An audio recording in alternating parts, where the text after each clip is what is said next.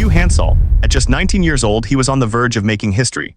The crowd couldn't believe what they were seeing, a human with this much power. This was a World Powerlifting Congress event. All eyes were on him as he took a deep breath, ready to lift. He focused everything he had into this one moment.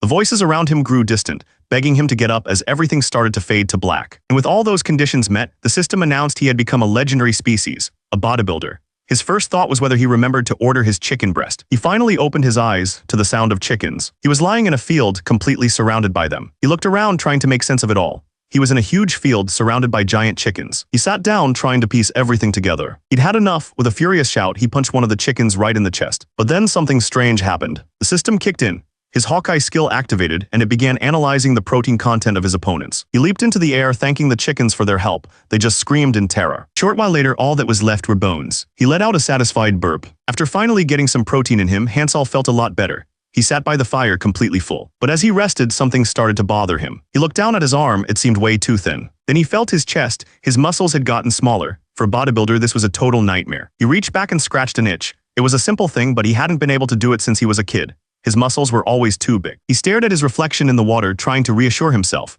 All that effort couldn't just disappear, right? But as he looked closer, the horrible truth started to sink in. He let out a scream of pure horror. He scrambled out of the water, completely freaking out. All his muscles were gone. Looked down at his stomach. The abs he'd worked on for years had vanished. At that moment, being in some strange fantasy world didn't matter at all. So he got to work immediately, starting with the basics. He punched a tree with everything he had. Then he found the biggest log he could manage and hoisted it onto his back. He started doing squats one after another. He kept at it, moving from squats to jumping squats day after day. 3 months passed just like that. And after all that time, he was still going, pushing himself to the absolute limit. He took a moment to appreciate all the effort he'd put in. But it was all a lie. After 3 months of non-stop training, he hadn't gained a single ounce of muscle. Tried to look on the bright side. At least he still had plenty of protein walking around. He decided he would just start over from the beginning, with the heart of a true gym lover. But that's when he looked up and saw what was towering over him. He blinked, confused for a second, then the realization hit him. The massive creature let out a deafening cry that shook the entire forest. He ran for his life, screaming about why this was happening to him. All he ever wanted was to have huge muscles. He screamed in frustration, wondering why he couldn't just get the massive muscles he'd always wanted. The giant chicken slammed its wing down, and the force of the impact sent him flying. He knew the creature was fast and strong, and that one hit could be the end of him. But as he ran, he realized something else was even more dangerous. It was the monster's chest muscles. They were so incredibly well built that he just couldn't look away. Thought suddenly hit him. He wondered if the wing movement was like a cable crossover, a chest exercise he'd been ignoring. He had been so focused on pure strength that he'd forgotten to train his smaller muscles too. He called himself an idiot, realizing that's why his own chest looked so pathetic. With the monster closing in, he screamed that he couldn't die yet. He had a new goal, to build chest muscles just as impressive as the chickens. Finally found a place to hide and watched as two much smaller chickens wandered by, completely unaware of the chaos. He cursed the chickens as he ran. His Hawkeye skill activated, but he yelled that he didn't need it. The system just told him the little monsters had about 68 kilograms of protein. But then a much bigger chicken appeared. It was enormous and terrifying. Hansol screamed, immediately apologizing to all the chickens he'd ever eaten. The Hawkeye skill activated again, this time targeting the giant monster. He screamed for it to stop. He didn't need a stat breakdown right now. But the system ignored him. It identified the creature as a cockatrice with 12,000 kilograms of protein. More importantly, it said that eating it would grant him a rare skill, amazing muscle recovery. Suddenly, all the fear was gone. He just stood there thinking about what that meant. Muscle recovery. The monster's giant foot came crashing down, ready to crush him. But even then, all he could think about was a simple fact. Most people are wrong about how you build muscle. He remembered that exercise doesn't build muscle, it destroys it. It tears the fibers and actually makes you weaker for a little while. The real growth happens after. It's during rest with the right food that the damaged muscles grow back even stronger. A process called super recovery. So if he could recover faster, he could grow his muscles faster. And if he could do that, he could finally stop being a weakling. The monster smashed into the tree, sending him flying. But Hansol had already made up his mind. There was no way he wasn't going to risk his life for this. He pulled himself into a posture he'd repeated countless times to build his chest. A warning popped up. His power was surging beyond what his skill could handle. The system asked if he wanted to deactivate his muscle skill. He didn't even hesitate. The skill was deactivated. The system confirmed he had surpassed his limits and unlocked a new unique skill, changing skeleton. His entire body began to warp and grow. The giant monster could only stare, completely shocked by what it was seeing. His body had completely transformed. He looked at the giant monster and saw only one thing, an one-arm dumbbell. His eyes glowed with raw power. He was about to perform an one-arm dumbbell press. He lifted the entire monster into the air with just one arm. The creature was completely stunned, having no idea what was happening. Then with all his might, he pressed. The force sent the monster flying through the air. But a warning flashed from the system. His muscles were completely worn out. Creature crashed hard into the ground. At the same time, the system announced his recovery skill was kicking in. He didn't care about skills or warnings. All he could see was a giant chicken breast ready to be eaten. He collapsed, completely spent but satisfied. After eating his fill, the system gave him a reward, a new skill for amazing muscle recovery. Hansol thought back to that night. He was just sitting by the fire, eating, with no clue what was about to happen. He was trying to figure out where he was. More importantly, he couldn't understand why his muscles kept disappearing, and it made him question everything he knew. He had no idea what was lurking in the darkness, or that he was already surrounded by monsters. The creatures hiding in the dark were starving. One of them couldn't even control its drooling, and another had to tell it to stop. The ghoul apologized, explaining it had been so long since they'd even smelled meat. The others agreed. They were all desperate. Then one of them nervously wondered aloud about the one who had defeated Cockatrice. He looked over at the campfire and asked if it could possibly be the human sitting there. One of them wanted to go ask him directly, but another one panicked, warning that he could be a dangerous monster. That's when Hansol stopped eating. He'd heard them. He turned and saw the three creatures just sitting there waiting. He looked at them, confused, and asked what they were. One of them nervously tried to speak. He almost called them meat before correcting himself, explaining that they were the ghouls from the Ali mine region. Suddenly, Hansol's Hawkeye skill kicked in. He wasn't seeing a monster anymore. He was seeing its stats, specifically its protein content. The ghoul panicked, trying to assure Hansol that he didn't see humans as food. Hansol just looked at his food, completely unfazed. He'd never even heard of a ghoul before. The ghoul then explained why they were there. He said they were searching for the one who defeated a monster named Cockatrice and asked if Hansol knew anything. Hansol realized they were talking about the giant chicken he was eating. He admitted that he was the one who killed it, then apologized, thinking it must have been someone's property. The ghouls were ecstatic. They started celebrating right there on the spot. They had found him. The ghoul went on to explain the bigger picture. Ever since Cockatrice died, a massive turf war had broken out between all the different species in the area. But Hansol wasn't really paying attention to the details of the war. He was just looking down, thinking about how incredibly thin the ghoul's leg was. As the creature continued talking about Cockatrice's territory, Hansol was completely lost in his own head. He seriously wondered if the ghoul's leg was so weak it would just snap if he hit it once. The ghouls all bowed low. They formally asked for a favor from the man who had defeated Cockatrice. Hansol was a little thrown off by how serious they were. But then he got this weird look on his face. He asked them to say it again, pretending he didn't hear them. The ghoul looked completely exhausted. He pointed out that they'd already asked him 9 times. That's when Hansol's real reason came out. He started laughing, yelling that they had to do at least 10 sets. He got super intense, pointing at the ghoul and explaining his philosophy. If you're going to do something, you have to do it at least 10 times. The ghouls just stared at each other, completely speechless. They had no idea how to respond to that. Finally, one of the ghouls had enough. He told the others they should just leave, convinced Hansol wasn't going to help them at all. Hansol just laughed. He told them he was sorry, but he was way too busy growing his muscles to help out. He even told them to stop wasting time and get going. The ghouls didn't argue. One of them just patted his friend on the back and said it was okay, that everyone had their reasons. But as they walked away, Hansol called out to them. He realized there was no way he could eat that entire giant chicken breast all by himself. They stopped. One of them said they should take some, admitting that none of them had eaten any meat in a very long time. So they came back. The ghoul apologized for bothering him earlier and thanked him for the food. For a moment, they all just looked at the massive piece of meat sitting in front of them. One of the ghouls leaned forward, but then he paused, just staring at the food. Hansol watched him closely. Suddenly, he wasn't so sure if he should just let this happen. He realized something was off about that ghoul. The ghoul bent over to pick up the giant chicken breast, but his form was terrible. Hansol screamed at him to stop, warning him that he was about to break his back. The creature just looked back, having absolutely no idea what was happening. Hansol got right in his face, absolutely furious. He started yelling about how dangerous deadlifting is if you do it with the wrong posture. He told the terrified ghoul that he almost said goodbye to his back forever. The creature apologized, still completely lost about what he'd done wrong. Hansol's expression softened. It was starting to make sense. He calmly asked them if they even knew what a deadlift was. The ghouls just looked at each other, totally bewildered. They admitted they'd never even heard that word before. Hansol just put his hand over his face. It all clicked. This was exactly why their bodies were so weak. Then he remembered something his teacher told him way back in elementary school. It was a lesson about moving heavy things together. He remembered his old instructor telling him that you only really learn something when you teach it to someone else.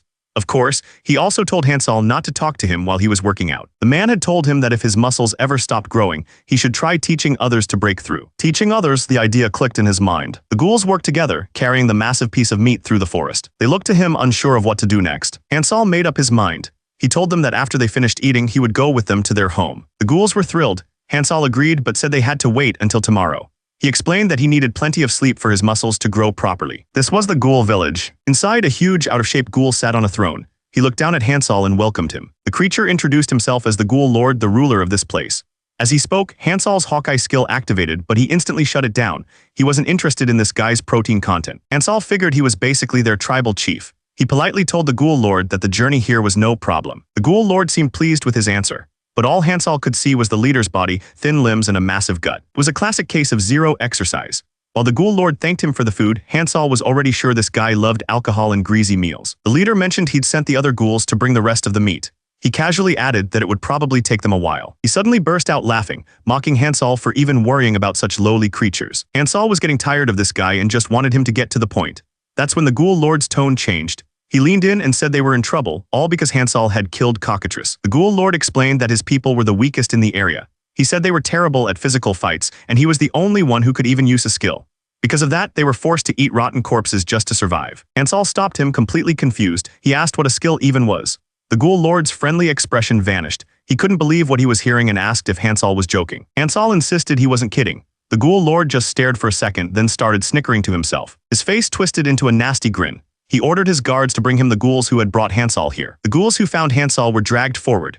The Ghoul Lord looked down from his throne and commanded them to kneel. With their hands tied, the terrified ghouls dropped to their knees. One of them nervously asked their lord why he had called for them. The Ghoul Lord just smirked. He told them they probably didn't even realize the sin they had committed. Then he stood up from his throne. He gave one last order to bring him that. The Ghoul Lord dragged a massive club behind him. He explained that for monsters there was one simple rule: be loyal to the strong. He said it was a divine rule that had been followed for a very long time. That's why he wanted to find the one who beat Cockatrice and make them his follower. But now he believed he had been lied to. He roared that they would pay for their sin with their lives. Then he activated his skill Heavy Blunt, making the club glow with a dark energy. With a wicked grin, he brought the glowing weapon crashing down. But the hit never landed. A voice cut through the tension, asking what the hell he thought he was doing. It was Hansal. He'd stopped the massive club with just one hand. He called out the Ghoul Lord for wasting time and picking on the weak, asking if that was the culture of their village. The Ghoul Lord stared in disbelief, completely stunned that his attack had been stopped. He angrily demanded to know what was going on. He tried to make sense of it, wondering if his skill had even activated. He decided it must have been a mistake. There was no way someone so weak could block his full power. He figured Hansal just got lucky. With a nasty grin, he decided to show him what a real skill looked like. The Ghoul Lord's club began to glow with a purple energy. He explained that his skill Heavy Blunt could multiply an object's weight by up to 10 times. Hansal's eyes widened. Multiplying weight, the idea immediately caught his attention. The Ghoul Lord bragged that since he had a lot of mana, he could easily multiply the weight by 5. He explained that his club already weighed 32 kilograms. He asked Hansal to imagine what would happen when that weight was multiplied and combined with his monstrous swing speed. Then he activated it, shouting as he multiplied the club's weight by 4. The other ghouls could only watch in terror. The super heavy club came crashing down. Hansal just raised one hand and caught it, shattering the weapon instantly. The Ghoul Lord was completely stunned. He admitted Hansal's skill was amazing, saying it was a shame they had to be enemies. But Hansal wasn't listening. His eyes started to glow as he suddenly grabbed one of the other ghouls. He wasn't just grabbing him. He was using the ghoul as a weight for an one-arm front raise. Before the Ghoul Lord could even react, Hansal was right in his face, grabbing him by the chin. Hansal looked down at him, his expression cold. He asked if the Ghoul Lord really thought he was strong enough to decide who lives and who dies. The Ghoul Lord couldn't do a thing. He was completely at Hansal's mercy. Then with a dead serious look, he asked the most important question he could think of. What were the Ghoul Lord's big 3 lifts? The Ghoul Lord was completely confused. He thought Hansal was asking for permission to hit him 3 times. Hansal calmly explained that the big 3 wasn't about fighting. It was about the 3 most important exercises: the bench press, squat, and deadlift. The total weight lifted in those 3 was a person's score. He couldn't believe it. He asked the Ghoul Lord if he'd really never heard of it. And just like that, a simple question turned into a full-blown strength showdown. They set up a massive barbell made of rocks. The Ghoul Lord looked at it nervously and asked if he really had to lift it. Hansal just nodded. The Ghoul Lord agreed but reminded Hansal of the deal. If he lost this challenge, he had to become Hansal's subordinate. Hansal gave him some honest advice, warning him to keep his posture right so he wouldn't hurt his back. But the Ghoul Lord just laughed to himself. He thought Hansal was a fool for not realizing he could use his skill to make the weight lighter. He activated his Heavy Blunt skill, secretly cutting the barbell's weight down to a quarter of what it should be. The Ghoul Lord grunted, pulling with all his might.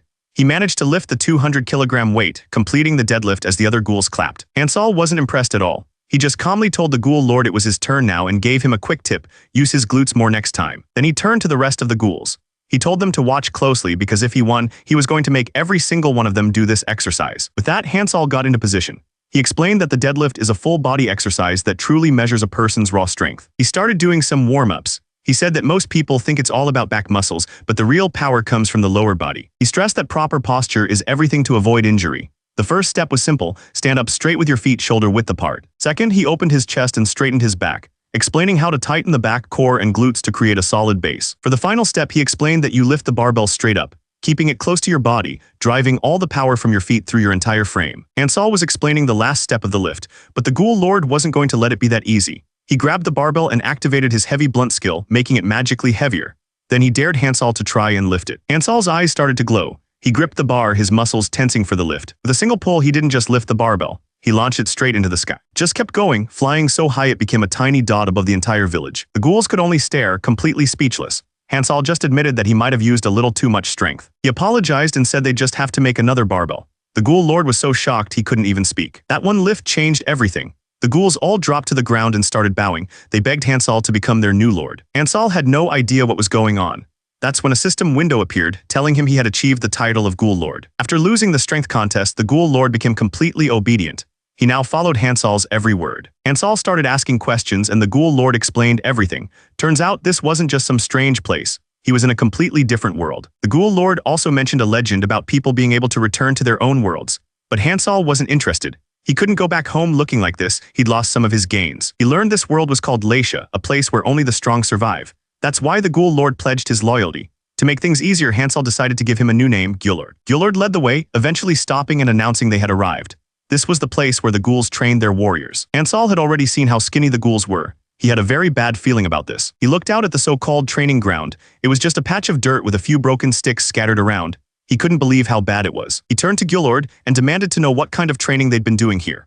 The former lord just stammered nervously, admitting they didn't have any knowledge of how to train at all. He decided it didn't matter if they had no equipment. A real trainer could make his own. With a look of pure intensity, he yelled for all the ghouls to get into 5 rows. The ghouls quickly lined up. They looked totally lost and a little scared. Hansal stood before them and laid out the hard truth. He told them he knew they were considered the weakest, forced to eat the scraps left behind by other monsters. Then he asked a simple question. What did they think they needed to change their situation? He shot down all the usual answers like teamwork or speed. He roared that the only thing they needed was a strong body. With a confident smile, he made them a promise. Starting right now, he would turn them all into warriors in just 3 months. The ghouls were instantly fired up. 3 months? They couldn't believe it. The thought of finally earning some respect filled them with energy. Hansal saw their excitement and his expression hardened. He told them if they were ready, they could start right now. He ordered them all into a push-up position. The ghouls just stared back at him, totally lost. They had no idea what a front-leaning position even was. So Hansal showed them himself, dropping to the ground and roaring at them to get down. They tried to copy him, but their bodies were too weak and clumsy. They didn't know what they were doing. Hansal's eyes started to glow with pure intensity. He announced that they would warm up with some push-ups. The first goal was 100 push-ups. He yelled for them to start. 3 hours passed. The ghouls were completely broken. They lay on the ground, shaking and groaning, unable to move another inch. But Hansal was still going, not even breaking a sweat. He was counting his reps out loud, and he was already past 24,000. While doing one-handed push-ups with a massive rock on his back, Hansal looked over at the broken ghouls. He asked if that was really all they had in them. With a grin, he announced that after just 100 more push-ups, they could finally have their meal. The ghouls were horrified. After already doing 700 push-ups, he wanted them to do 100 more. They started collapsing, complaining that they'd die if they continued. Some even mumbled that things were better when the Ghoul Lord was in charge. Finally, Hansal pushed himself up. He looked at the exhausted crowd and told everyone to stand up. The ghouls sighed in relief, thinking it was finally over. They stretched their aching bodies, complaining that they felt like they were about to shatter. Just as one of them started talking about food, Hansal slammed his fist into the ground. He roared that their weak attitude was the exact reason they were called the weakest monsters in the wilderness. He looked down, his voice low but intense. He asked if they were really fine with being called the weakest. The ghouls just stared as his voice boomed. He reminded them that this was the wilderness where only the strong survive. He yelled, asking if they were just going to be cowards who run while their families get killed. He pointed at them, telling anyone who was that kind of trash to just get out.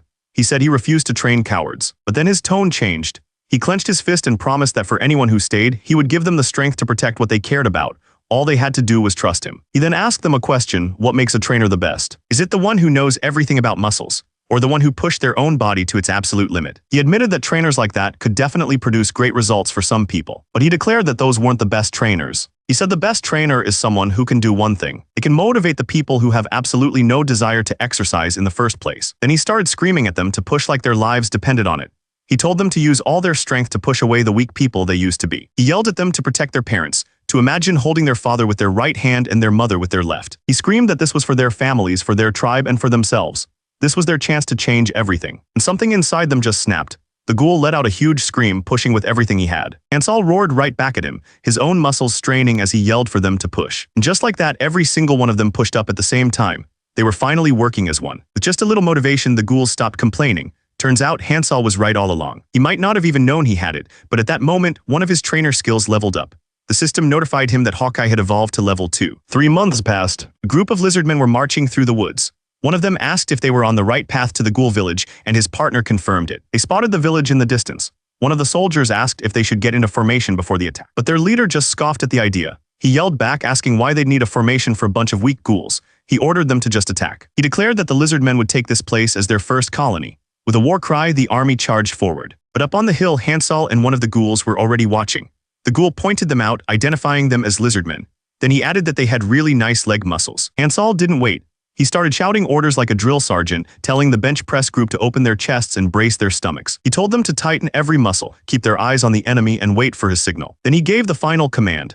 The ghouls pressed, sending massive rocks crashing down on the charging lizardmen. The impact was devastating. One hit and it was over for the first soldier. The lizardman leader stared at his fallen men in disbelief. He screamed, demanding to know who was responsible for the attack. A voice answered from above. It was Hansel, calmly looking down at the chaos. He told the lizardmen that the attackers were the ghouls, and that they weren't the weakest monsters anymore. These weren't the skinny, weak creatures they expected. They were absolute monsters built for a bodybuilding competition. The lizardman army was in total chaos. The rocks crashed down, crushing soldiers left and right. The leader knew his army was about to be wiped out. He had to change tactics. He decided that if he could just take out their boss, the battle would be over. He looked up and focused on one of them. He could feel a strong mana coming from the chubby one. He figured that had to be the leader. And since he was just a ghoul, the lizardman was sure he couldn't lose. So he tore off his ruined armor and roared up at the cliff. He called out the ghoul lord, telling him to stop hiding behind his men like a coward. He demanded they finish this with an one-on-one battle. The ghoul chief immediately looked over at Hansel. He nervously asked him what he was going to do. Hansel didn't answer. He just looked down, thinking it over. Hansel thought back to when he was younger. He remembered raising an iguana as a pet. Well, it wasn't exactly an iguana.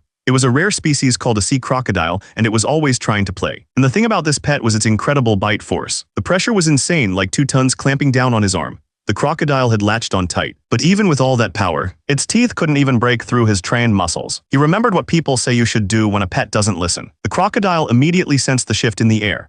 It started to whimper, suddenly looking very nervous. He snapped his fingers. That's when he remembered exactly what he was supposed to do. Back in the present, Fatso watched as one of the lizardmen hit the ground hard. Hansel stared down at the lizardman leader. He yelled, calling him the ghoul lord and asking if he was ready to give up. He didn't wait for an answer, he just grabbed him. With a huge roar, Hansel slammed the lizardman leader straight into the ground. He pinned the creature down, sitting right on its back. Then he put the lesson from his childhood into practice. The first step was intimidation. The lizardman screamed for Hansel to let him go. But Hansel just remembered the old advice. When dealing with an animal, you have to show it that you're stronger. With his eyes glowing, Hansel repeated one thought over and over in his head, forcing the idea into the lizardman's mind.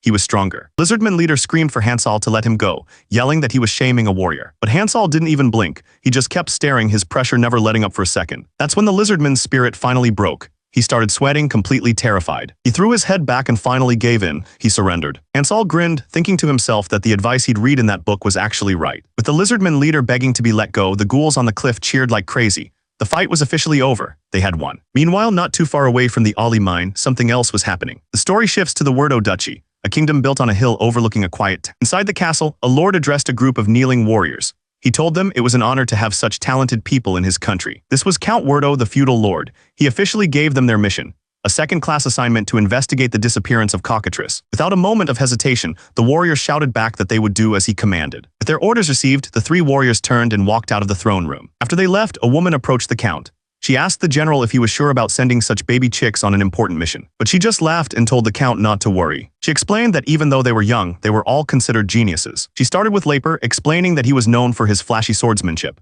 His technique was so good, he was better at tricky attacks than even a swordmaster. Then she talked about Hendard, who was the complete opposite.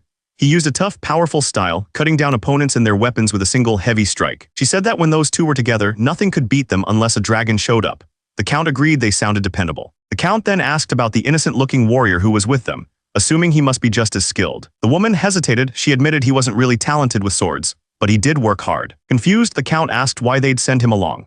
She explained that the 3 of them had been friends since they were kids. And besides, she added with a smile, the 2 geniuses just liked having him around. Miles away, the 3 warriors were already making their way through the forest, their mission underway. But they weren't alone. A goblin was hiding in the trees taking aim. It had a clear shot at the 3 of them, and they had no idea. The goblin let the arrow fly, but in a flash, Leper was already moving. He deflected the arrow just inches from his friend's face. The man froze, stunned. He was sweating, realizing just how close he'd come to death. That's when the rest of them appeared. Hendard shouted a warning. There were hobgoblins mixed in with the smaller ones. The creatures closed in, ready to strike. But Hendard was faster. One punch and the first goblin was completely destroyed. Leper was just as fast, cutting down another goblin with his massive sword. Leper shouted to Hendard that Blog's safety was their top priority.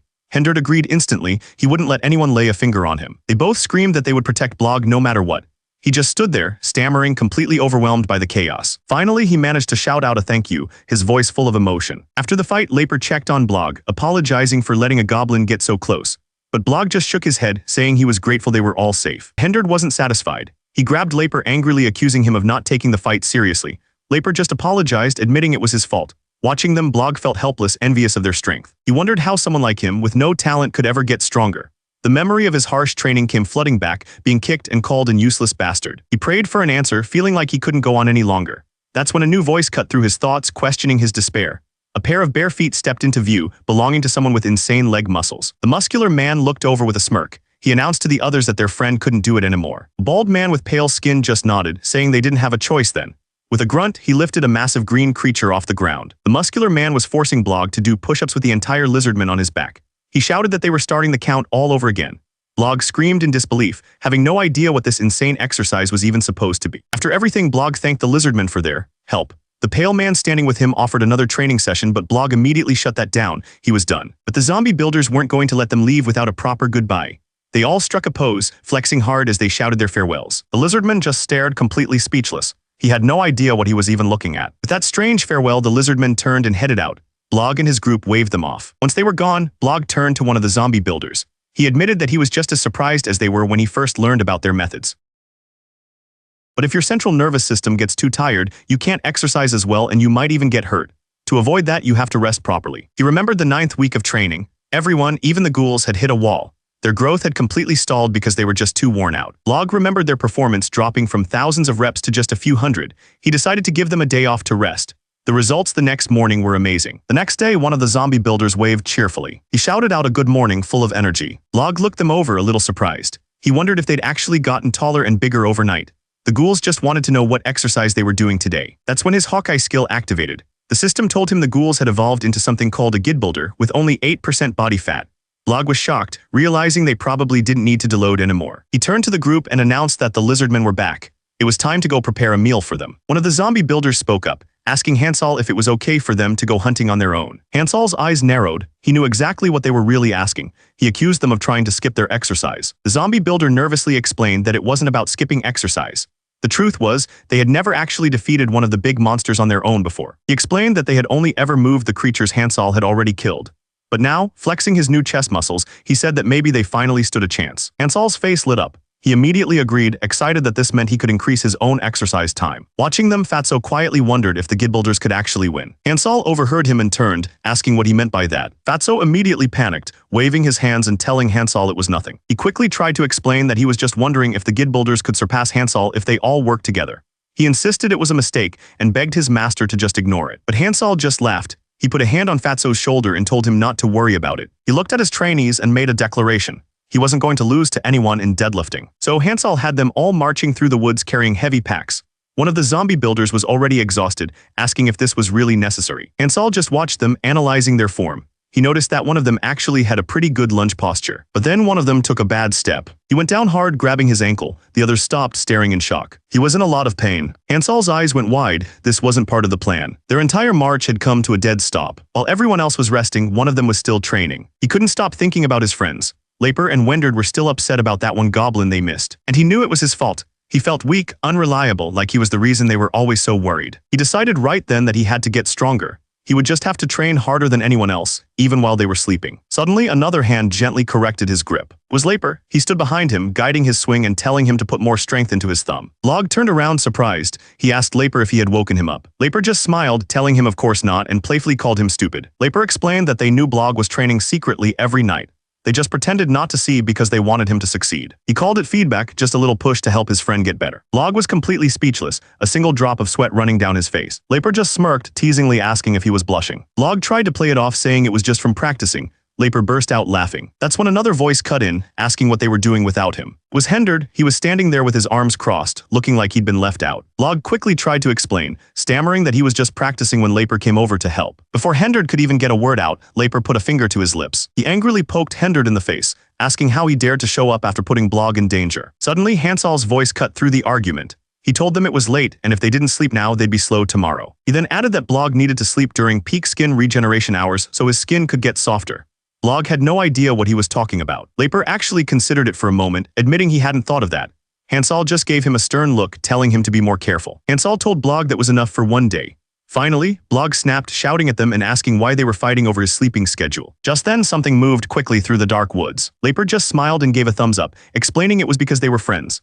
Blog just couldn't understand why friends would fight over something so strange. A creature was watching them from the bushes. Down below, Blog just sighed, completely done with the conversation. He figured they'd just say they were joking anyway. He tried to get everyone to just go to sleep for the night, but Hendard wasn't listening. His eyes snapped open as he spotted movement in the dark. He yelled for everyone to get ready for a fight. It was the lizard men. Hansal didn't even flinch. He just drew his massive weapon ready to protect his friends. But this wasn't a fight. They were running for their lives, trying to get away from the horde of creatures. But something was off. Turns out the lizard men weren't chasing them. Their leader was screaming at his own kind to run because something was chasing them. The creatures screamed in terror, running as fast as they could. That's when they finally saw what everyone was running from. A stampede of giant, angry chickens. A strange sound started to build. It was coming from one of the muscular ghouls. Its hand reached out as it finished the word. And then all of them started shouting it. They wanted protein.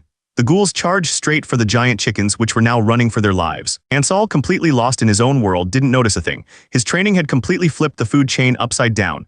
The weakest creatures in the forest had just become the top predators. From the bushes, a group of onlookers watched the whole thing unfold. They looked completely stunned by the chaos. One of them turned to Hansal, nervously asking if his ghouls could really handle this. He pointed out that the chickens looked like their muscles were even better developed than the ghouls. The man tried to play it cool, telling Hansal it was probably just balloon muscles.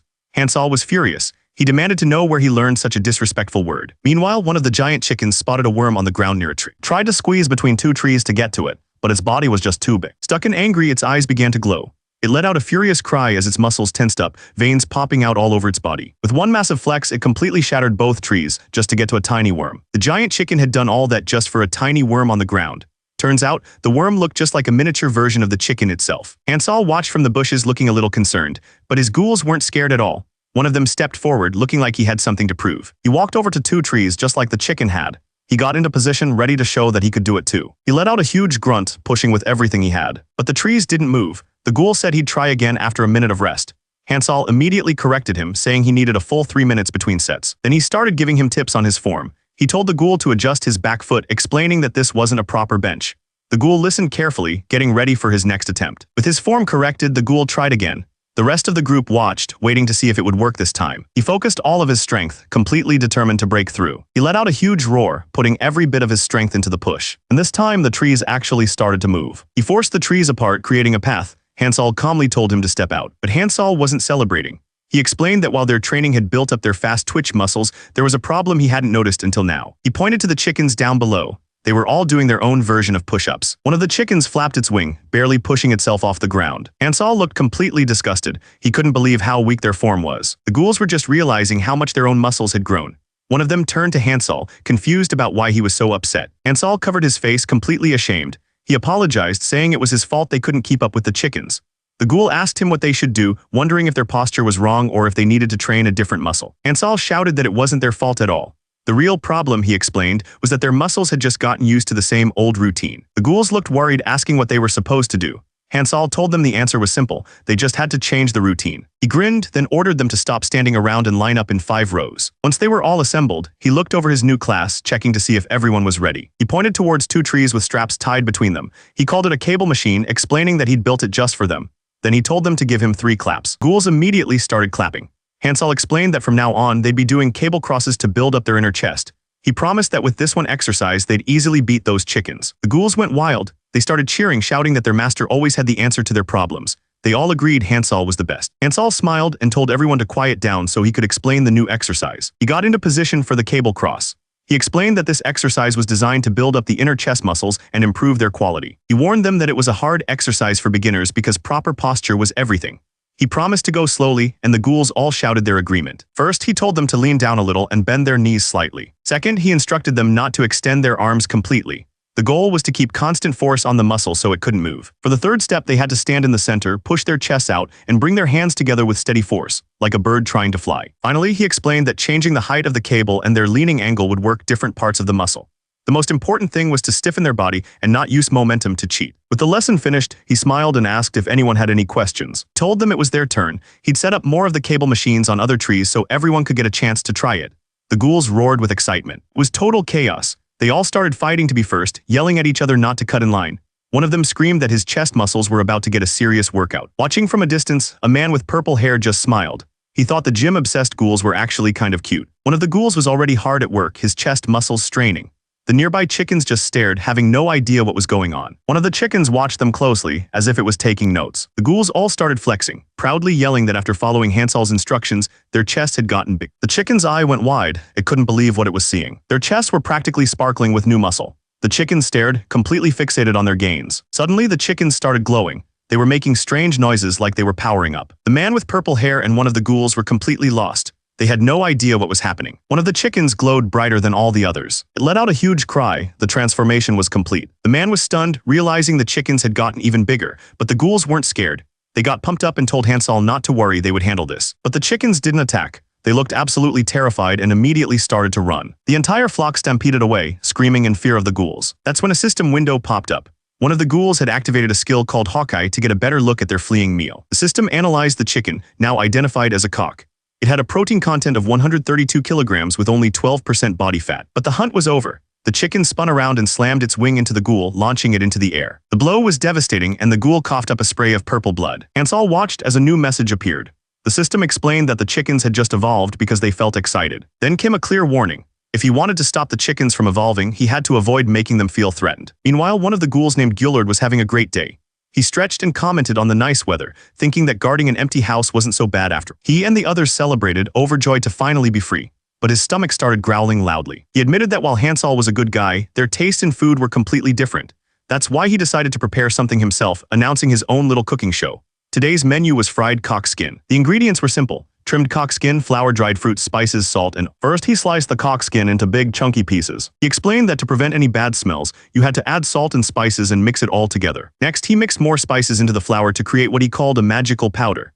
After coating the skin, he dropped the pieces into hot oil. He pulled the golden pieces out of the pan. The fried cock skin was finally complete. A loud crash echoed through the forest. The man with purple hair watched the training from a distance, unfazed. One of the ghouls was on the ground, completely defeated.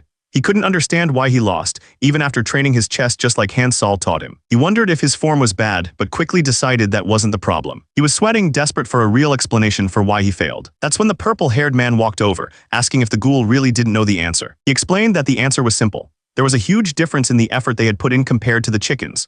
The ghouls had only trained for a short time, while the chickens had been building their strength their entire lives. The ghoul looked down, completely crushed. The man was right. The trainer told the ghoul that achieving a chest like that wasn't easy. The chicken stood there, flexing its massive chest to prove his point. But then he gave them a spark of hope.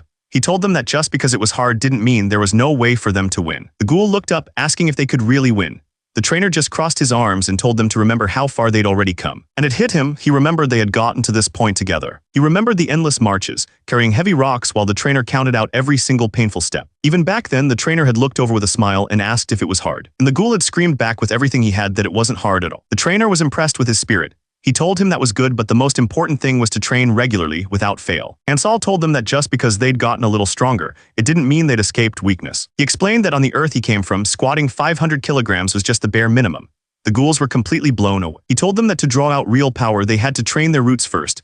They had to keep at it, no matter how tiring it was. The ghouls roared in agreement and immediately started running in formation. One of the ghouls stopped and knelt on the ground. He muttered to himself, finally understanding where real strength came from. He declared that it all came from the roots, his legs. Hansal grinned, pleased that the lesson had finally sunk in. He asked the ghoul what would happen if he combined the strength of his chest with the power of his legs. The ghoul got into a ready stance, his body glowing with a new energy. With a huge burst of power, he shot forward. The ghoul flew through the air like a missile, aiming straight for the chicken. Hansal grinned, proud of his student's progress. He told the ghoul that he'd endured enough and now it was time to show his true effort and spirit. The ghoul and the chicken both let out a massive roar as they rushed towards each other. But the chicken was faster. With one powerful swing of its wing, it sent them all flying. The ghoul was completely stunned. He had no idea how the chicken could be that strong. It turned out the whole group was wiped out. They were all collapsing on the ground, completely exhausted. Hansal looked down at them and it finally clicked. He asked them if their legs were just tired from running all the way there. Hansal yelled that they were too late to realize their mistake. Far away, the ghouls slammed into the ground, their attack a complete failure. The flock of chickens had stopped running. They started walking together, making strange noises. One of them paused and looked back, as if it was confused about something. Turns out Hansen was standing right there waiting for them. Steam rose from his body as he stared the chicken down. The chicken's eyes suddenly started to glow. It looked absolutely furious. It let out a huge, angry scream. That's when the whole flock turned around. They weren't running anymore, they were ready to fight. Hansen stared back, completely surprised. this was not what he expected at all. Hansal thought of a specific exercise, the one-arm dumbbell press. The chickens, who were ready to fight just a second ago, were now screaming in absolute terror. One of them, a cock, just stared in disbelief. Its entire life flashed before its eyes, from hatching as a chick to growing up and joining the flock. It remembered its family, then it saw Hansen watching, and then a giant hand came out of nowhere, one hit and it was over. Back at the camp, Hansen held up a piece of the cooked chicken. He told the ghouls not to be too hard on themselves, because the most important thing was that they had grown stronger. He told them to get their protein in, because tomorrow they would have to try and catch one all on their own. Then he raised a piece of meat and started a new cheer for them all to yell together. Gains. They all raised their food and cheered together. Gains. But for Hansal, the celebration was just the start of the next workout. He ordered everyone holding a chicken leg to immediately do 300 push-ups. Hansal looked over the ghouls. He asked them if they finally understood that they were nowhere near his level. He told them to remember everything he taught them and to hunt carefully. After all, you can't work out if you get hurt. One of the ghouls asked if he was coming with them on the hunt. Hansal grabbed a thick strap and explained that he would join them later. He had to finish his workout first. Turns out, his workout involved using a giant tree as a resistance machine. He told them that today's workout was more important than any battle. The ghouls wished him luck and immediately took off, leaving him to his training. As he pulled, his muscles tensed, but he realized it was a shame the tree was so light. He stared out at the mountains, wondering if he should have brought the former lord to use as a weight instead. Meanwhile, the ghouls were having a meeting. One of them confidently said that after all their training, they were finally strong enough to take on a cock. But another ghoul was worried. He reminded them that the creatures could evolve again just like they did yesterday. The ghoul in the skull helmet shot back, asking if he was suggesting they just quit and go home. The worried ghoul clarified that wasn't what he meant. He pointed out that Hansal never actually told them what the condition for winning the battle was. He started doing the math, remembering that even with the stronger Kokas, Hansal had managed to catch 27 of them all by himself. That's when he came up with an idea. He proposed that while Hansal had his guard down, they should all spread out and catch 50 cocks in total. The other ghouls thought it was a great plan. The ghoul leading the discussion laid out the strategy. They would split into 3 groups, and if anything went wrong, they'd send a signal by flexing their chest muscles. The others were amazed by his genius. With the plan decided, one of the ghouls got down into a runner's stance, ready to go. He called it their joyous rebellion and yelled for everyone to move out. The whole group charged into the forest, determined to make Hansal proud. Meanwhile, another group of adventurers stumbled upon a massive skeleton. One of them recognized it as a cockatrice, shocked by its incredible size. The leader of the group examined a piece of bone. He noted that the head was missing, concluding it was killed by a single powerful magic spell. One of his companions started to panic. He realized that whoever killed the cockatrice was as strong as a great wizard, and he questioned if they were really up for this mission. The leader put a hand on his shoulder and told Blog not to worry. He promised he wouldn't let him get hurt and urged him to just focus on the mission. Suddenly, they all heard something approaching. They spun around trying to figure out what it was. The leader told Blog to stay behind them. He warned that the mission was getting dangerous and that something was coming right for them. A giant chicken monster burst out of the trees. The leader just glanced at it, completely unimpressed. He figured a single cock was no problem at all. But it wasn't just one. It was a whole stampede of chickens being chased by Hansal's ghouls. In the middle of the chaos, one of the ghouls looked up and was shocked to see a human standing there. The leader of the adventurers yelled at his companion, Henderd, telling him to stay close to Blog. He warned that they'd never seen a monster like this before. But his companion was furious. He yelled that he was already right there and didn't need any help, telling them to get lost. The ghouls, however, were more worried about the humans. One of them warned the others to stop, saying humans were brutal and you never knew what they might do. Greed, realizing that wondering if it was some kind of rushing in could be performance before and dangerous. The whole field fell into a tense standoff. But it wasn't a performance. The ghoul was getting ready to call for backup. He decided they needed to bring in the other teams to get an advantage. System message appeared explaining this was a special signal to gather allies, but it had a side effect. The signal didn't just call the ghouls, it also triggered the chickens. Instantly, the chickens' eyes began to glow. One of them let out a furious scream. One of the chickens was different. It was huge and it was glowing with a powerful energy. One of the adventurers recognized it immediately. He stammered that it was a kokas, a monster as strong as a wyvern. And it wasn't just one. The entire flock started charging forward, a stampede of angry chickens. The ghouls watched them coming and knew they were in trouble. They thought it was over, that they were completely doomed. But just as they were about to give up, backup arrived. The leaders of the other 2 teams flew in from above. They landed with huge smiles, asking if they were late. The ghoul on the ground grinned back, relieved to see them. One of the leaders rallied the troops, asking if they were ready. With their full team assembled, they all roared back, prepared to fight. That's when one of them started gathering energy, a blue aura swirling around him. He announced it was time to use the secret technique they learned from Hansal. The secret technique wasn't some magic spell. It was a memory of a lesson from Hansal. It started with one of the ghouls struggling to finish his set on the bench press. Just as he was about to fail, Hansal's hand caught the bar. He told him to watch his posture. He explained that it was okay to get help when you can't keep the right form anymore. But then he asked them a critical question. What should they do if they want to safely feel their own true strength? The answer was his secret bodybuilding technique, BODYBUILDER. Back in the present, facing the flock of angry chickens, they knew exactly what to do. One ghoul grabbed a chicken and held it like a barbell. The other got right behind him to act as a spotter. This was the accessory muscle bench press. Hansal's voice echoed in their minds, telling them to forget the consequences and use every bit of muscle they had. The chicken was completely crushed. The ghoul's eyes glowed with power. He screamed, putting all the strength of their combined chest muscles into one final push. The impact was massive, sending out a huge blast of energy. With a final, desperate yell, the two ghouls completed the press. It worked, the chicken was defeated. The ghoul cheered, thinking they had finally won. But when he looked up, his celebration stopped cold. One of his friends was running straight for the rest of the flock. He seemed to be saying that he couldn't do it, but he was grateful for the chance. He smiled at peace with his decision. He was thanking them for everything. His friend could only scream, watching helplessly. Then a strange message appeared. It was about the amount of time it takes for a person to realize they like someone. The system announced that it had been 486 seconds since they all met. It said that was just enough time for the three swordsmen to be touched by the bodybuilders. And these guys were seriously strong. They tore through the flock of chickens with ease. But then something massive slammed into the ground, stopping them cold. One of the swordsmen was knocked flat on his back, barely managing to block the attack. He looked up, completely stunned by the sheer force of the blow. Unfortunately for them, they were staring at a chicken the size of a building. This was a completely different level of threat. And it wasn't just the one giant chicken they had to worry about. The attack had also triggered the Kokas. The monster let out a furious scream, its eyes glowing with pure rage. The hooded man could only stare, completely stunned. He had no idea what he was looking at. It was enormous, bigger than anything they had ever seen. Down below, the swordsmen and the others braced themselves, staring up at the monster. Creature let out a strange sound, and suddenly the story of its origin came to mind. It all started with the first dragon. This dragon was obsessed with his reputation. He was terrified that future dragons would become stronger than him, so he did something extreme. He decided to scatter his power. And that's how the cockatrice, a species closely related to dragons, was created. He knew this thing wasn't a real dragon, but it was still absolutely massive. He charged forward anyway, screaming that this was his chance to finally make his master proud. At the same time, one of the swordsmen tried to draw its attention, yelling insults. Below, Hansal let out a furious roar, ready to join the fight. But the story jumps away from the chaos of the battle. It goes to Hansal, who was thinking about his own progress. He felt that even though beginners get stronger fast, his own muscle growth seemed slow compared to the bodybuilders. Still, he was proud of them. He thought about how well they followed his instructions, even though they were complete beginners. It had already been 3 months since he started. He remembered how they were at the start, just a bunch of skinny weaklings. He had to teach them everything step by step. They wanted to give up, but they kept pushing through. And not a single one of them gave up, no matter how hard it got. Watching them grow stronger made him feel amazing. It was their bodies, but he felt just as proud. The story cuts away from the battle. Hansal was thinking about his own master and how much he missed him. That's when he remembered something strange. His master had also disappeared when he was about the same age. He wondered if there was a connection. But before he could finish the thought, one of the ghouls came running up, shouting his name in a panic. The ghoul gasped for air, explaining that there was a huge problem. The cocks had evolved, and now everyone was in serious danger. He warned Hansal that if they didn't do something, everyone could die. Hansal didn't need to hear any more. He told the ghoul to just point him in the right direction. Terrified, the ghoul showed him the way. As he got ready, a system warning suddenly flashed. It detected an insane level of energy, something far beyond normal muscle power. The system asked if he wanted to cancel his muscle-enhancing skill. He was furious. He roared that no one was allowed to touch his kids.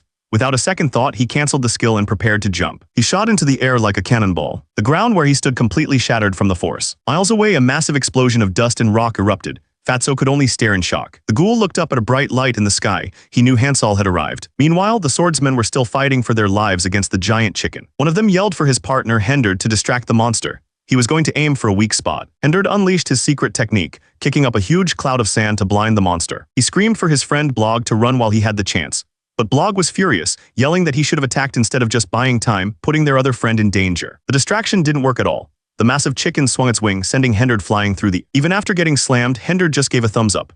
Blog couldn't believe it, telling him to stop messing around and get back to fighting. Laper saw the gesture and thought Blog was the one trying to encourage them.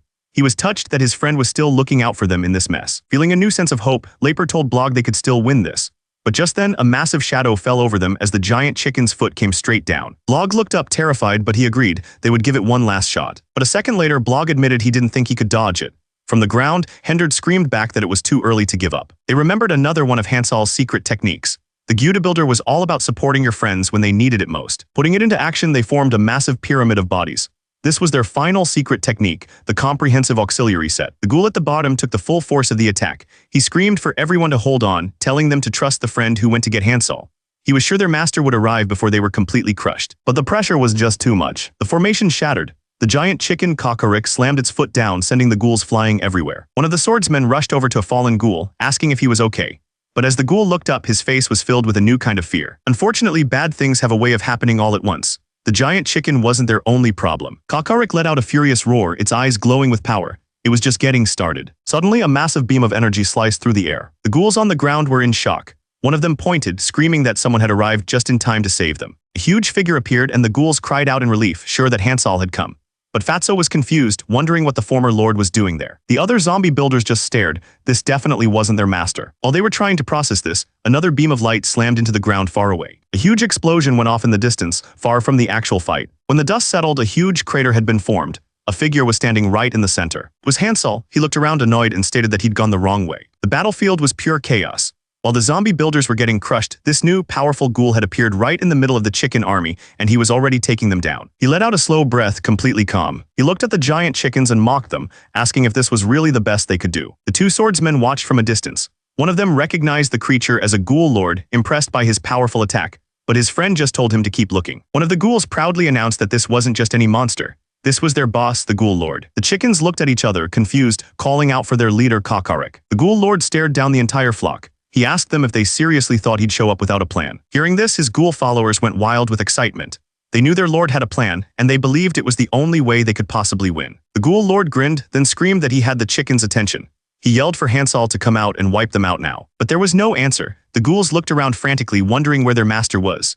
This wasn't going according to plan at all. The silence was terrifying. Their big plan had a very serious problem. Turns out the whole mess had started hours earlier, back at the ghoul village. Fatso was getting restless, wondering why the hunting team was taking so long to return. His stomach growled loudly. The village was out of food and he started thinking about going to find them himself. He made up his mind. He told the guard that since the big chicken monster was dead, there shouldn't be any danger. It was completely wrong. There was still plenty of danger out there. Suddenly, the ghoul lord froze. He recognized the screams coming from the distance. They were his bodybuilders. His face twisted with rage. He screamed, demanding to know who would dare lay a hand on his and Hansal's people. He declared that no one was allowed to bully the bodybuilders, except for him and Hansal, of course. The thing is, the ghoul lord never joined in on the bodybuilding sessions. While everyone else worked out, he just stood back and watched. But even so, his position as their leader never weakened. It made you wonder, how did he manage to stay on top while everyone else was getting stronger? So were the trained bodybuilders just weaker than him? The answer was no. They had clearly surpassed him in raw strength. So had the law of the jungle just stopped applying? Of course not.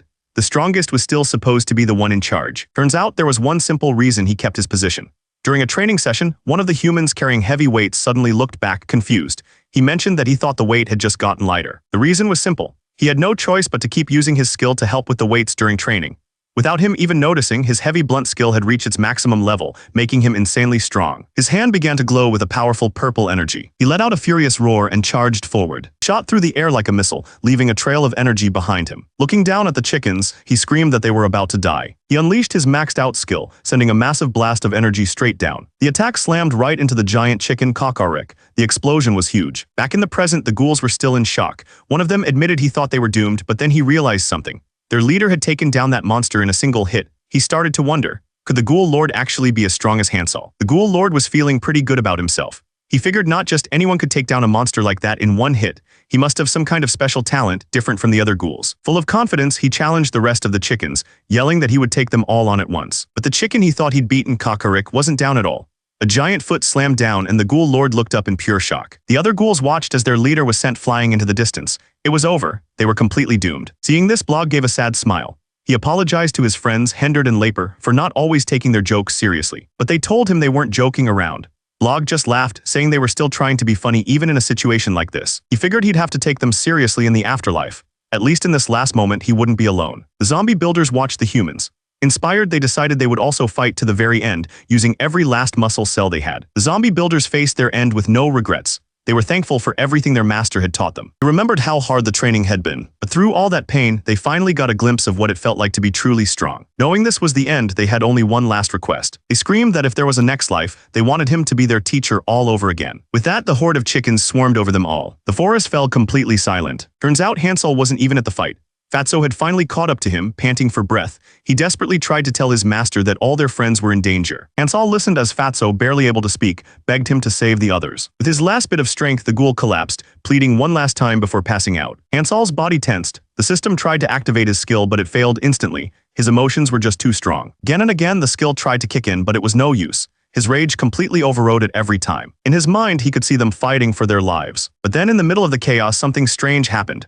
One of the ghouls looked up, totally confused. The chickens just stopped. They turned around and started walking away, leaving the ghouls completely stunned and wondering where they were going. Turns out they were following him. Without saying a word, Hansal had started walking, and the entire horde was trailing right behind him. The system activated his skill. Hansal tried to get the chickens to stop following him, telling them that was enough. But the chickens just looked at him, completely confused and scared. They had no idea what was going on. He tried to tell himself he was calmer than ever, but it was a lie. The system detected an emotion so strong it completely overpowered his skill. A second later, it announced the skill was being shut down for a full day. His anger was just too much. Far away from Hansal, the ghouls and the humans they'd saved were running for their lives. Suddenly, one of the ghouls felt a familiar vibration in his chest. He knew instantly it was Hansal. The human he was carrying just asked who that was. The ghoul tried to explain, saying Hansal was their master and had the most sensitive muscle tissue of anyone. The human was not impressed. Another ghoul chimed in, saying it was useless to explain, he'd just have to see for himself. Tired of the weird answers, the human demanded they just summarize it for him. One of the ghouls looked up, ready to give him the simple version. He pointed ahead to a man with an unbelievably muscular back. He explained that this was Hansal, their new ghoul lord. The human was now more lost than ever. Hansal stood completely still, facing the giant chickens that had followed him. With a furious cry, one of the chickens lunged forward, ready to strike. The chicken's beak came down hard, but Hansal caught it with one hand. He called it an one-arm dumbbell press. With a single motion, he tossed the huge creature into the sky. The other chickens just stared, not understanding what they were seeing. It slammed back into the ground, creating craters from the impact. Hansal didn't even flinch. Seeing their chance, two more chickens leaped into the air, diving straight for him. He just reached up and caught both of their beaks, stopping them dead in their tracks. He held them above his head like they were a barbell. He called this a military press. Then he started to lower them slowly, counting each second of the negative rep. His muscles strained under the immense weight. He wasn't fighting them. He was using them for a workout.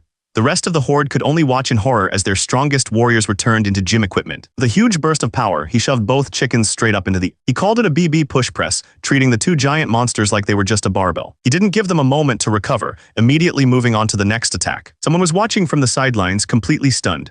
Hansal shot forward like a cannonball, staying low to the ground. He announced his next move, a flying lunge. He soared through the air and slammed feet first into another chicken's head. The impact took the creature down instantly. He stood over it while the other chickens watched, frozen in place. But instead of finishing them off, he started talking. He told them that his ancestors believed you could measure muscle growth by the vibrations in your chest. He flexed his chest and explained that this was exactly why he brought them here. He told them they had come to the right place. He looked up at the giant chickens and asked them a simple question. He could build his chest muscles, but could they do the same? He didn't wait for an answer. He just went straight into what he called his CrossFit mode. He shot forward and landed a solid punch right on one of the chickens. The creature went flying. From the other chicken's point of view, Hansal's back muscles bulged out, forming the shape of a massive kettlebell. His muscles swelled to an impossible size as he announced his next exercise, the kettlebell swing. He grabbed the dazed chicken and swung it straight up into the sky like it weighed nothing. It flew through the air like a cannonball, crashing into two of its friends and sending them tumbling. The one on the ground just stared, completely terrified. Without even pausing, he grabbed a huge log and started doing jumping squats. The chickens could only watch, totally confused by what was happening. He unleashed a flurry of kicks and punches, hitting the chickens from every direction. He grabbed two more chickens by their legs, ready for his next exercise, the cable tricep extension. He swung them down hard, smashing them into a third chicken on the ground. That one hit was enough to finish it. From a safe distance, a group of people watched the whole thing unfold. One of them couldn't believe his eyes, asking if that was really the ghoul lord they were told about. They stared at the chaos, wondering how a single person could be causing so much destruction. Meanwhile, one of the trainees was already feeling the strain. He knew he'd used too much energy just to get there, and he wasn't sure how much longer he could keep this up. He knew if he gave up now, it was over. He pushed with everything he had, thinking that at this rate, the training was going to kill him. The trainee's hands were shaking. He begged Hansal to just let him die, feeling too ashamed to face the former ghoul lord who had helped him. But Hansal wasn't listening. He decided to finish this with one big move. He lunged forward with everything he had. He called out his next move, bench press. He slammed his hands into the ground and pushed with all his might. This was his 1 rep max. As he pushed, the system activated his amazing muscle recovery skill. The system announced that 15% of his muscle had recovered, but it immediately sent a warning. His legs couldn't handle the power of his upper body. It urged him to loosen up his upper body before his legs gave out.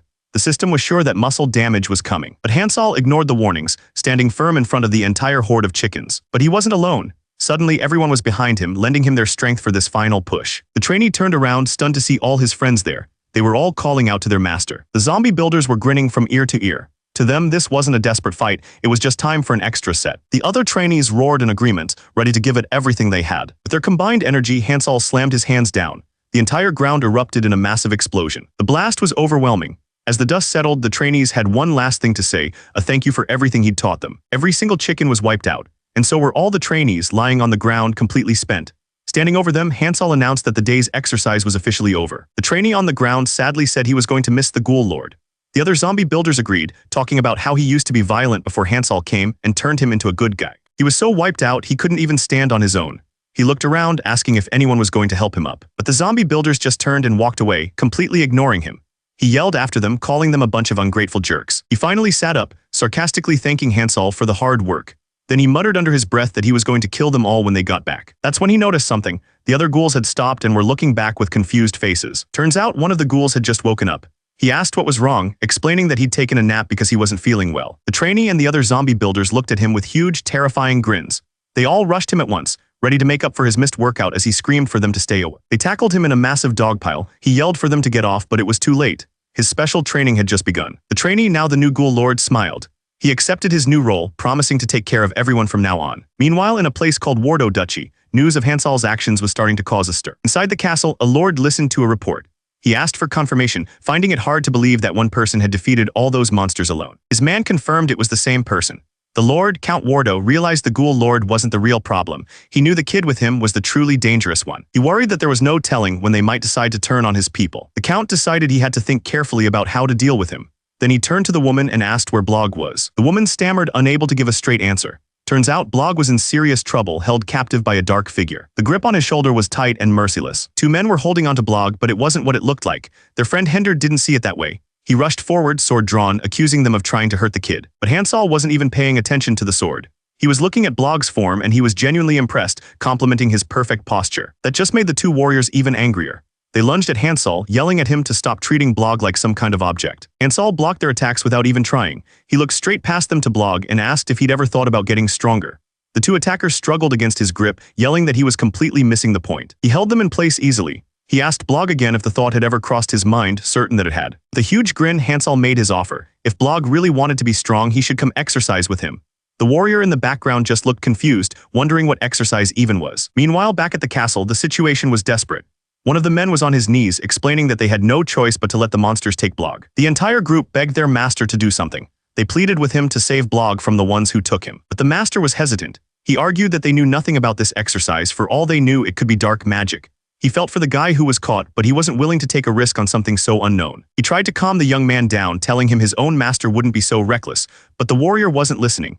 He interrupted, declaring that they were going to teach them a lesson. His energy flared as he drew his sword. He ordered two of his companions to get ready for battle. The master was furious. He yelled at them for being so emotional and questioned why they weren't listening to him. But the young warrior's mind was made up. He stated that they had crossed the line by touching his student. He pointed forward, his decision final. He called out to his friends Henderd and Laper. They were going to the Ollie mine to save Blog and they were leaving now. Meanwhile, in the ghoul village, the situation was a little different. Hansel announced that they had a newcomer. To get things started, the first exercise would be squats. Blog looked completely lost, asking what a squat even was. Hansel just smiled and told him to come over so he could teach him. He explained that squats are the best exercise for building strong thigh muscles. But just a moment into it, Blog was already on his knees, completely out of breath. Hansel put a hand on his shoulder, asking if he needed to lie down. Blog just stayed there trying to catch his breath. Hansel told him to stop and take a break. He explained that Blog's form was all wrong and that he needed to focus the weight on his thighs to avoid getting hurt. Hansel then showed him how to position his feet, and Blog nervously tried to copy him. Hansel demonstrated the proper technique, telling him to move his hips as if he were about to sit down. He showed the full movement, explaining that pushing up with your hips and thighs is what makes a squat. He gave Blog a thumbs up, telling him he did great for his first time. He asked if he'd ever exercised before, and Blog admitted he'd only learned some swordsmanship. Hansel told Blog to try the squat again. But this time, he grabbed a heavy barbell made of stone and told him to raise his arms to hold it. The moment Blog touched it, he could feel how heavy it was. He wasn't sure he could even lift it off the ground. But with a huge effort, he managed to get it over his head. His whole body was shaking from the strain. Hansel yelled at him, telling him not to mess up his posture and to just squat. Blog screamed as he pushed through the movement, giving it everything he had. He did it, he completed the rep. As he stood there, the entire group of ghouls started clapping for him. Hansel watched, completely impressed. He couldn't believe Blog was keeping perfect form even with that much weight. He started counting the reps. That's when he knew for sure. His first impression of the kid was right. Hansel looked proud. He explained that what Blog just did was called powerlifting. He turned to Blog and asked him if the reason he came along was to get stronger. Blog nervously agreed. Blog then shouted that he wanted to be strong, just like his friends. But Hansel told him something he wasn't expecting. He said that Blog could never be strong like his friends. Blog looked down, admitting that he already knew. He felt like no matter how hard he tried, he could never keep up with a genius. He started to thank Hansel for the training anyway, but Hansel cut him off, asking what he was even talking about. He put a hand on Blog's shoulder and explained. He said Blog would be strong in a different way, strong enough to protect the very friends he looked up to. Hansel told him that he had a rare talent, something he had never seen before. Blog's hands trembled as he took it all in. Blog was overwhelmed. This was the first time anyone had ever truly acknowledged him. but Hansol just laughed and told him not to cry, joking that he'd lose his muscle. Suddenly, a notification popped up. The system announced that his Hawkeye skill had just been upgraded to level 3. Sometime later, Blog walked up to Hansol holding 3 little baby cocks. He asked him why he'd brought them back alive. He then turned to the ghouls and laid out his idea. He explained that if they hunted the cocks too recklessly, there wouldn't be any left. So he proposed a new plan. They were going to raise the cocks themselves before they disappeared for good. One of the ghouls thought about it. He told Hansol that since cocks grow up so fast, raising them shouldn't be a problem. But then he brought up a serious issue. There weren't many monsters in the mine that could beat a cock. If these babies evolved, none of the ghouls would stand a chance. Only Hansol could stop them. The ghoul looked right at Blog and asked if he thought he was strong enough to handle it. He waited, letting the question hang in the air. That's when Hansol stepped in. With a cold look, he repeated the ghoul's own question back at him. The ghoul started sweating. He quickly stammered that it wasn't like that and that they could probably handle it after all. Hansol laughed, telling the ghoul he was almost disappointed in him for underestimating his own kind. The ghoul quickly apologized, looking embarrassed. With that settled, they all headed to the training ground. Hansol's voice echoed as he guided them, telling everyone to use their main leg muscles to support the weight. Blog was completely into it, a huge grin on his face as he pushed through the reps. But somewhere else, a different kind of training was happening. A man gripped a barbell while his partner, a bald man with strange powers, activated a skill called Heavy Blunt, causing the weights to glow. The bald man asked if he was ready. The lifter roared back that he was and told him to bring it on. With a determined look, the supporter prepared to increase the weight. He activated his skill again, but this time it was Heavy Blunt X2. The purple energy around the barbell flared up intensely. The lifter screamed, his body shaking under the crushing weight. His partner yelled words of encouragement, pushing him to finish the rep. Blog was counting out the reps, a huge smile on his face. He and the ghouls were all squatting together, pushing themselves hard. Every single one of them was giving it their all, pushing past their limits. But just as they were in the middle of their workout, something interrupted them. A bright flash of light appeared right in the middle of the training ground. Before anyone could react, a huge blast of energy sent the ghoul chief flying. The ghouls were thrown to the ground, completely stunned by the sudden attack. The chief looked up, trying to figure out what just hit them. That's when they saw her. A woman stood over them with a wild look in her eyes. She demanded to know if they were the monsters who kidnapped her student. The ghoul chief was terrified. He tried to explain that it was all a misunderstanding, telling her he didn't even know who she was. He also added that he wasn't the chief anymore. She told him he should have just answered with a yes or no. Then she swung her sword right at the ghoul chief. The strike hit the ground with incredible force, kicking up a huge cloud of dust and rock. But when the dust settled, she looked confused. Her blade hadn't hit its target. Turns out Hansol had stepped in and blocked her sword with his bare arm. He looked annoyed and asked what her problem was, explaining they were just working out. The woman was stunned that he blocked her blade with his body. Hansol, on the other hand, was more worried about his muscles getting hurt. He saw the cut on his arm and realized this woman was seriously dangerous. She turned and shouted to 2 men behind her, asking if Hansol was the guy they were looking for. The men yelled back, confirming it was him.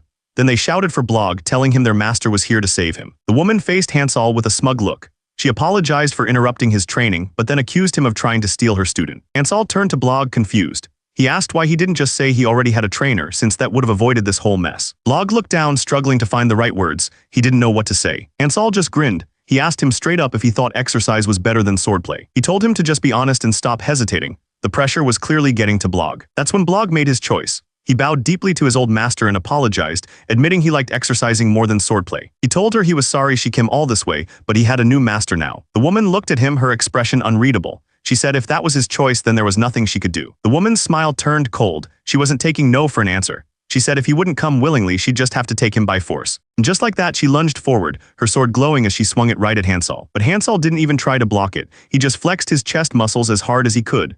The sword hit him and just bounced right off. She was completely stunned. Her powerful strike had done nothing more than leave a tiny scratch. She couldn't believe the attack had failed so badly. Blog looked at Hansol with total awe. Seeing this, the woman changed her plan. She proposed a competition. She and Hansol would fight, and the winner would earn the right to train him. She looked at Hansol with a smirk, saying that the winner's martial arts would be proven superior. But Hansol just calmly corrected her. He explained that exercising isn't a martial art. It's simply training and building your own body. She challenged him, bringing up the fact that he'd killed a cockatrice with his exercise. Hansol didn't deny it. He just said he only did it to get protein and survive. She smirked, asking him if exercise was really useless in combat. Hansol's face darkened. He was clearly angry. The woman just laughed, mocking him for getting his pride hurt. She asked what the point of building muscle was if it couldn't be used in a fight. Then with a wide grin, she called his entire way of life trash. That was it. A huge wave of energy exploded from Hansol. His muscles swelled to an insane size. He looked at her and said he was about to show her exactly what exercise was for. A notification popped up. The system announced that his cock's leg mode had been activated. Another ghoul scoffed, pointing out the huge size difference. But Blog quickly spoke up, telling them not to judge by appearances. He revealed that his former master was one of the 10 strongest people on the continent. Hansol's eyes narrowed. A system window appeared, announcing that his Hawkeye skill was activated. It identified the woman as a human swordmaster. The skill gave him a full breakdown of her body composition. Looking at the numbers, he was confused. He couldn't understand how someone with her muscle mass could have possibly left a scratch on him with a sword. The woman looked down at Hansol, calling him alien. She asked him just what kind of martial art he was teaching, preparing to explain what real swordsmanship was. Quick vision showed a master swordsman unleashing a powerful strike. She explained that her martial art was a technique so strong it could cut enemies into pieces using kai. With a smirk, she told him she would teach him a few things as his elder. Then she lunged forward, unleashing a rapid series of strikes. She continued to call him an alien, asking if he knew why. She said that even though he looked human, something was clearly different about him. Hansol just waved his hand, yelling that he didn't care. Touch her, but the force of his swing sent her flying backward. She landed on her feet and finished her thought, explaining that it was because the mana around his body was red. She claimed that red mana was a sign of demonic blood. The redder it was, the closer you were to being a demon. She pointed her sword at him, yelling that no human technique could change the shape of the body like he did. As she spoke, Hansol stomped the ground, cracking it with a move called power leg press. Hansol yelled back at her, completely baffled. He told her it was just common sense. The more effort you put into your body, the more it changes. But she wasn't convinced. She just insisted that this kind of change was only possible for aliens like him. To prove her point, she powered up, her body glowing with a golden aura. She declared that this was how humans were supposed to use kai mana. The swordswoman activated her own combat skill, a technique called a mountain of swords and a forest of sabers. Suddenly, hundreds of glowing swords filled the air. Hansol just looked up, completely confused by the magic. She explained that this was the human way of fighting, using skills to make up for what their bodies lacked. The swords rained down and he screamed as they all hit him at once. She stood over his fallen body, calling his martial art useless.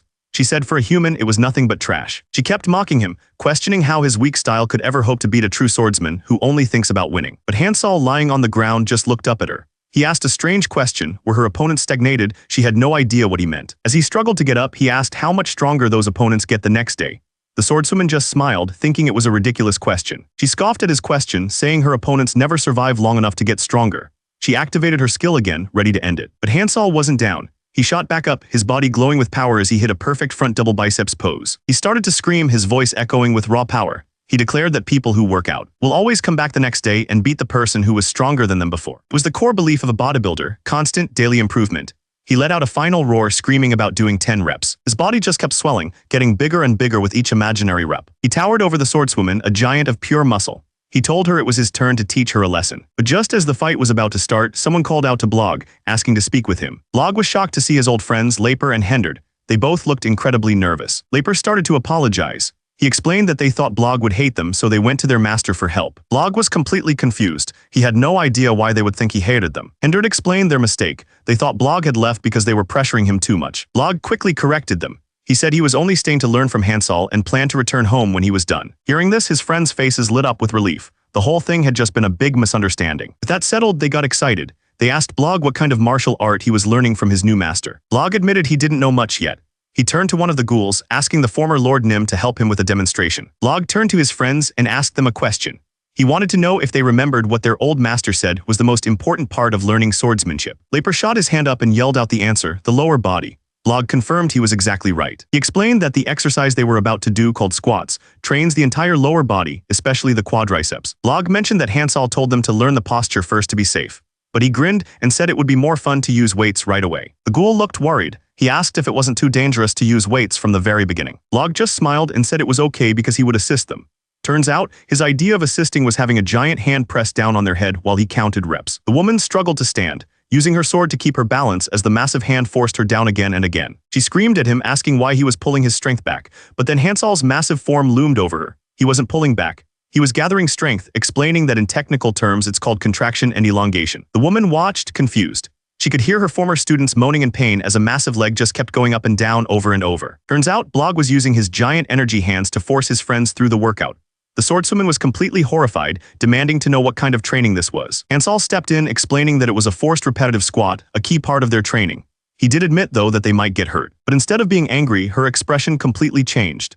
She suddenly got excited and declared that she wanted to add his exercises to her own training program. Hansol looked down at her, his presence seeming to grow larger and larger. He simply asked if she was serious. Blog asked her what she saw that made her change her mind. She got a strange look on her face and explained she saw the hot and sticky passion of sweaty men working out together. And just like that, they were united. Not by swords or martial arts, but by the power of a good workout. As they rode, Blog suddenly grabbed the swordswoman's arm, his eyes wide with surprise. He couldn't believe how strong her arm muscles were and asked what kind of training she did. The swordswoman just laughed, asking if he was really curious. Blog was practically vibrating with excitement. He was desperate to learn her secrets. The swordswoman explained it was nothing special. Her muscles were just from swinging a sword all day for her job, but then she admitted she had a question of her own. She asked if it was really okay for him to teach her his advanced training methods without any kind of payment. Hansal just smiled. He told her it was more than okay. In his mind, the more people who worked out, the better it was for everyone. She looked back still a little confused and asked him to explain why he felt that way. Hansal laid out his grand vision. If everyone worked out, gyms would pop up everywhere. People could study all kinds of different training methods and everyone would get stronger together. He explained his ultimate goal, to spread the culture of health across the entire world. The swordswoman just smiled. She told him he was a lot funnier than she'd expected. She was completely on board, promising to do him a favor anytime he needed one. Blog cheered, calling Hansal a great guy. That night, they made camp. Everyone gathered around the fire, resting after a long day. As Hansal was eating, one of the men with them walked over. He looked like he had something important to say. He started to explain that his home country was a very difficult place, telling Hansal that they were extremely discriminatory. The man went on saying it wasn't just about outsiders. His people were against magic, different beliefs, and anything that wasn't exactly like them. He explained that the system favored their own kind, especially powerful figures called prosecutors. He was genuinely worried that Hansal and the ghouls would be targeted and get hurt. Hansal listened to the man's warning and agreed. This was a serious problem. The man suggested they should probably wait a bit and think things over before heading there. But then their conversation stopped. Everyone turned to look at something happening over by the horses. Hansal walked over to the horse feed and tried a little bit. A huge grin spread across his face. He recognized the texture immediately. It was the main ingredient for oatmeal. He had found oats. For a bodybuilder, this was like finding gold. He couldn't believe it. He yelled that it was a serious problem that only horses were eating such perfect, clean carbohydrates. The other men just watched, confused.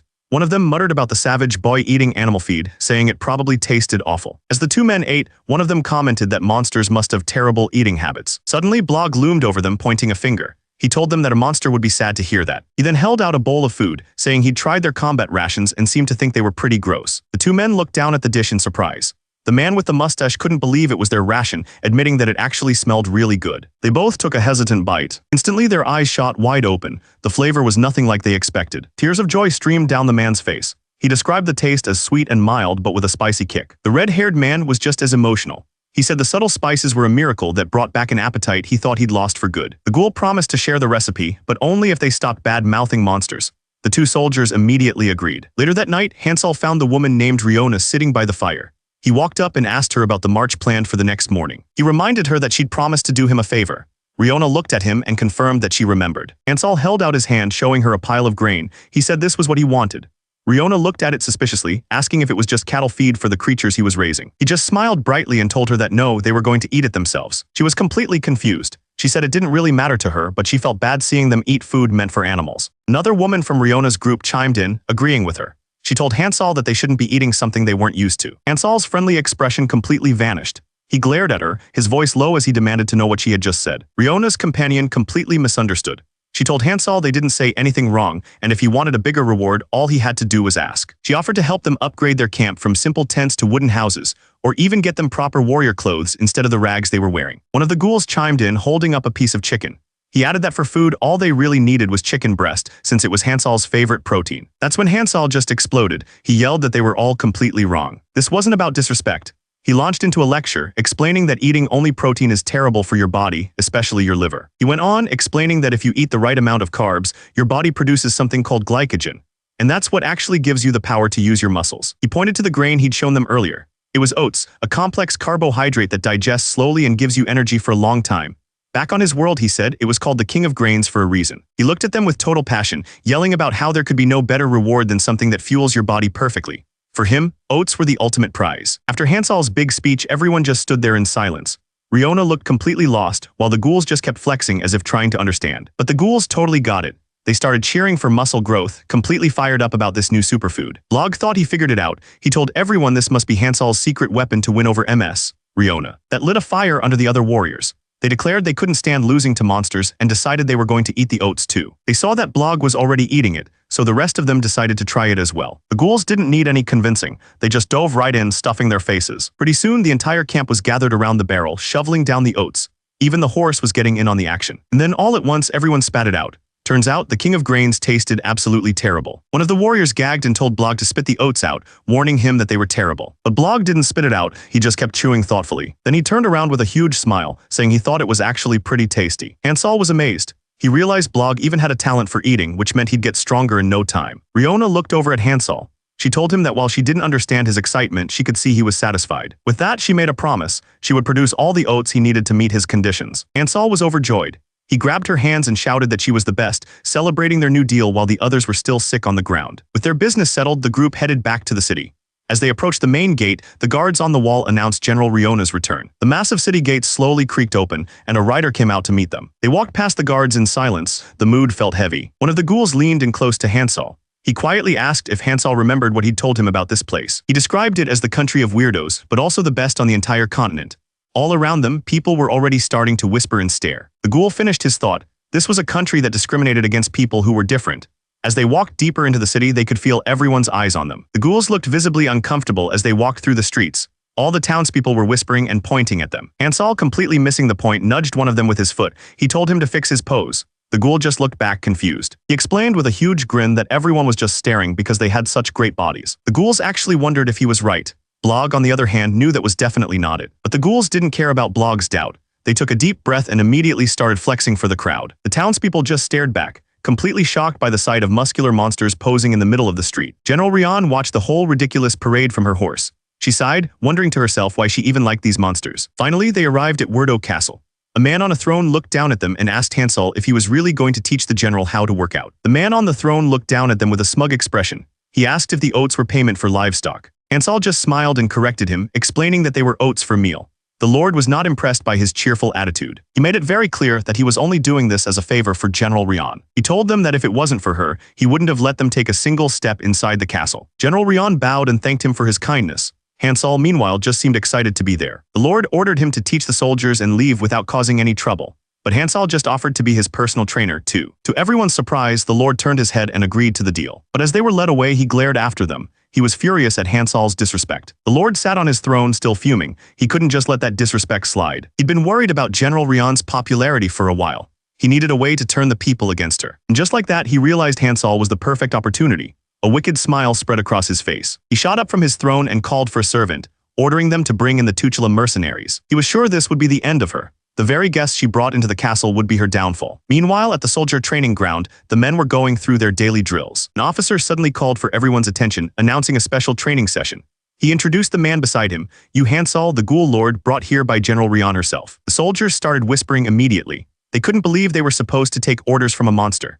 The officer shouted over them, warning that even if they didn't like it, disobeying the new instructor was a violation of military law. Hansol greeted the soldiers with a huge smile. He announced that he was their new special instructor, here to teach them how to work out. But then his tone changed completely. He told them he didn't like the way they were looking at him and ordered everyone to get down on the ground.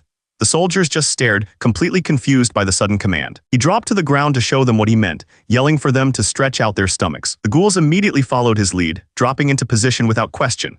But when Hansol saw the soldiers still standing there, he screamed, demanding to know why they weren't getting down. A few of the soldiers finally started to move, awkwardly getting down on the ground. But one of the older soldiers just scoffed, thinking the whole thing was a joke. He started shouting at the others, asking if they were really going to follow a monster's orders.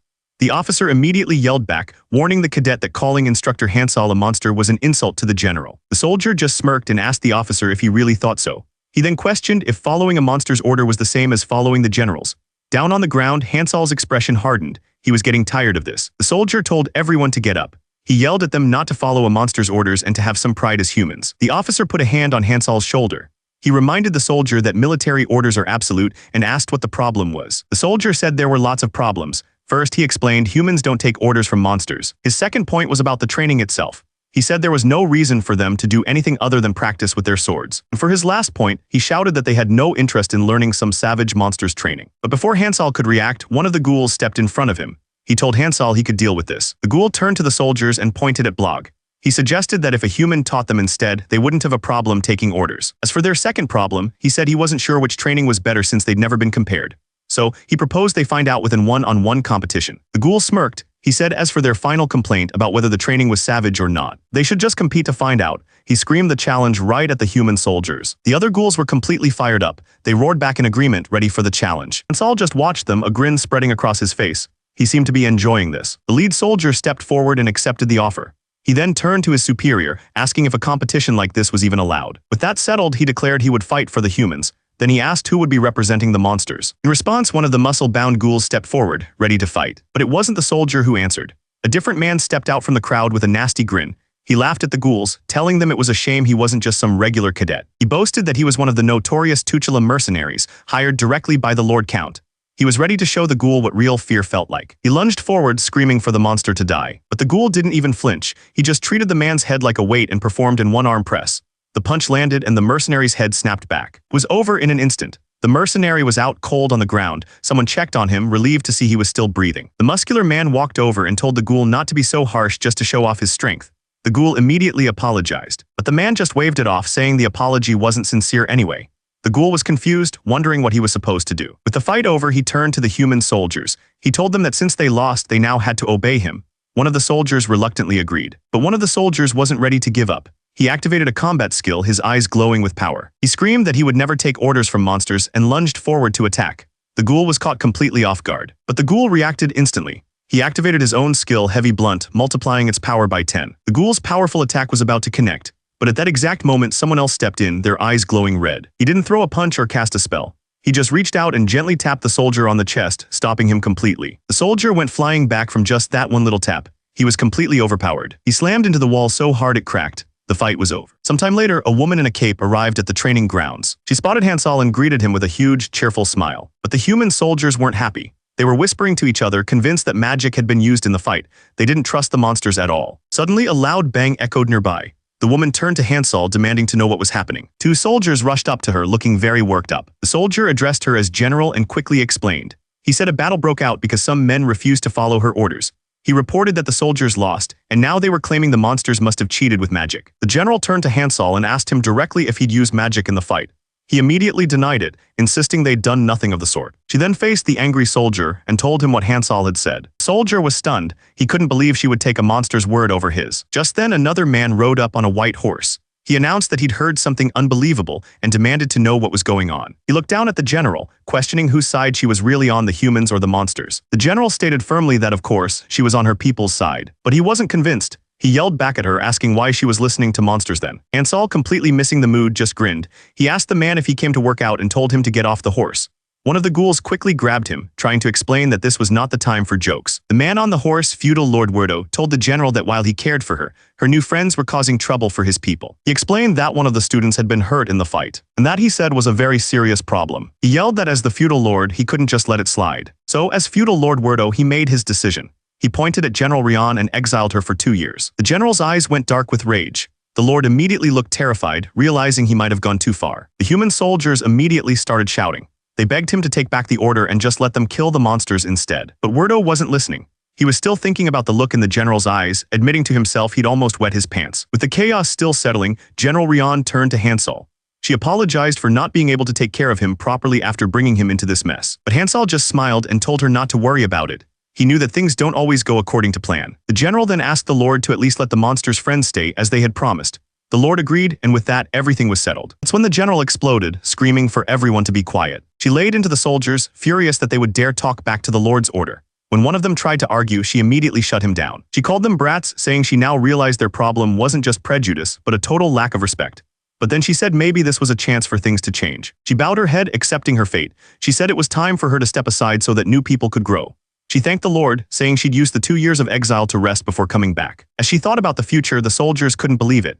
They whispered amongst themselves, wondering if their general was actually going to leave. Suddenly, General Rion let out a wild laugh. She said things would be fun when she came back. The ghoul just stared, completely confused by her behavior. Later that night, things were quiet. On a castle wall, a man was counting his earnings. He thought to himself that if he just kept this up a little longer, he'd have enough money to quit doing dirty work for good. He remembered someone named Belle loved flowers and wondered if he should open a shop for her. The thought made him blush. He opened a locket, looking at a picture of his family. He promised his daughter that he would be home soon. But that memory was from a long time ago. It was from before everything burned. His entire village had been set on fire, and people ran for their lives. He screamed as his world burned around him. The entire village was in chaos, engulfed in flames. And watching it all from above was a man with blue hair. He let out a quiet, chilling laugh. He turned to his captive, a woman named Elise, and said it had been a while. He laughed, saying their hometown was giving them such a beautiful welcome. Behind him, a massive creature held Elise tightly. He held out his hand, mockingly asking his princess for a dance. Elise just stared back at him, saying nothing. He took her hand anyway. He started humming a tune, forcing her into a slow dance right on the edge of the cliff. Below them, the entire village burned to the ground. A man named Blog and his companions said goodbye to their master and the others, getting ready to head out. As they walked, she asked Blog why he was with her. He explained that he didn't have any training that day and heard they were going to gather something. He told her he'd asked for permission to come along, and whoever was in charge had said it was fine. She suggested they visit a certain place, but Blog immediately got nervous. He was worried they'd get in trouble if the feudal lord found out. She just laughed off his concerns, completely sure of herself. With a big smile, Blog agreed, and she told him she would lead the way. As they walked, she complimented him, saying his voice sounded much stronger now. He just laughed, happy to hear it. She teased him, saying if he got a little braver, she'd even marry him. He shot back, asking if she wasn't like 60 years old already. That was the wrong thing to say. She completely lost it, yelling at him for daring to talk about her age, and started chasing him down. The ghouls were busy with their strange training. One of them practiced a powerful strike on a slime. Another one struck a pose, absorbing a slime right into its body. As two of them carried slimes, one asked about his friend's recent arm injury. The other just brushed it off, saying he was fine and couldn't wait for Hansol to teach them a new exercise. Just then, Blog and General Rian appeared on the path. The general called out, asking what the ghouls were doing with all those slimes. The ghouls immediately recognized them. When they asked why he was back so soon, Blog just gave a vague smile and said things just worked out that way. But the general wasn't letting it go. She smiled and politely insisted they answer her question. One of the ghouls finally explained. He said their master Hansol had told them they needed the slimes. That just made the general more confused. She asked what they could possibly be for, since slimes were basically useless, not even good for medicine. The ghouls struggled to find the right words, finally just telling them it would be better if they came and saw for themselves. Blog chimed in, explaining that the builders just weren't very good at explaining things. The general just looked at the ghouls, then reluctantly agreed to follow. As they walked up the path, Blog suddenly spotted Hansol in the distance and waved excitedly. Hansol greeted them with a huge smile, asking if Rian was there too. He then casually told one of the ghouls that some of the slimes were about to get away. The scene was completely bizarre. Hansol was coaching the ghouls, telling them to use their chest muscles to corner a pile of slimes. Seeing this, the general finally asked what in the world he was doing. Hansol began to explain. He said that after watching the students at the training ground, he realized their bodybuilding and powerlifting workouts just weren't efficient enough. He figured what they really needed was athletic training. But since they didn't have any equipment for that, he decided he was just going to make it himself. Blog was confused. He asked if making equipment with slimes was like creating a dummy for sword practice. Hansol shook his head, saying it was nothing like that. He turned to the ghouls and told them to bring him a slime. With a large purple slime in front of him, Hansol began his lesson. Without any warning, he slammed his hand right into the creature's body. He pulled out a small ball, explaining it was the slime's core. He said it would regenerate in a few days, so he just set it aside. With the core gone, he said the next step was to make a hole right through the middle of the slime. Turns out, slimes are perfect for this because their bodies are incredibly stretchy. He then put his hands inside the hole and stretched it out. Just like that, he had made a perfect resistance band. He held it up proudly. The slime had been transformed into a perfect training band. The blue-haired man, Blog, turned to General Rian. He told her there were tons of exercises they could do with this new equipment. He explained that they could even color code the bands based on the slime's strength. Then he turned to Hansol, thanking him but also apologizing. Hansol had no idea what he was sorry for. That's when General Rian stepped in. She admitted that for a while she had been suspecting him. She thought his obsession with training was just an act, a way to trick humans and get close to them. But she finally understood. He was being completely 100% honest with them. Rian then admitted that she felt like a failed educator. She couldn't stop her own nation from becoming so full of hate. She said that's why she just tolerates all the nonsense from the feudal lord. She felt like she had no other choice. But Rian told Blog that he was different from her. She was sure he could bring real change to the country. The word changes made Blog pause and think. Suddenly, he ripped off his shirt and started flexing, proudly announcing that physical change was his specialty. Rian immediately told him that's not what she meant at all. He then presented his squad of muscular ghouls, suggesting a group workout.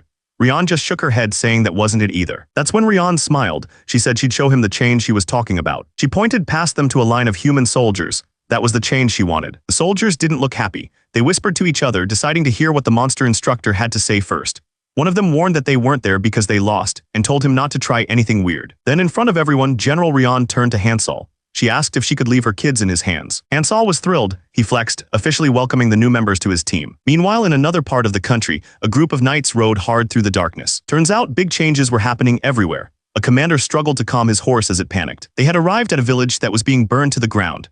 The commander ordered everyone to get off their horses. He explained that their enemy was a monster called a zombie. He warned his men that if they got bitten, they'd become one too. He told them to protect their horses just as carefully as they protected themselves. The soldiers stood ready. With the warning given, the commander raised his sword high. Then he gave the order to charge, and his soldiers rushed into the fight. The soldiers plunged into the burning village, and the fight for survival began. From above, you could see the whole town was engulfed in flames, with tiny figures clashing in the streets. But somewhere else, a man with blue hair was watching. He looked panicked, desperately trying to get someone named Bedorman to stop. He tried to reason with them, explaining that if they interfered, a woman named Rian might get involved too. But a creature that looked like a dog just kept barking, completely ignoring him. He finally snapped and screamed at the stupid dog to be quiet. The creature whimpered for a moment, then immediately started panting happily again. With a strange smile, he started petting the creature. He calmly told Bedorman to just wait a little longer. Then with a huge, twisted grin, he revealed the truth. The zombies attacking the village weren't real, they were just props. Meanwhile, at the Wordo Duchy training grounds, an instructor was lecturing a huge group of soldiers. He explained that every person has a limit to how much stamina they can use in one day. He flexed his arm to make a point. He told them that because their energy was limited, they had to focus on training only the specific muscles they actually needed for a fight. The instructor got everyone's attention, telling them to stretch and get ready for the bench press just like Hansol wanted. The soldiers yelled back, ready to start. He explained that CrossFit was a method of continuous, suggesting they do CrossFit instead. The instructor had never even heard of it. High-intensity training using a bunch of different exercises. He said the goal was to train different parts of the body at the same time, making them strong all around. He looked at the soldiers and ghouls. He told them that forming groups for the workout would create teamwork and trigger their competitive side, which was perfect since they weren't comfortable with each other yet. He announced that he'd already made the teams. All they had to do was ask the portly ghoul who was holding the list. That's all it took. The entire group, humans and ghouls alike, roared with excitement. And with that, the training began. Former enemies were now side by side, pushing their limits together. Far away from the training ground, a real battle was happening. While soldiers and ghouls were lifting weights, others were fighting for their lives. The soldiers were completely surrounded, trying to hold their ground against the endless wave of monsters. Back at the camp, the training didn't stop for a second. Everyone pushed themselves, jumping with everything they had. That's when the blue-haired instructor heard something in the distance. A faint siren. He turned to the man with the face paint, asking what that sound was for. He'd heard it several times already. The man explained that the feudal lord was personally raiding zombies near the castle. The siren was a signal for backup, which meant the enemies were stronger than they'd expected. But the instructor didn't seem to care about any of that. He just turned back to the trainees and yelled at the fourth group, telling them to lower the weight before they hurt themselves. The man with the face paint just watched. He realized the instructor truly didn't care about anything else. The commander raised his sword, congratulating his soldiers on their hard work. He told them that their scouts had found the enemy's base. It was at the end of the path, and this was their chance to end the fight for good. The entire army roared, ready for the final push. He raised his sword one last time, calling out to his soldiers. Then he gave the order to charge. His soldiers rushed forward, crashing right into the wave of monsters. They cut through the zombies, their glowing blades lighting up the darkness. One of the men warned his lord that they might be going too deep into the horde, but the commander just smiled. He told him not to worry, zombies are stupid and have no tactics.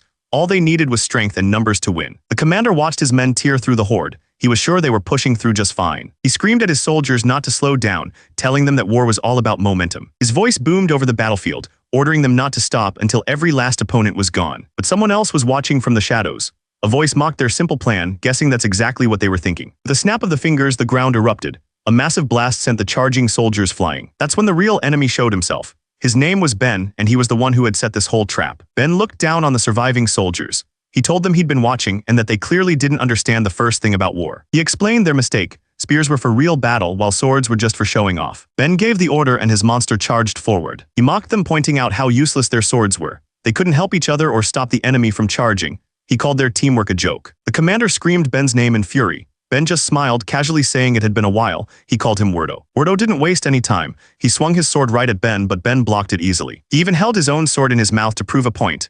Then he told Wordo that he'd grown old. Wordo was furious. He demanded to know how Ben still looked the same after all this time, knowing he couldn't use energy to stop aging like General Rion. Ben just shrugged. He said he didn't need to train his energy for something like that. Instead, he said he did some research. That's when he showed his hand. He had syringes filled with some glowing green stuff and it looked dangerous. Ben didn't hesitate. He stabbed the syringe right into his own chest. His body started to change instantly. His muscles swelled to an insane size as dark lines spread across his skin. Wordo stared up at him, his face filled with dread. He started to ask a question, suspecting something awful. A massive shadow fell over him. Ben had turned into some kind of giant, towering over Wordo completely. The transformation was complete. Ben was a monster. That's when Wordo finally asked the question he was dreading: had Ben been experimenting on humans? Ben's face was twisted into a horrifying grin. Wordo looked up at him and realized the man wasn't just a monster, he was completely insane. He glanced back at his soldiers fighting in the distance. He knew he didn't have much time before they were overrun. He had to end this right now. He had to kill Ben before anyone else could interfere. He activated a combat skill, pouring all his energy into the attack. He launched himself into the air, his sword blazing with light.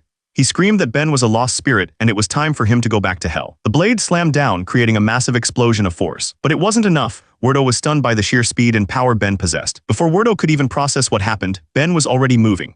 The giant slammed his fist into the ground and the entire area erupted. Wordo hit the ground hard. That last attack had almost killed him. He knew he couldn't win with pure strength. His only hope was to predict Ben's moves and find an opening. He activated a combat skill, pouring all his energy into his sword to block the incoming punch. But the force behind the blow was insane. In that instant, Werdo knew for sure Ben was way more powerful than him. His block shattered and he was sent flying. He slammed into the side of a cliff with incredible force. The crash carved a huge trench through the forest, a clear sign of Ben's monstrous power. Werdo's whole body was trembling. He knew it was over. Ben was just too strong. Werdo couldn't wrap his head around it. Even with those strange experiments, there was no way anyone should be this strong. Ben grinned, saying he knew exactly what Werdo was thinking. He explained that his power was simple, it was just progress, and called him an idiot for not realizing it. He told Werdo that his biggest problem was being stuck in the past. By focusing only on swords, he never got any stronger. He looked down at him with disgust, calling him a fool who never learned anything new. Werdo tried to argue back, bringing up the incredible strength of General Rion. Ben just smirked, saying he knew her very well. But then Ben asked him a simple question. Did he even understand what an average was? He pointed right at him, telling him to just look at the situation they were in now. Werdo asked what he meant by that, and then his eyes widened. It all clicked into place. Ben's creatures tore through Werdo's army. It wasn't a battle. It was a slaughter. Ben asked if Werdo really thought they were evenly matched. The answer was obvious. This was a complete massacre, driven by overwhelming strength. Ben explained that just because one person is strong, it doesn't mean they're the standard for everyone. Werdo couldn't believe it. His soldiers were losing. Ben looked down at him, completely unimpressed. He asked if Werdo was seriously still in denial after seeing all this. He was done talking. He told Werdo to just die. The system announced his move, Combat Skill 9 Hidden Twin Sword. With a single swing, he unleashed a massive wave of energy straight at Werdo. Just as the attack was about to hit, one of Werdo's soldiers jumped in front of him. He screamed for his commander to get back, ready to take the full force of the blow. But Werdo didn't stay. He turned and ran. He left his loyal soldier to face the monster all by himself. Ben watched him go, laughing. He couldn't believe Werdo was still only thinking about saving his own skin. The soldier knew it was over for him. He used his last breath to scream at the others to retreat. He told them the battle was lost. Their only hope was to run back to their own land without stopping. He urged them to follow their lord and live to fight another day. With his men safely escaping, he turned to face his fate. He shouted his name was Ivan, ready for his final stand. Ben's attack came down with incredible force. Ivan didn't stand a chance. His sword shattered. The soldiers rode hard, leaving the battlefield behind. One of Ben's monsters asked if it should chase them, but Ben told it to stand down. He said there was no need. They already knew exactly where the soldiers were going. He called Werdo an idiot, guessing that he'd run back and gather everyone he could to fight them. And in doing so, Werdo was just making their job easier. Far away, Werdo was riding for his life, completely panicked. Couldn't get the image of those monsters out of his head. He had no idea how anyone could possibly beat them. As Werdo and his men ran for their lives, he couldn't wrap his head around what he'd just seen. It was impossible. Meanwhile, somewhere else entirely, Hansol was in the middle of his own kind of battle. He just kept lifting, counting every single rep. His face was pure focus. Nothing else in the world mattered except the next number. He just kept riding, his mind racing. This couldn't be happening. The images of those monsters were burned into his mind. He had no idea how anyone could possibly fight them. His entire army was running for their lives. It was a total disaster. The numbers just kept climbing into the hundreds of thousands. He was in his own world. His focus was absolute. Nothing else mattered but the next repetition. Far away, the soldiers galloped on, not daring to look back. The commander finally broke, demanding someone explain what had just happened. A soldier rode up beside him and introduced herself as Rumi. She told him she could report on the situation, and he ordered her to speak. Rumi laid out the grim numbers. Out of 400 soldiers, 347 were either dead or infected. With 27 more injured, they only had 26 people left who could actually fight. She continued, adding that even with the 100 soldiers back at the castle, the rest were just trainees or already hurt. The commander was losing it. He couldn't believe he was supposed to win a war with just 126 soldiers. Rumi suggested they call back General Rion for help. But the commander knew it was hopeless, yelling that by the time she arrived, it would be too late. Then Rumi came up with a wild idea. She asked what if they got help from the monsters living in the castle.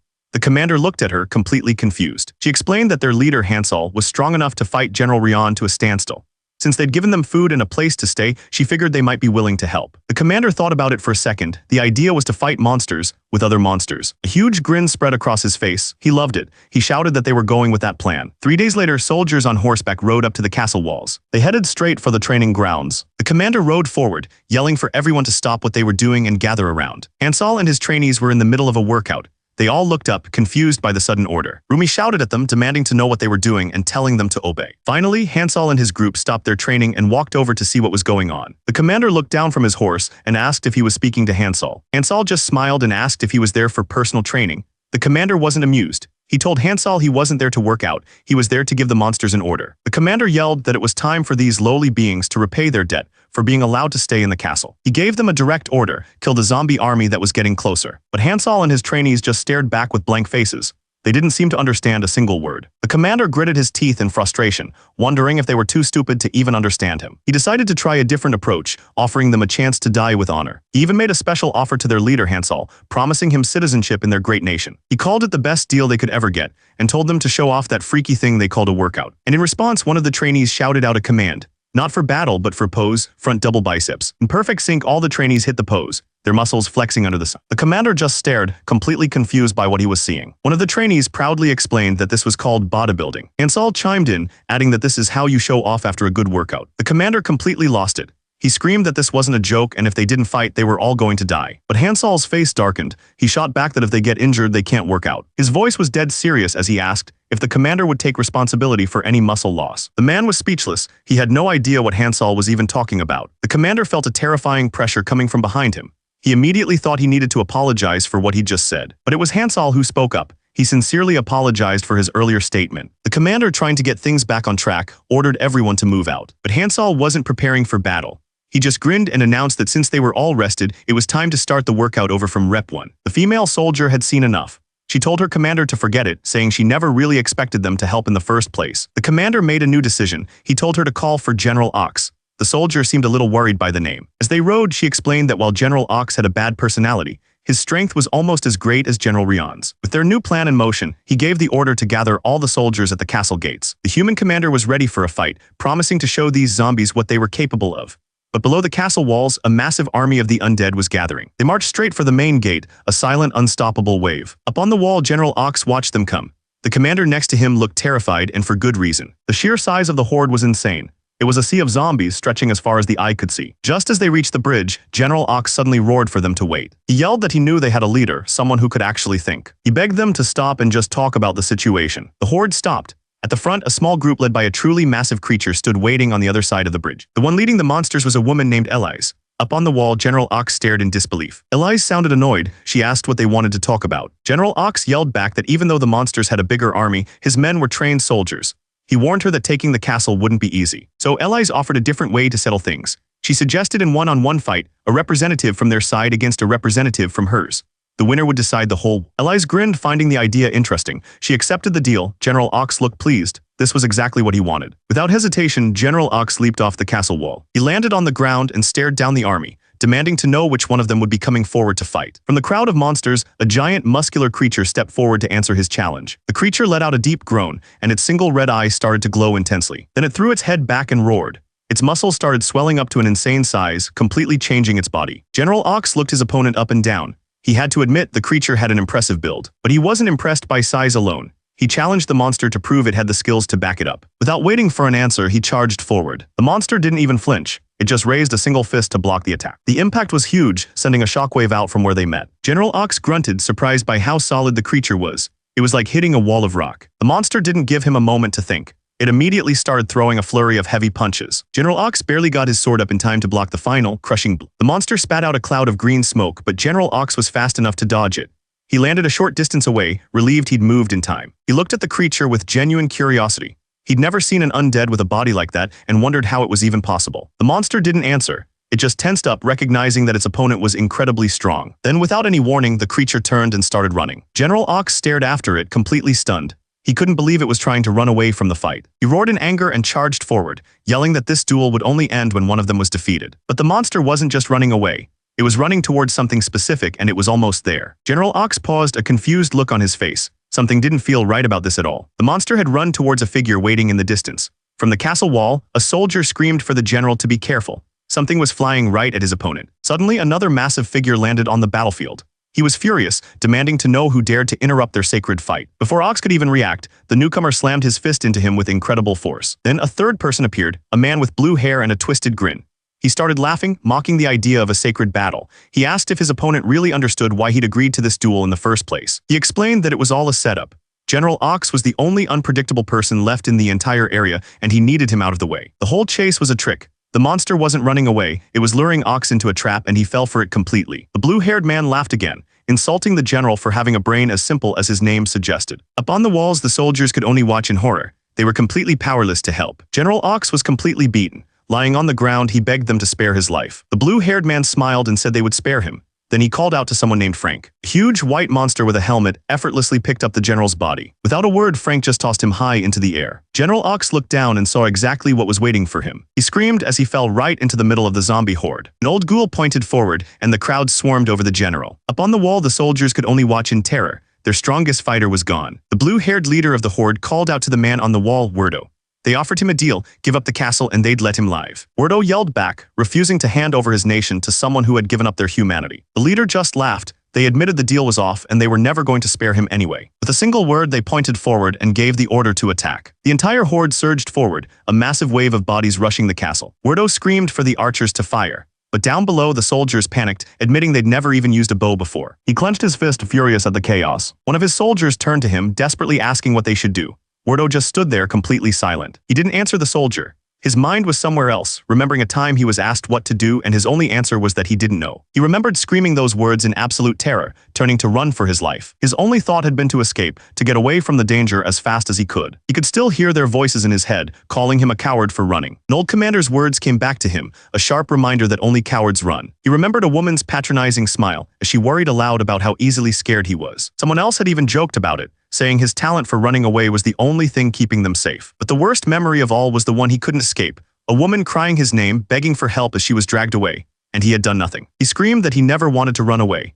In fact, he wanted to stay and fight more than anyone else. He yelled about the heavy weight of being the one responsible, asking if anyone had ever been in his shoes. He knew he was a cowardly leader who couldn't take responsibility. But even so, he was desperate to keep his people safe. Tears streamed down his face as he screamed for anyone to save him. He was begging Hansel and his followers. He apologized for ever looking down on working out and for judging them. He told them they could kill him 1,000,000 times. All he asked was that they save his people, his soldiers, and his country. He fell to his knees, pressing his head to the ground in a final, desperate plea. As Werdo begged, Hansel finally spoke. He just wanted to know one thing: did the man want to work out? Werdo looked up, completely confused. Hansel told Werdo he didn't need his life, but there was a condition. He grinned, surrounded by his crew. The personal training fee for Werdo was going to be extremely high. As Hansel's crew stood ready, one of the soldiers stepped forward.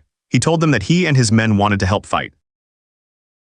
He said that anyone who couldn't lift at least 400 kilograms across the 3 main lifts should just stay out of it completely. With that, they just stood there, an intimidating wall of muscle. Watching them, Werdo thought to himself that they were probably just a bunch of idiots. But as they turned and walked toward the enemy, he couldn't help but wonder, why did they look so unbelievably cool? With Hansel leading the way, his entire crew started running, their steps perfectly in sync. One of them pointed ahead, noting that it was a straight shot right to the gate. But this wasn't just a charge. Hansel announced that since it was an emergency, they'd be doing interval training. His crew cheered in agreement. He counted off the seconds as they picked up the pace. Gave the order, run as fast as they possibly could for 1.5 minutes. But not everyone was built for this. Fatso was already falling behind, completely out of breath. He was already at his limit. He looked up, completely stunned. They were already gone, just a cloud of dust in the distance. He couldn't believe how fast they were. Inside the city walls, the chaos was everywhere. A woman held her child tight as 2 zombies closed in on them. Then out of nowhere, something slammed into the zombies, crushing them instantly. The boy looked up at his mother, telling her they were okay. They had been sick. He watched the group run past, their power on full display.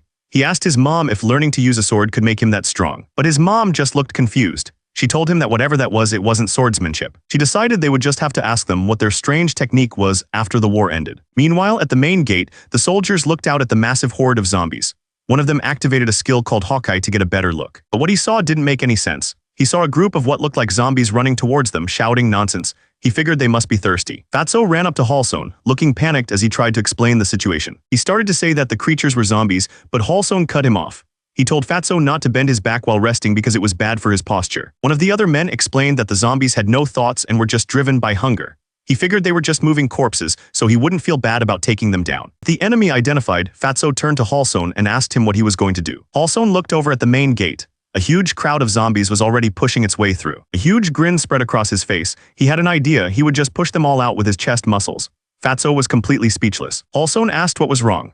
Fatso quickly insisted that it was a great plan and then asked if he could be the one to lead the team. Halsone just smiled and told him to do as he wished. A strange grin spread across Fatso's face. He was clearly excited to be in command. He didn't waste a second. He started shouting orders, sending the first 2 groups to spread out and guard the villagers. He then ordered groups 3 and 4 to climb the castle walls, telling the human soldiers to join the fight. His last order was for the 5th group to go help Hansel. And sure enough, Hansel was at the gate, using his own body to hold back the entire zombie horde. Fatso stared in complete shock. The insane plan was actually working. He suddenly started yelling for everyone to block the gate. Human commander echoed the order, explaining that even with Hansel holding the line, zombies could still slip through the sides. But one of the soldiers shouted back that it was impossible.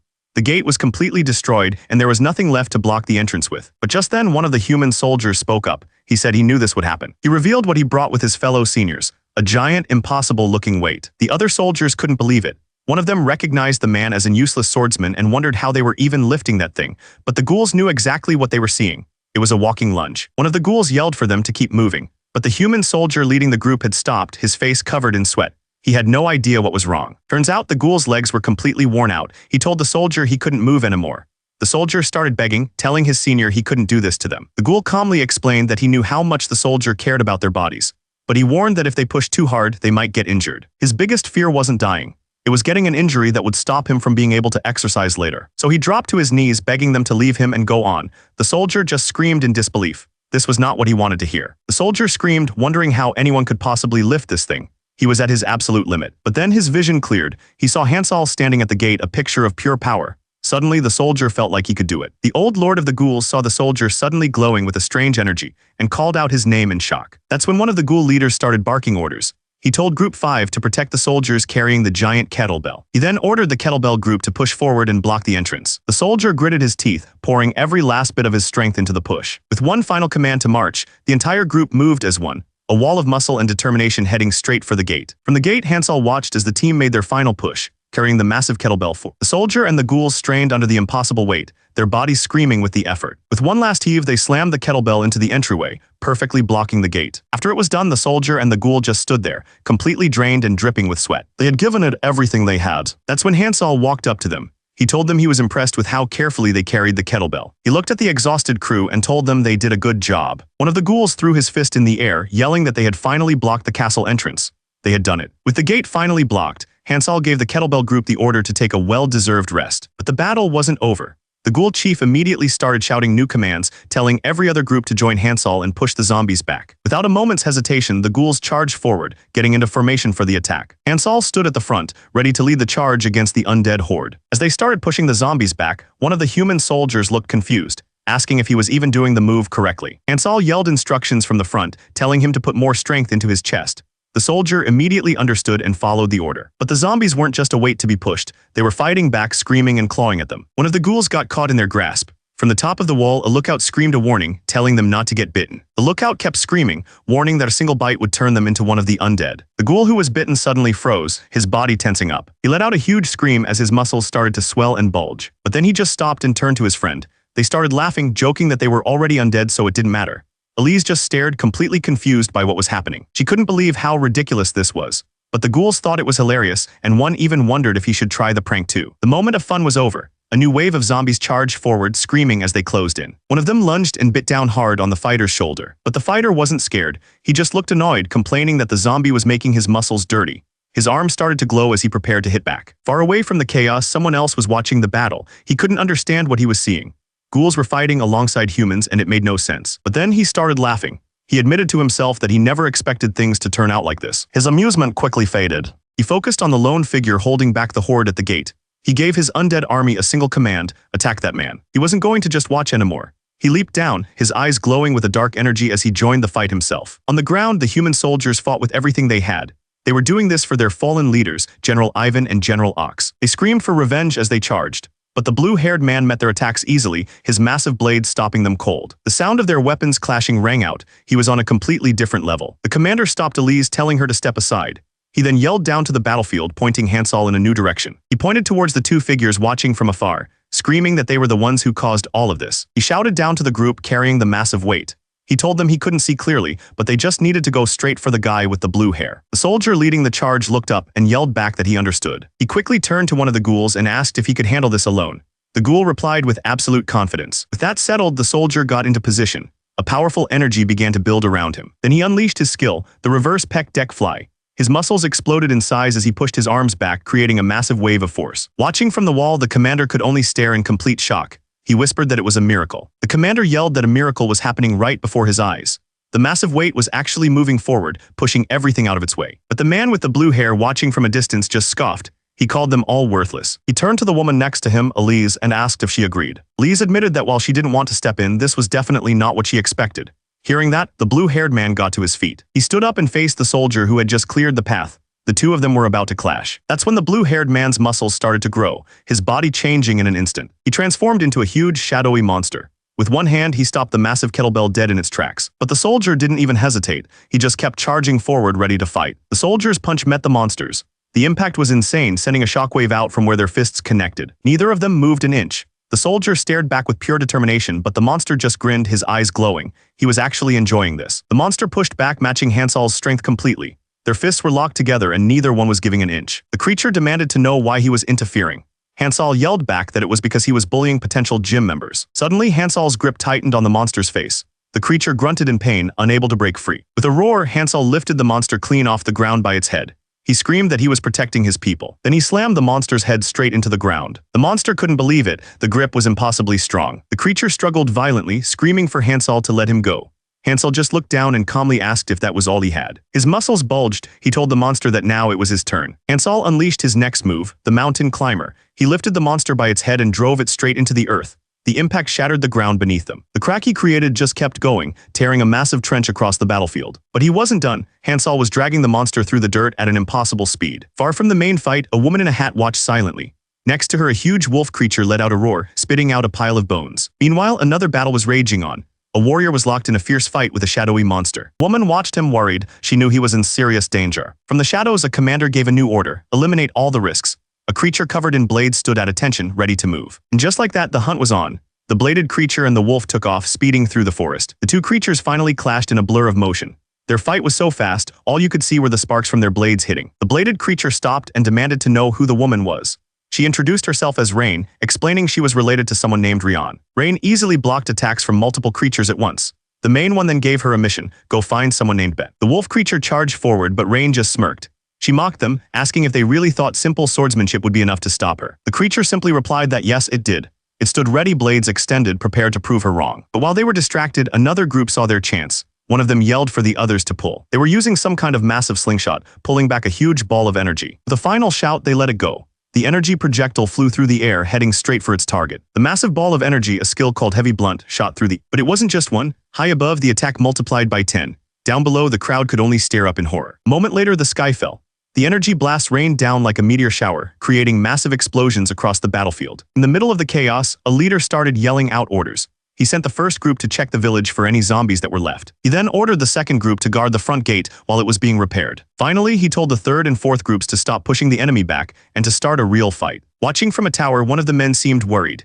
He admitted that the half-monster Hansen was powerful, but said the real threat was the one leading the war, a monster named Gullord. Just then, a giant shadowy figure appeared, looming over everything. Meanwhile, an old man watching from afar remembered a legend his grandfather told him, a story about monsters who had once sided with humans. The memory was of the Ward Dragon, a legendary hero from a great war. The bold creature on the battlefield paused. He had no idea why that name suddenly popped into his head. The fight was intense. Hansal grabbed the creature and slammed its head into the dirt. In an instant, the creature's head hardened, growing sharp spikes all over, then smashed its spiked head right into Hansal's chest. But the attack didn't even faze him. Hansal just held the creature in place and calmly started giving instructions on which muscle to use. Elsewhere on the battlefield, Hansen was being held by the throat. He was losing his mind, wondering what in the world these lunatics were doing. The creature struggled, realizing its head was completely stuck.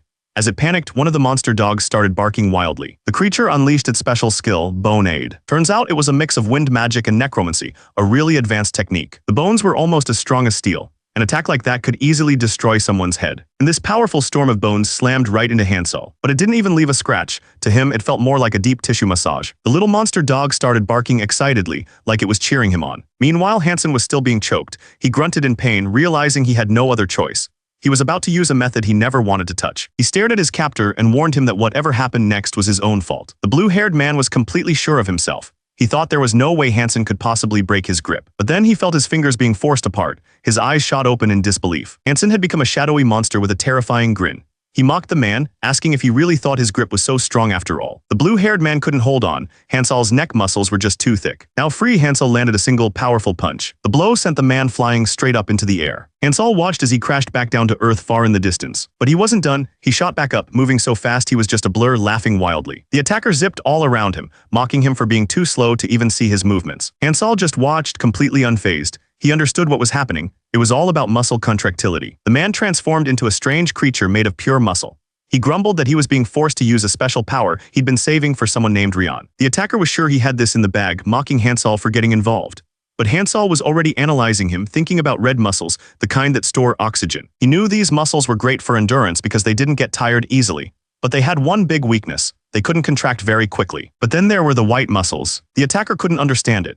He felt like none of his attacks were doing any damage at all. Hansol knew the truth. White muscles were built for pure speed. Realizing his normal attacks weren't enough, the attacker decided he had to change tactics. If technique wasn't working, he'd just have to hit him harder. He screamed for more speed and unleashed a furious punch right at Hansol's face. And that's when it all clicked for Hansol. He knew exactly how to win this fight. All he had to do was endure. He flexed, hitting a side chest pose. His plan was simple, just wait for the other guy to run out of steam. Basically, this was now a battle of stamina. But there was one huge problem with Hansol's strategy. He had no idea that his opponent Ben had a secret. Turns out Ben's body wasn't natural at all. He was using some kind of drug to boost his power. Hansol didn't care, he just roared, getting ready to make his move. Ben just laughed, completely sure of himself. With the final shout, Hansol slammed his hands down, performing a bench press right on top of his enemy. The force was incredible. Hansol pushed down with everything he had. Ben felt the pressure building, his body straining under the weight. He couldn't believe it, he had never felt power like this before. With one final push, Hansol launched him straight into the sky. Ben knew he couldn't win with brute force and decided to change his strategy.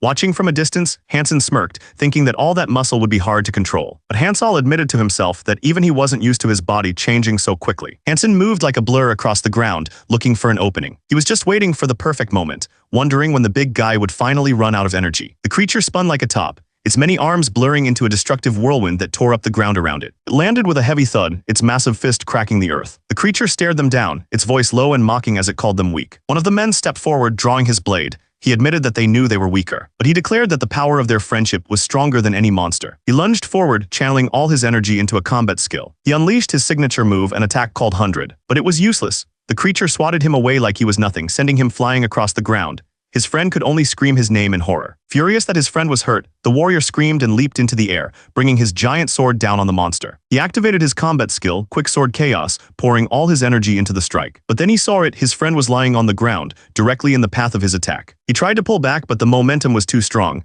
He couldn't stop the swing. The blade stopped dead just inches from his friend's face. The warrior looked up in disbelief. The monster had caught the massive sword with its bare hands, thinking to itself how weak the attack felt. He was completely frozen, unable to process what had just happened. Then he looked around. The entire army of zombies had stopped advancing. They were just standing there waiting. Nothing made any sense. The warrior looked up from the ground. A massively built man stood over him, complimenting his skill. It was Hansol. He remembered the final move, a single, overwhelming strike that ended the fight instantly. He just stood there, completely stunned by the difference in their strength. After a moment, he understood what he had to do. He turned to his monster companion, Frank, and told him to stand down. He had seen enough reason to join the bodybuilders. Far away from the battlefield on the outskirts of a coastal town, things were quiet. But that peace was broken by a messenger, running as fast as he could and shouting for his general. Hearing the desperate cries, General Rian looked up, knowing something was very wrong. General Rian calmly looked at the man who had just burst in. She asked him why he was in such a hurry to kick down her door. She gave him a sly grin, teasing him about being so eager to see her. The messenger wasn't laughing. He shouted that this was no time for jokes and that things were really bad. Rian told him to catch his breath and just explain what was going on. The man slammed his hands on the table and yelled that they were under attack by a group of zombies. He desperately told her that they needed her strength right now. But Rian just laughed it off. She said she thought it was something serious and that the army could easily handle a few zombies. The messenger explained that while the army could probably handle it, the real problem was who bought the zombies. He told her it was Ben. That name made her freeze. But a moment later, she just threw her head back and started laughing. The messenger yelled that this wasn't a joke. He couldn't believe the general was laughing at a time like this. But Rian was totally calm. She asked him when else they could laugh if not during a crisis and just felt sorry for Ben. The messenger didn't understand. Rian explained that they had two powerful shields protecting the castle, so there was nothing to worry about. The first was a reliable ally named Hansol. The second was her own niece, a woman named Lying Windshield Viper. Rian boasted that her niece was destined to become the strongest person on the entire continent. The woman got into a low stance, ready to explode into action. She called out the name of her move, Bird Dog Crunch. Goes way back to the dark ages of the continent, a time when war was all anyone knew. Back then, the elves were treated terribly. They hated exercise and fighting, which made them easy targets. That all changed when a human doctor named Tidal Pilates created a special workout just for them. The elves took that workout and turned it into a powerful fighting style. It's called Lates. Rain lived in the elf forest her whole life, and she mastered their style completely. She moved with perfect flow, almost like she was dancing. Within 7 years, she even created her own move, the blast stroke exercise. She had become a true master, creating techniques all her own. The knight-like figure watched Rain suspended in the air. She was sure there was no way for Rain to dodge an attack from up there. Announcing her plan to end the fight, the knight shot upwards like a missile, right at her target. But Rain was ready. She performed a perfect rollback, flipping backwards in midair to avoid the charge. Then she used a move called roll-up, somehow attaching a line to the knight and pulling her even higher. The knight was completely caught off guard, now just being dragged along for the ride. With incredible precision, Rain landed perfectly, her foot pointed right on the tip of the knight's weapon. She flexed her foot using the knight's own momentum against her. The move was complete. Rain stood perfectly balanced on the weapon's tip, looking down at her opponent. She told the knight that this fight was already over. But the knight wasn't giving up. She stared up at Rain and declared that she wasn't finished yet. Rain just smirked. She called out the name of her next technique and began to spin rapidly on the tip of the weapon. The force was immense. The knight was slammed into the ground as Rain used the momentum to launch herself high into the air. Looking down from above, she casually asked her opponent why she didn't try a spin move like that herself. The knight shot back that she didn't take advice from the enemy. Rain just smiled and insisted that she really should try it. As the knight charged again, Rain suddenly mentioned that her sword was kind of similar to her aunt's. But then she added that compared to her aunt's, the knight's weapon was basically nothing. With that, she unleashed a massive swirling attack. She looked back with a smirk, wondering aloud if the knight's weapon was really anything special at all. Miles away, General Rion took a drink. She had a strange feeling that someone was talking about her. Back on the battlefield, the knight was completely overwhelmed by the storm of blades. Even as she was being pinned down, she screamed at Rain to just die already. But her defiance meant nothing. The attack slammed down with incredible force. A system message appeared, calling her a powerhouse of physical strength. Rain calmly pointed out that the knight was losing her balance and wondered what she would do now. Surrounded by a fiery energy, Rain leaned in and announced it was time to end this. Rain unleashed another move, a powerful kick called hyperextension. The kick landed with so much force it sent the creature flying across the ground. Watching him, the creature thought that Rain had to be exhausted by now, but it knew the gap in their strength was just too big. Couldn't understand, why wasn't he getting tired, why wasn't he taking any damage? It started to wonder what kind of body he even had. Final burst of anger, it lunged forward, screaming in its mind for the monster to just fall down already. But Rain just punched forward, yelling that he was thinking the exact same thing. The monster knew exactly what it was using. This was a drug made for someone named Rion. It was powerful enough to match an elder dragon. The monster brought its giant fist down, ready to end this. But Rain caught it. He yelled that this just meant he needed to work out even harder. He held the massive punch completely still. That's when the monster started to sweat. It realized the side effects of the drug were already kicking. It turned and ran, desperate to find the neutralizer before it was too late. Rain watched it go, completely confused. He called out, asking what kind of drugs it was using to change its body like that. The creature stumbled, letting out a pained cry as its body started to fail. The creature suddenly collapsed, vomiting a strange yellow liquid all over the ground. Rain watched, trying to figure out what was wrong. He wondered if it was a nutritional problem, but a system message told him that wasn't it. The creature gasped for breath, its body glowing with a sickly yellow light. It knew it needed to take the shot to reverse the effects, but then it stopped. Tears streamed down its face as a question hit it. Why was it even fighting in the first place? It looked up at Rain with a pained expression and suggested they just stop fighting. It started laughing hysterically, saying it was a waste of life to fight in such a beautiful world. Rain just crossed his arms. He agreed he didn't want to fight either. But Rain reminded the creature that it was the one who started all of this. He was furious. He yelled at the creature, asking if it had any idea how many people couldn't even exercise because of its actions. The creature panicked at Rain's scary face. It started apologizing, screaming that it didn't even know why it was doing any of this. It collapsed to the ground, crying out that all it wanted was to save someone named Elise. Rain froze, he questioned the name, and the creature confirmed it was Elise. The name triggered a memory, a dark and painful one. In the flashback, a woman was tied to a post. She was already dead. This was all for revenge. Her face was still, her eyes closed. This was the woman he was trying to save. But then his mind twisted. He started laughing, asking himself if he was really there for revenge. He held up the syringe, complaining that the drug was messing with his head and causing him pain. He jammed the needle into his neck, screaming that he'd almost forgiven Rain for a second. His body started to twist and swell. He knew he had to finish this before the side effects kicked in. The creature promised this would be the end. Rain could only stare, completely shocked by what he was seeing. He was sweating, his eyes wide with disbelief. But then something else caught his attention. A person was falling from the sky. The figure hit the ground hard. It was a woman in armor, and a broken syringe lay beside her. It was Elise. The story jumps back 32 years to a place called Wordo Country. In a training yard, a young man was practicing hard with a wooden sword. Another boy with glasses sat nearby, reading a book as he watched his friend. He suddenly looked up and asked Wordo if he knew why the people in their country had so little mana. This was Ben back when he was 17 years old. Wordo seemed annoyed by the question, asking why he would even need to know that. And this was Wordo, also 17. Ben told him to listen, reminding him that as the next successor to the country, it was something he should definitely know. Ben just smiled, confident he was about to make his point. Wordo kept hitting the training dummy, yelling that Ben was going to tell him anyway, so it didn't matter if he was listening. Ben just laughed, telling Wordo he knew him well. Wordo finally stopped, out of breath. He told Ben to just get on with it. He stood there waiting to hear the answer. So Ben began to explain. He said that mana was completely different from physical strength. It was delicate, and the more emotional someone was, the smoother their mana would flow. He was getting all of this from a book called The Essence of Magic. The problem, he continued, was their country. People were so tied up in rules and being self-conscious that they always suppressed their emotions. This constant pressure, he explained, was like being tied up and watched by everyone. He said that was the exact reason why his people couldn't have much mana. It was like the container for their mana was just too small. And because of their culture, they had no way to make it bigger. But Werdo didn't seem to care. He argued that mana was a curse for wizards and that their people's true power and identity was physical strength. He looked completely serious when he said it. Ben just laughed, telling him he sounded as lame as a politician. Werdo turned back, clearly irritated, and warned Ben that he was pushing his luck. Werdo told him to drop his useless magic research. He tossed a wooden sword on the ground and challenged Ben to a spar instead. The two of them started sparring right away. Almost instantly, Werdo saw the huge gap in Ben's defense. With a powerful yell, he swung his sword. Ben went down hard, crying out in pain. Werdo announced the score. It was 123 to 43. Ben just stared up at him, completely exhausted. The difference in their strength was obvious. That's when a woman named Elise showed up, watching from the side. As Ben walked away, his master called out,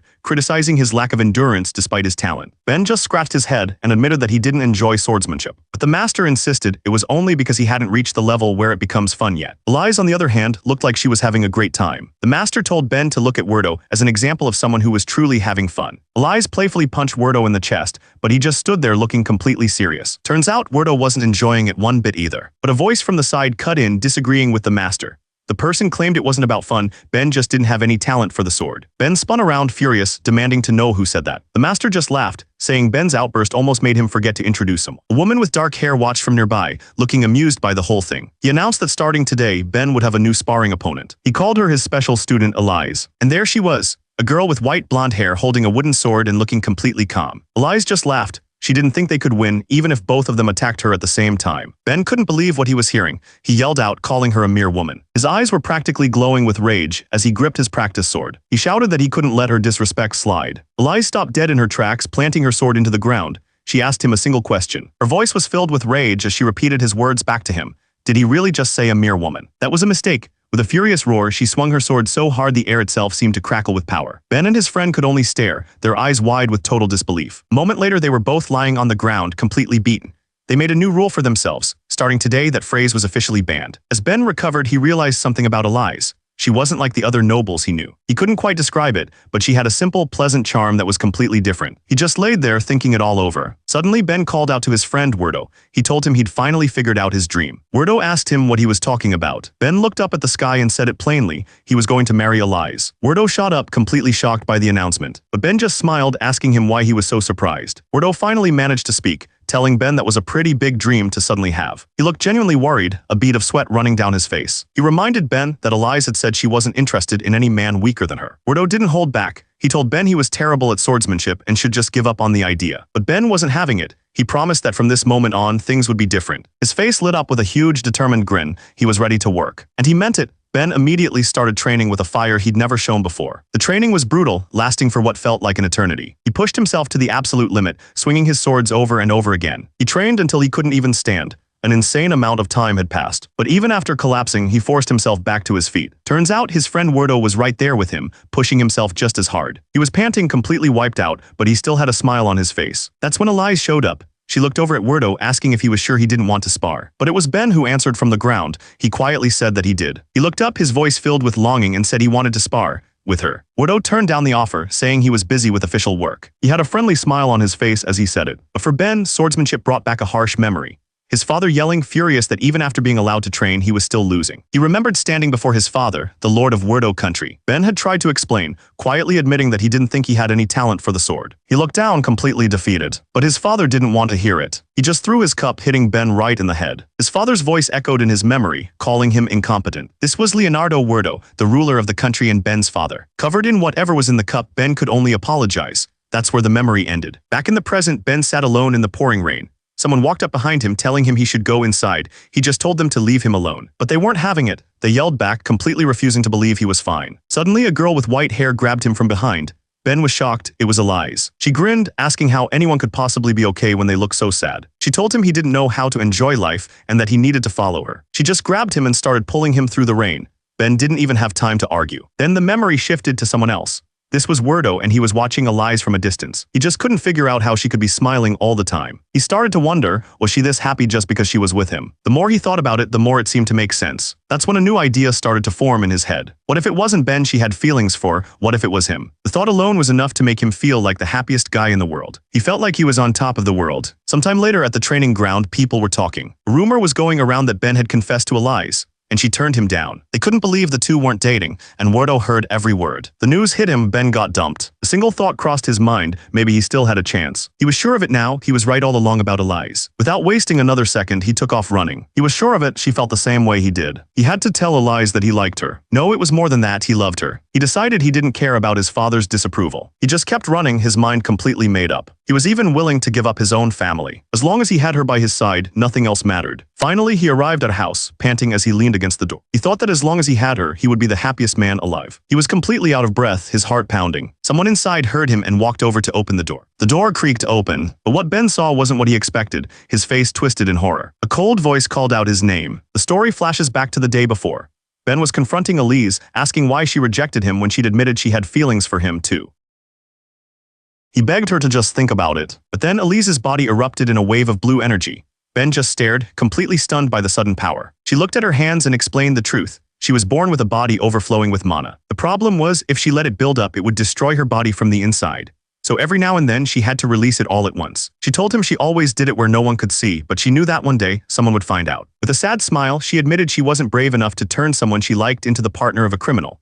That was the real reason she had to say no. Ben didn't back away. He stepped forward and pulled her into a hug, right into the middle of all that dangerous energy. Elise just froze, completely shocked. She panicked, yelling at him to stop. She tried to warn him what would happen if her overflowing mana touched him. But Ben wasn't listening. He calmly stated that he was the only magic scholar of the Werdo family. He held her close and told her that because of his knowledge, he was the only person who could solve her problem. And then he made a promise he would only love her forever. The story cuts away. Werdo had finally arrived at the house. He whispered Elise's name, his face filled with horror. He was staring into the room, and what he saw completely broke him. He saw them together, Ben and Elise, smiling and happy with a small dog. It was the future he'd just lost. Werdo watched from the darkness, completely broken. Everything he had just seen, everything he had just lost. It all flashed through his mind. He saw the life he could have had with her, the simple, happy moments that were now impossible. He remembered begging his father, willing to do anything to change his fate. And he remembered her smile, the one that made it all worth it. But then the happy memories shattered, replaced by the harsh reality of her pain. Ben rushed to her side, yelling her name and asking if she was all right. She tried to calm him down, explaining that her mana had been getting stronger lately, causing this to happen more often.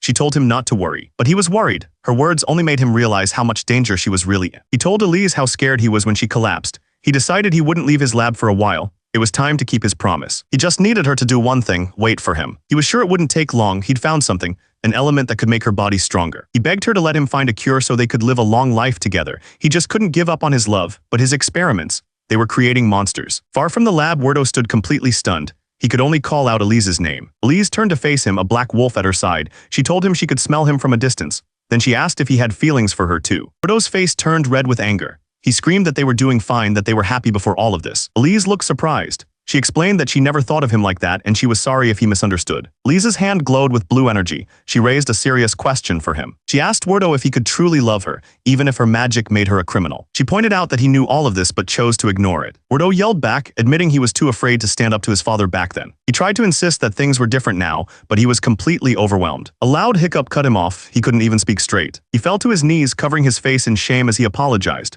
Elise just stood there, watching him fall apart. The memory changed. It shifted to a dry, cracked land where a lone person worked endlessly under the sun. The memory shifted. It showed a land baked dry by the sun, where people worked themselves to the bone just to survive. That desperation quickly boiled over into rage. An angry mob gathered outside the castle, demanding their lord come out and make it. From a window high above, a man with a white beard pointed out the crowd to Werdo. He called them their people. He admitted that while he wished it would rain, he wasn't a god. He couldn't control the weather. Werdo looked down, completely lost. He asked his father what they were supposed to do. His father then asked him a question. Did Werdo think the people hated him? He shook his head. He explained that the people didn't need a solution. They just needed someone to release their anger on, someone to take all the blame. The father grinned, saying there was someone who could take his place. Werdo, confused, asked who he meant. His father's smile was terrifying. He said it was Elise, the girl Werdo had just confessed his love to. Werdo's face went pale. His father actually thanked him, saying that even a useless son could be helpful sometimes. He grabbed Werdo by the collar, explaining that if his son hadn't said anything, he never would have known a witch lived in their land. Werdo was horrified. He couldn't believe his father would use the woman he loved as a sacrifice. His father didn't listen, he just slapped him hard across the face. He called his son an idiot, yelling that a future ruler couldn't be controlled by his feelings.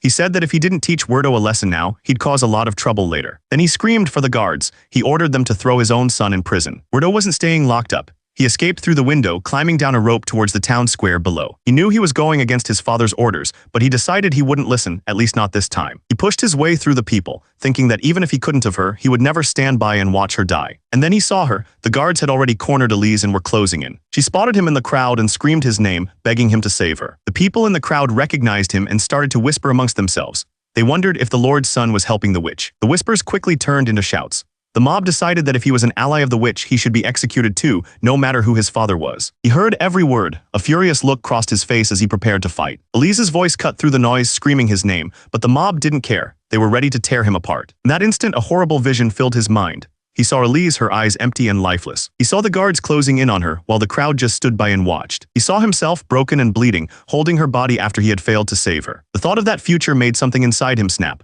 A raw scream of pain and fury tore from his throat. And just like that, the vision shattered into pieces. Back in reality, a small creature was sent flying. A voice screamed Elise's name in horror. It was Hansel. His eyes burned with rage as he roared at the person responsible, telling them to get lost. He didn't just throw a punch. In his mind, this was an one-arm dumbbell press. The punch landed with incredible force, completely crushing the man's face. The guy he hit went down instantly. It was over in a single strike. Hansel wasn't done. His movements became simpler, more direct. He decided his next move would be a bench press. The small creature that had been sent flying screamed Elise's name in absolute terror. Hansel was already moving again, striking with brutal force. But then someone grabbed him from behind, desperately screaming at him to let go. Hansel didn't even try to break free. He just started pushing against the ground, turning the struggle into a set of reps. He clenched his fist, focusing all his power into his next move. Then, using the person on his back as weight, he performed a perfect pullover, sending them flying. He didn't stop there. To him, this wasn't a fight. It was a cable pushdown exercise. He thought to himself, no breaks, 10 sets of 15 reps. The result was devastating. Watching from a distance was another muscular man with blue hair. He stretched his shoulder and said it was time to go take care of the zombies. But before he could move, a swirling tornado of bones erupted from the ground right in front of him. Man just looked annoyed. He recognized the creature, muttering about it being that puppy again. The bones came together to form a gigantic monster that towered over him. He just smirked, looking up at the beast. He mocked it, asking if it was trying to rescue its family and calling the attempt cute. The bone monster's attack wasn't over. It created massive tornadoes that swept people up into the sky, carrying them away. A woman with long red hair watched them disappear into the distance. The blue-haired man spoke to her from behind. He told her to take the girl, saying he didn't care what happened to a loser. Count Werdo watched the tornadoes fly away. He was furious, yelling that they couldn't just let Ben leave like this. He warned that Ben would come back for revenge. Then he screamed at Line, ordering her to chase him down and kill him. Line stood at a crossroads, her mind on Count Werdo's command. With a look of pure rage, she drew her sword and took off running. She swore she would kill him. Far away, a young man stood on a bridge. He saw her charging straight for him and had no idea why she looked like she was coming after him. Line was moving so fast she was leaving craters in the ground. But she suddenly stopped, confused by what she saw ahead. Her face twisted with rage. She screamed, demanding to know what they had done to her aunt. Count Werdo panicked, yelling for someone to stop Line. The silver-haired woman just watched, annoyed that their target was getting away again. But someone was already moving to block her path. Two men stood in her way. They were her allies and they begged her to stop. She didn't listen, leaping right over them. She yelled that they couldn't stop her. They shouted back that they knew, but they had to try anyway. Without hesitating, they launched themselves after her. They caught up and grabbed onto her sword, using their combined weight to pull her back. The muscular one yelled out the name of the move he was using. But Line wasn't just being held back. She was preparing a move using their resistance to build power. With a massive burst of force, she shot into the air like a rocket. The two men who tried to stop her could only watch in disbelief. She landed perfectly, right in front of the silver-haired woman. The woman swung her sword to block, but then she realized her mistake. Line wasn't aiming for her at all, she was going for the count. Line didn't even bother to block properly. She just stopped the sword with her hand, pinning the woman down. But just as she was about to move past her, someone else stepped in. It was one of her own allies. He clenched his fist, ready to do what he had to. Without any warning, he grabbed her and threw her back with all his strength. The man Blog told his ally Line to stop. She looked up at him, completely stunned that he would get in her way. Line had landed perfectly. She stood over Blog, who was still on the ground after throwing her. She looked him over, commenting that while he used to just have a pretty face, he had a good body now too. But then she mocked him, asking if he really thought he could hit anyone with movements that slow. Her words clearly hit their mark. Blog just stared down at his hand, sweating. He couldn't believe it. He really thought he had gotten stronger. Ignoring Blog's Line turned back to her main target. She lunged at Werdo, screaming that he had to take responsibility for what happened to her family. All he could do was apologize. But she didn't want an apology. She told him to just die and brought her sword down with everything she had. Werdo let out a terrified scream. But just as Line's sword was about to come down, something stopped her. A hand clamped down on her leg, holding her in place with incredible force. Werdo looked up and shouted his name in relief. It was Hansol. Line was completely helpless, her own attack turned against her. But Hansol wasn't thinking about saving anyone. To him, this was just a cable pull-down exercise. Started doing reps, slamming her into the ground again and again. After a few reps, he stopped, looking a little worried. He explained that he'd just been fighting someone tough and couldn't control his strength. He looked down at Line's motionless body, wondering if he'd accidentally killed her. Hansol figured she wasn't dead, but she definitely wasn't moving. Sometime later, inside the Werdo castle, a woman shot up in bed, screaming Werdo's name. She looked around, totally confused. A young boy standing by her bed let her know she was finally awake. The boy explained they were in a guest room at the castle. He said that Hansol had asked him to look after her and offered to get her anything she needed. But she only had one question. She needed to know where Count Werdo was, though she didn't expect the kid to tell her. To her surprise, the boy told her everything. He said the Count was getting personal training from Hansol and even offered to take her right to them. He immediately agreed. She needed to see this for herself. The boy led her deep into the mountains. She couldn't believe the Count would be in a place like this, but the kid just told her he was. She was sure he was lying. Who would train in such a dangerous place? The boy just told her to trust him. She felt like an idiot. There was no way he'd lead someone who tried to kill the Count right to him. But that's when the boy pointed ahead, shouting that he could see Hansol. She couldn't believe it, they were actually here. The boy started waving, calling out Hansol's name. Down below, someone was gasping for air, completely exhausted. A pair of hands trembled on the ground, barely able to hold on. A weak voice called out Line's name. It was Count Werdo. And then she saw the full picture. Hansol was sitting on a heavy cart, and Count Werdo was on his hands and knees, pulling him like an animal. The system called this workout Santa Claus bear walking. Hansol was practically glowing. Turns out something Werdo said had inspired him. The system announced that new skills were being created. The system announced that Werdo's cries had triggered something. A new skill had been gained. Down below, Werdo was desperately begging Rain for help. From a cliff above, Rain and the boy watched it all happen. The system confirmed the new skill was called Trainer Mind and that it was fusing with his comm skill. Hansol looked down at Werdo with a big happy smile. But his words were terrifying. He asked if Werdo liked the exercise so much that he wanted to die. That's when the fusion finished. Hansol gained an epic passive skill, Psychopath Trainer. His face twisted into a crazed grin as he asked again if Werdo really wanted to die. Werdo was completely terrified. He couldn't understand what the hell Hansol was saying. He screamed for Rain at the top of his lungs, telling her that Hansol was going to kill him. But Rain didn't look worried. She looked completely pleased, almost glowing with happiness. Werdo let out another scream. Turns out he wasn't alone anymore. A whole group of people were now doing the same workout, all pulling carts right behind him. Far away from Hansol's training grounds, life in the kingdom continued. Inside the castle, a serious meeting was taking place. The man at the head of the table saw that everyone had arrived and decided to begin. An official unrolled a scroll and announced the first topic. He reminded everyone that an invasion led by someone named Ben had killed many important people. He then mentioned that General Rion was summoned from exile to help, but she refused, saying she had other work. The official looked up from his scroll with a smug expression, asking the group what they intended to do about it. The leader changed the subject. He brought up Handard, the hero of the war, then proposed giving a title to Prince Laper, asking the others for their opinion. Two of the other men immediately voiced their approval, agreeing that it was a good idea. The official moved on to the next topic. He explained that after seeing Hansol in action, people were flocking to the training grounds to learn bodybuilding. So they created a brand new unit to handle it, the bodybuilding sword unit. He added that they even had one of Hansol's ghouls acting as a temporary coach for the unit, and asked the leader what he thought. The leader was ecstatic. He thought it was fantastic news. He then turned to Hansol and thanked him for his help in strengthening the country's defenses. But Hansol held up a hand, stopping him mid-sentence. The room went quiet. Hansol leaned over the table, his expression serious. The leader started to sweat, nervously asking what was wrong. Hansol asked if there was something bothering him, his voice low and dangerous. Before the leader could answer, Hansol grabbed his head and slammed it straight through the wooden table. The leader collapsed to the floor, stunned. A guard immediately raised his spear, ready to fight back. But Hansol's expression was just pure irritation. He'd had a bad feeling about this whole meeting. And he only knew one way to fix a bad attitude: personal training. He pictured his ghouls, their backs perfectly straight, always ready for the next set. The other men in the room started to panic, telling the guard to lower his weapon before he made Hansol even angrier. Hansol just smiled at them. He asked if any of them wanted to get some personal training too. The man who'd been threatened slumped in his chair. He was terrified, wondering why these things always happened to him. But he quickly pulled himself together. He announced that they would keep the meeting short and simple, telling everyone to get straight to the point. Werdo was practically in tears, cheering for the Count. He thought the man was being incredibly cool. An official moved on to the third item on the list. It was about a warrior named Rain. The man explained that Rain was suspected of attacking the highest Count. But because the country was in a tough spot and the Count himself asked for mercy, they decided to hold off on the sentence. He then announced her punishment: she was to be banished from the country. The Count then spoke directly to Rain, admitting that he knew she didn't like him. And then he made a shocking offer. If she didn't agree with the decision, he was giving her the right to kill him. The other nobles just stared, completely confused by what the Count had just offered. The Count's legs were shaking, but he insisted that he deserved to be killed. But Rain just looked at him calmly and refused. That just made the Count even more desperate.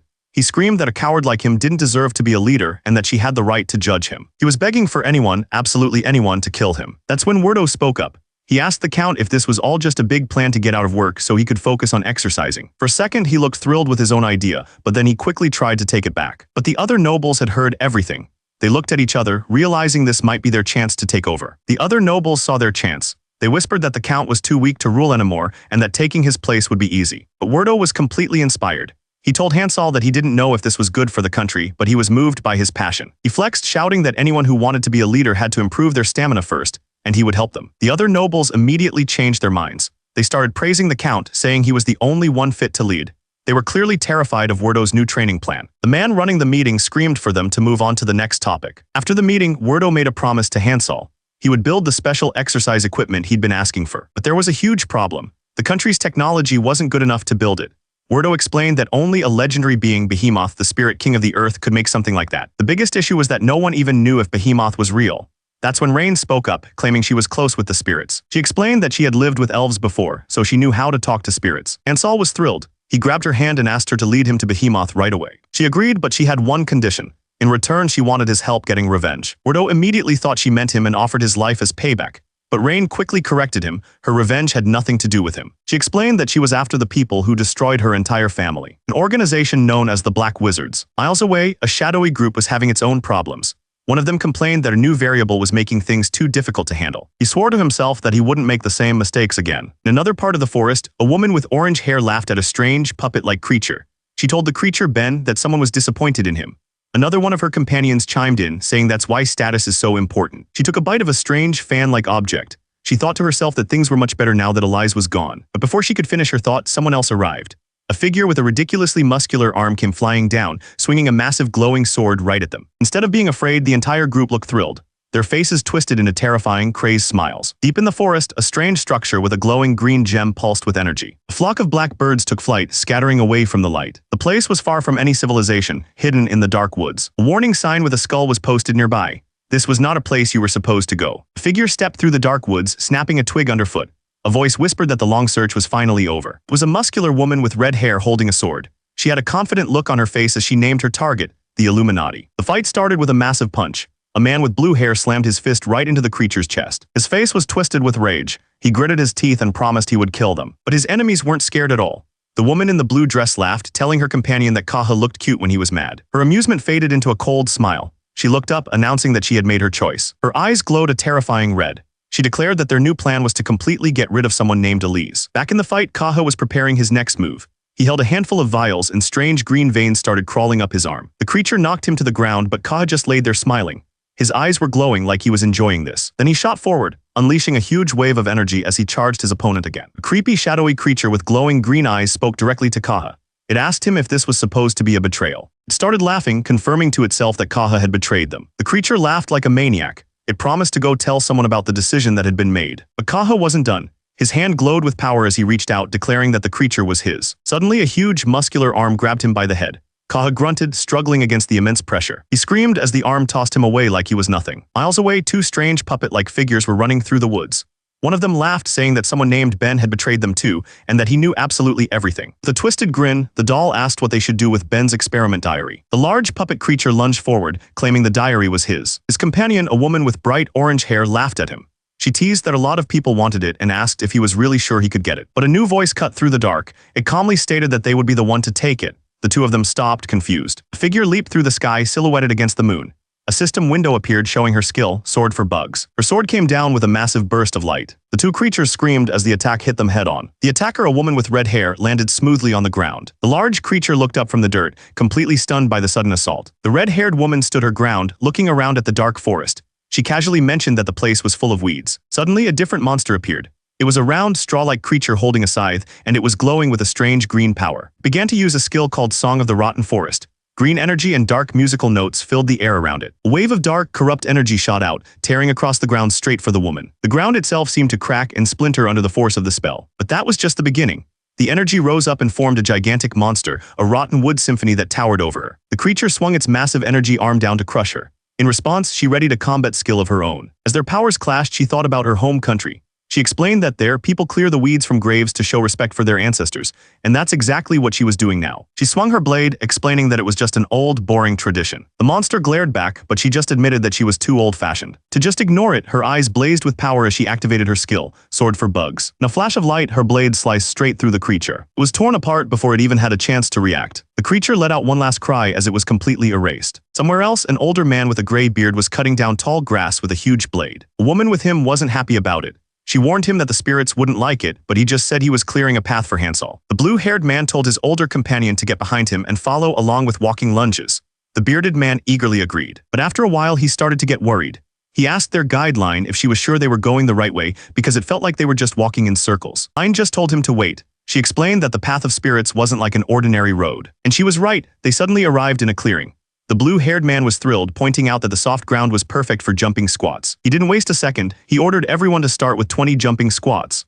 Line took a deep breath, preparing herself for the exercise. As the count began, she slowly exhaled, focusing all of her energy. She kept her eyes closed, completely in the zone. As she trained, she felt a connection to everything around her, even sensing the birds chirping in the trees. As she focused, she could feel the world around her responding. The flowers began to bloom and the air itself felt different. This was the path of the spirits she had been talking about. A blast of colorful energy surrounded them, and just like that, they had arrived. But the workout wasn't over. Someone screamed, completely exhausted after the 20th rep. The trainer wasn't happy. He told them they weren't supposed to count that last one, and since they all heard wordo, there was a penalty. With a big smile, he ordered them to get it together and do it all again, this time for 40 reps. The trainees screamed out the new number, 40 reps. But that wasn't good enough for the trainer. He screamed that he couldn't hear them and upped the number to 60. They all roared back the new number, pushing themselves to the absolute limit. He was about to start the count, but suddenly a bright light flashed all around him. A woman's voice told them to let the wind guide their bodies. The trainer looked around, realizing he was floating in the air. The red-haired woman explained that they had entered the spirit realm, the land where spirits live. She called it their motherland, Gaia. They were all floating through a sky filled with petals,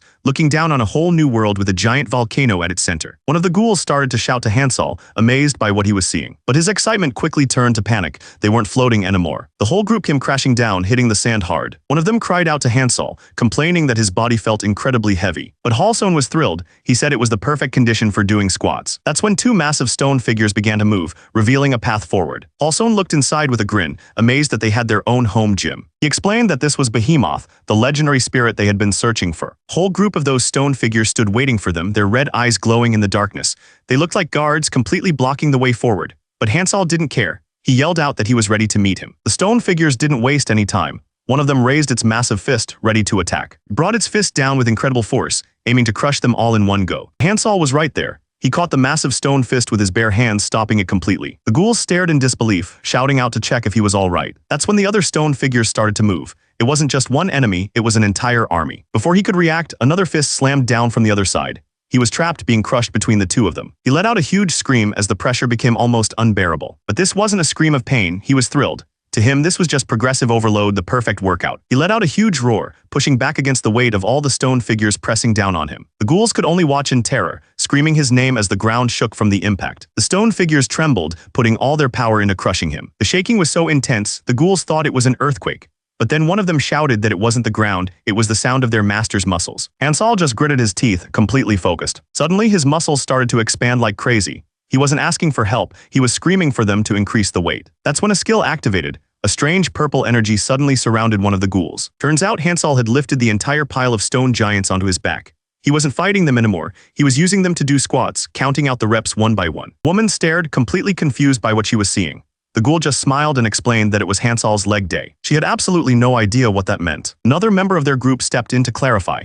He explained that leg day was just the day for training legs. Suddenly, a voice echoed from the sky, calling them interesting ants. They all looked up, trying to figure out who was speaking. The voice introduced itself as Behemoth, the ruler of this entire spirit realm. It demanded to know their reason for being there. But Hansol wasn't listening, he just roared out his 15th rep. That's when one of the ghouls, empowered by Hansol's skill, suddenly charged forward. He ran straight for the massive stone creature, ready to face it head-on. Instead of answering, Hansol just bent down and started drinking water right from the ocean. The voice boomed again, demanding to know why they had come to his realm. But Hansol was in his own world. He explained that water is the most important thing for growing muscles. He noted that normal seawater has too much sodium, but this water tasted different. It was perfect for hydration. Hearing this, the ghouls went wild. They realized the water could help them grow their muscles and yelled for everyone to jump in. The whole group started splashing around in the water.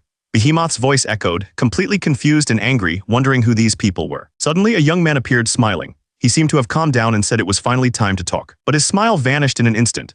He couldn't believe they had the nerve to drink water while he was talking, calling them the rudest ants he'd ever seen. Behemoth was done talking. He announced that he was going to teach them some manners. His stone golems began to move, their red eyes glowing. He explained that the entire place was a giant, living maze. He told them that without a spirit's help, they'd never even find their way. And even if they managed that, he had golems waiting for them inside. He challenged them to try and reach him, doubting they could ever make it through the shifting maze and his guards. But one of the trainees, a red-haired woman, just got into a starting position, ready to move. She called out her technique, the breaststroke exercise, and shot into the sky like a rocket. Behemoth wasn't going to let her get away that easily. He used his power to increase the gravity, trying to pull her back down. The heavy gravity was too much. She started falling right out of the sky. She hit the ground hard, unable to fly anymore. She realized she was stuck. The gravity was so strong she couldn't even jump. But then she heard a strange noise coming from nearby. It was Hansal's crew. They weren't struggling at all. Instead of seeing the gravity as a problem, they were using it for a workout. The entire group was on the ground doing push-ups, counting out every single rep. For them, this wasn't a trap. It was just the perfect condition for another set. A voice boomed, calling them idiots. It explained that this was the house of the spirit of land, a place of intense gravity, but the ghouls just kept counting their reps. The voice mocked them, saying they couldn't just break the walls with their bare hands. They just kept pushing, counting out another rep. But then Hansal just smashed right through the wall with a huge smile on his face. One of his followers looked at the hole, satisfied. He realized the stone was actually pretty easy to break. He shouted at the others, telling them to use the spot Hansal broke as a starting point to break the rest of the wall. Turns out he was right. The ghouls started tearing the wall down easily. But their relief didn't last long. They looked up and saw the real problem. Massive stone golems were blocking their path, their red eyes glowing in the dark. That's when a system window appeared. It showed a combat skill, honeyed tongue with a heart of stone. One of the women in their group leaped into action. She flew through the air and drove her sword straight into the golem's glowing red eye. Her voice echoed, explaining that the eyes were the golem's core. Breaking them would shut the creatures down for good. With the weak spot revealed, the ghouls swarmed the rest of the stone figures. The voice controlling them started to panic. Behemoth's voice roared in fury. In the distance, the volcano exploded, shaking the entire realm. Hansal just looked up calmly and asked if this was where they'd find Behemoth. The woman pointed ahead. She said the spirits told her they had to lift whatever was in front of them to meet the legendary creature. They all looked at the challenge. It was a giant stone platform attached to a single rope. Someone wondered how they could possibly move something that massive. Hansal looked like he was about to just smash it. But one of the ghouls yelled for him to wait, pointing out the rope connected to the platform. Hansal stared at the rope. It suddenly hit him that it had been 11 months since he'd left Earth. He looked up and saw a pulley hanging from the roof. It was a familiar sight, one that reminded him of home, and he realized he'd been hiding how much he missed it. Seeing that simple object brought all those feelings rushing back. Tears started to well up in his eyes, but his sadness vanished in an instant. It wasn't just a pulley, it was a lat pull-down machine. His mind just exploded with everything he knew about it. This was a lat pull-down machine, invented back in 1960 by an American gym coach named Andrew Memel. The coach realized that the movement was similar to a lying lat pull-down, so he created the machine to help people do that same exercise more safely and get better results. And over the years, it had evolved into all these different designs. He tried to hold back the tears. He told himself he couldn't cry, it would make him lose muscle. His followers just stared, completely lost. They had no idea what a lat pull-down machine even was. One of the men nervously asked Hansal if it was some kind of trap, but Hansal just smiled. He told them it definitely wasn't a trap and walked right towards it. Hansal sat down and explained that they could do pull-ups because they had each other for support. But most of the time, people at the gym train alone. And for those people, he said, barbell rows. He told them the posture is similar to a pull-up, but because you can control the weight, it's loved by everyone from beginners to experts. It specifically targets two key back muscles. He warned them, though, that if you lose focus, it's easy to make the mistake of pulling with your arms and shoulders instead. He figured since the machine was right there, he might as well show them how it's done. His followers went wild, cheering him on. He started with the first step, adjusting the pad. It has to be set at the right height to keep your body from getting lifted off the seat. He moved on to the second step, explaining the grip. He told them to hold the bar slightly wider than their shoulders and make sure their legs were locked in place under the pad. For the third step, he stressed the importance of pulling with your back muscles, not your arms. He said to keep the bar straight and your core tight. Finally, he showed them what not to do. He warned them against leaning back too far or using momentum to cheat the movement. He noticed one of his followers getting ready to try. He told the ghoul that the weight was probably too heavy for now, so he should just watch. The follower eagerly agreed, excited to see the master work. With the lesson finished, Hansal pulled down on the bar. His back muscles exploded with power. Turns out the whole thing was a mechanism. The massive stone wall lifted, revealing a passage. Someone shouted for the group to head inside. As they walked, one of the ghouls seemed worried. He asked his friend why Hansal was doing a back workout when it was supposed to be leg day. The other ghoul just smiled. He explained that Hansal's stamina was on a completely different level than theirs. As the group moved on, one of the men started to worry. He asked how Hansal was supposed to catch up with them if he stayed behind to finish his workout. The ghoul he asked just stammered, completely stumped. He had no idea. But back at the entrance, Hansal wasn't worried at all. He just kept counting his reps completely in the zone. He finished his last set, grinning from the incredible burn in his muscles. For him, this was better than any reward. Meanwhile, inside the passage, the ghouls faced another heavy stone block. One of them used a skill, channeling all his power. Working together, they lifted the massive slab out of the way.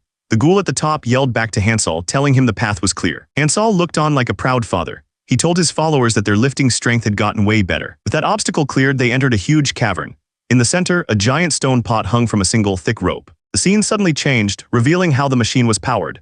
It was run by tiny, hard-working creatures. And it wasn't just a few of them. There was a whole factory full of these little guys, running on wheels to keep everything moving. In another section, a group of them jumped up and down on pistons, working together in perfect rhythm. Deeper inside, massive forges burned day and night. It was a huge, complicated system of pipes and conveyor belts, all managed by these little creatures. Back in the present, one of the women in the group was completely charmed. She thought what she was seeing was adorable. But she wasn't looking at the hamsters. She was staring at one of the muscular ghouls. She reached out, wanting to touch his muscles. The ghoul stopped her immediately. He explained that before you apply for a gym, you need a consultation first. You can't just start touching things because you feel like it. Hansol stepped in, agreeing with his follower. He made it clear that you don't just touch people's muscles without asking first. Suddenly, a small, fluffy white creature appeared. It proudly announced that it was Behemoth, the spirit king of Gaia. The group was completely confused. Fatso, the ghoul chief, even muttered that this so-called king was just as fat as he was. Little creature was furious. It screamed at them for daring to compare it to such a lowly being. It declared it was going to punish them right then and there. But before it could do anything, a new figure appeared behind it, laughing. He apologized for watching from the sidelines, saying the whole thing was just too funny. He held up the little white creature. He explained that its name was Lena, and it was a high-class spirit of Gaia. Then, with a confident smirk, he told them that he was the real Behemoth. Behemoth explained that all the little creatures working there were also high-class spirits. He warned them not to treat them like simple animals. Hansol just looked at them and thought to himself, hamster, dog, cat. Behemoth got straight to the point. He said Lena's trial had already proven their strength, so he asked what they wanted from him. Hansol didn't hesitate. He asked if Behemoth could make him some fitness equipment. Spirit King seemed confident.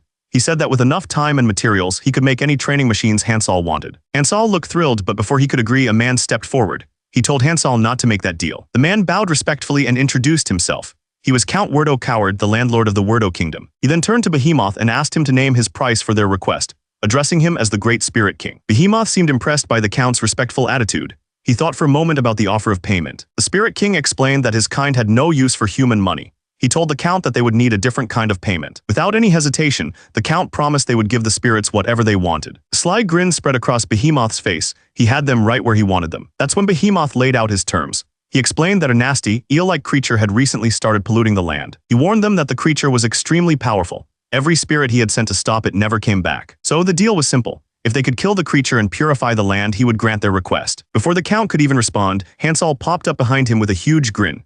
He accepted the mission on the spot and asked if someone could show them the way. Behemoth explained that until now, he'd only sent middle-class spirits to handle the problem. He decided it was time to find out what was really going on. So he pointed to a small, fluffy creature named Lena. He ordered her, a highest-class spirit, to go with them as their guide. Lena looked nervous. She tried to make an excuse, saying she had to stay and manage things. But Behemoth wasn't having it. He roared at her, accusing her of doing nothing but eating and sleeping all day. With one last shout, he sent the little spirit tumbling toward Hansol's party. The matter was settled. Far away, a woman with purple hair was running through a forest. It looked like she had stirred up some serious trouble. She stopped dead in her tracks. She hadn't expected so many people to be waiting for her. A strange group of enemies rushed out from the shadows. They shouted her name, General Rion, and swarmed in to capture her. They all screamed the same name, Oculus, as they grabbed at her from every direction, pulling her to the ground. As Rion darted through the trees, one of her captors started talking. He spoke about how everything in nature was connected in a complicated way. He asked her if she knew about the kind of animal that isn't afraid of bees and enjoys their honey anyway. He was talking about himself. But she wasn't just going to let them take her. In a flash, she broke free and lashed out at everyone around her. Her attackers screamed as they were cut down. The man in the red hood could only shout her name in anger. That's when she activated a combat skill, Forest of Swords. The attack was so fast and sharp it could slice a tiny bug clean in half without anyone even seeing the blade. The leader stared in disbelief. He couldn't understand what was happening. His intel never mentioned she was this strong. The sky filled with dozens of glowing golden swords. This was power on a completely different level. They rained down from the sky, a storm of pure energy aimed at the forest below. The attackers could only look up in terror. There was nowhere to run. In an instant, the swords hit the ground. A massive wave of light wiped everything out. When the light faded, only silence remained. Rion stood alone in the middle of the clearing, surrounded by the bodies of her enemies. She decided it would be a waste to leave just yet. She had a better idea. It was time to go and teach her apprentice a few lessons. Meanwhile, Hansol and his group were with their new guide, Lena. The little spirit started things off by taking a big bite out of a rock. She explained that as a great spirit, she could read the land's memories just by eating its minerals. Hansol thought that was pretty cool. Suddenly, Lena's eyes shot wide open. Hansel got excited, asking if she was seeing something important. Turns out she was just really happy. She shouted that the rock was delicious. She then admitted she was just kidding. The minerals weren't old enough to hold any long memories. So she pointed towards some other rocks and demanded they bring her ones that looked really old. Without any hesitation, the ghouls understood what she needed and started moving. They found a big one that looked promising and immediately started digging it out of the ground. Hansel walked over with his arms crossed, asking the ghouls what they were doing. One of them explained that they were just trying to find a good spot to grab the rock so they could carry it. Hansel thought about that for a second. He held up a hand telling them to stop. He reached down towards the surface of the huge boulder. With a grunt, his fingers dug right into the solid stone, cracking it instantly. His muscles swelled up as he put his strength into it. In just a second, he had carved out a perfect grip with his bare hand. He showed them the new handhold, explaining that's how you grab it comfortably. The ghouls just stared, completely blown away. The training started with a demonstration. A blue-haired man showed them how to do one arm rows using a massive carved stone. He counted out 8 reps, his muscles straining, then told them it was time to switch arms. One of the trainees, Blog, stepped forward. He pointed to his own giant boulder, asking if it was a good one to use. He got into position for a snatch grip deadlift, wrapping his hands around the stone. In one explosive motion, he pulled the weight up, balanced it, and dropped into an overhead squat. He held it there for a second, perfectly balanced. Then he dropped the weight, signaling the lift was clear. The instructor gave him a thumbs up. He told Blog his posture had improved a lot. Blog grinned, feeling the new strength in his body. He thought to himself that this kind of workout was easy for him now. All around him, the other trainees were getting into it. They started counting their reps out loud, their voices echoing as they lifted the heavy stones. Some were doing carries, others were pressing the weights overhead. The whole group was working in perfect rhythm. Their guide, the little spirit Lena, just stood there watching them. She held a small rock in her paws, looking completely baffled. Hansel watched the chaos from a distance. He started to wonder if they had completely forgotten what he'd originally asked them to do. That's when Lena opened her mouth wide and shoved the entire rock inside. A bright flash of light burst from her. When it cleared, she excitedly barked that she could finally see. With their guide's vision restored, the path forward was clear. A dark cave waited for them at the end of a wooden bridge. Far from Hansel's group, a different kind of meeting was taking place. A man from a group called the Oculus was speaking to someone named Mr. Cork. He told Cork that his organization thought very highly of his skills. He reminded Cork that they were spending a lot of money to create something called the core. But as he spoke, his cup tipped over, spilling its contents all over the table. The Oculus member shot up from his seat, furious. He screamed at Cork, calling him a toad and accusing him of using poison during their deal. But Cork didn't seem bothered at all. He calmly explained that it wasn't poison, it was just whiskey. Turns out Mr. Cork was a giant toad in a suit. He took a puff from his cigar and declared that there was nothing better than alcohol, calling it a gift from God. The Oculus member tried to get things back on track. He promised that if Cork joined them, their leader would make him the owner of the entire place. But his anger got the better of him. He drew his blade, questioning how a creature like Cork could dare to make fun of such a generous offer. That's when the whiskey finally hit him. The room started to spin and he completely lost his balance. Cork corrected the man, stating he was an amphibian, not a reptile. He said he was fine with joining the Oculus, but he didn't like their conditions. Before the Oculus member could react, Cork's men grabbed him. They held him down and started forcing whiskey down his throat. The strong alcohol burned as it went down. He screamed, completely caught off guard. After a moment, he looked up from the floor, completely overwhelmed. Cork's men laughed, saying he finally looked ready to make a deal. A grin spread across Cork's face. He told the man they had plenty of alcohol to get through. With the tables turned, Cork, the head of the Redhead Army, announced it was time to start talking for real. Lying on the floor, the Oculus member looked up. One of Cork's men laughed, saying he finally looked ready to make a deal. A wide grin spread across Cork's face. He told the man not to worry because they had plenty of alcohol to get through. With the tables completely turned, Cork and his Redhead Army raised their glasses. It was time to start talking for real. Far away from all that, the group's spirit guide suddenly shouted that she'd found it. She was looking down at a huge field where dozens of ghouls were training, all lifting heavy stones in perfect rhythm. The spirit guide just stared, completely unimpressed. She thought to herself how worthless these creatures from Earth were. Meanwhile, 2 of the ghouls were checking each other's progress. One of them pointed out that his friend's back muscles had gotten way bigger. The other ghoul proudly said it was from pushing his muscles to the absolute limit. Then he asked if his friend had managed to put on any weight. The first ghoul confidently stated that putting on more weight was the key to building muscle. But his friend immediately looked shocked. He couldn't just agree with that. He argued that muscle stimulation was way more important than just lifting heavy. The first ghoul's face fell into shadow as he questioned what his friend was even talking about. He flexed, insisting that weight was what mattered most. The other ghoul just stared back and said something. Wait, the first one shot back. Soon, the 2 of them were chest to chest, locked in a heated debate. It was the age-old argument, weight versus stimulation. The first ghoul had heard enough. He flexed and said if his friend was going to be stubborn, they'd have to fight to settle it. The other ghoul twisted into a pose and agreed, saying he was planning on it anyway. A few other ghouls watched from the sidelines. One of them joked that the whole weight versus stimulation debate was really getting his own chest muscles fired up. He let out a huge yell, his eyes glowing red. The fight was on. But it wasn't a real fight. It was a pose-off. Someone yelled for them to line up and the 2 competitors stood side by side ready for judging. The analysis began. The ghoul who argued for weight had bigger back muscles. but the one who focused on stimulation had better balance and symmetry. A ghoul wearing a red bow tie stepped forward to act as the judge. He called for the first pose. He announced the front double biceps. The two rivals immediately hit the pose, flexing for everyone to see. The judge called for the second pose. He announced the front lat spread. The two rivals flexed their backs as wide as they could, showing off their definition. But as the judge was about to call the third pose, a voice cut in. It was Hansol, and he wanted to know what on earth they were doing. The ghoul's face lit up. He was thrilled to see his master. Hansol didn't look happy at all. He asked them if he'd heard right. Were they really arguing about ab muscles? He completely lost it. He yelled that they shouldn't be wasting time debating weight versus stimulation. They just needed to work out more and get some rest. One of the ghouls looked down. He explained that they just really wanted to know which one was more important for getting stronger. Both turned to Hansol, begging him for the final answer.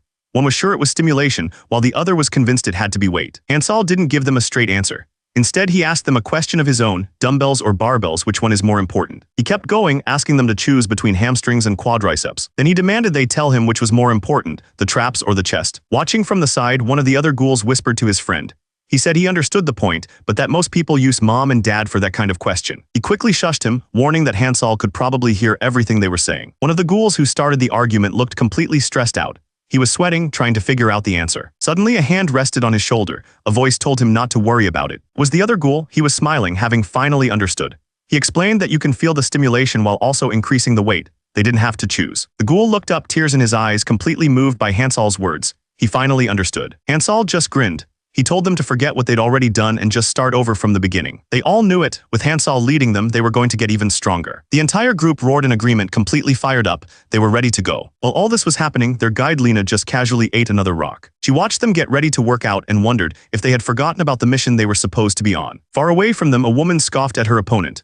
She mocked him, asking who would be dumb enough to get hit by such a slow attack. Her opponent just stood there silently, flexing his hand. He didn't seem bothered by her words at all. The young man looked at his hand. He thought he'd gotten stronger, but it still didn't feel like enough. He remembered what Hansol had told him.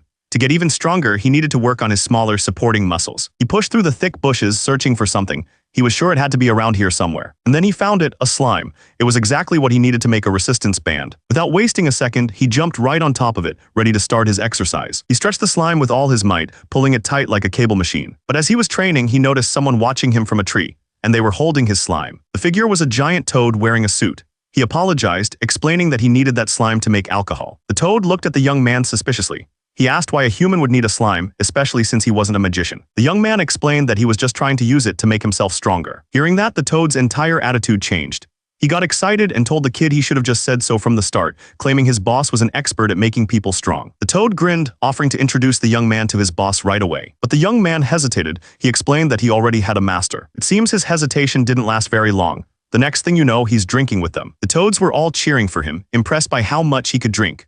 One of them, Bird, called him a natural, but the kid drunkenly admitted it was his first time ever drinking. Completely wasted, all he could think about was his original goal.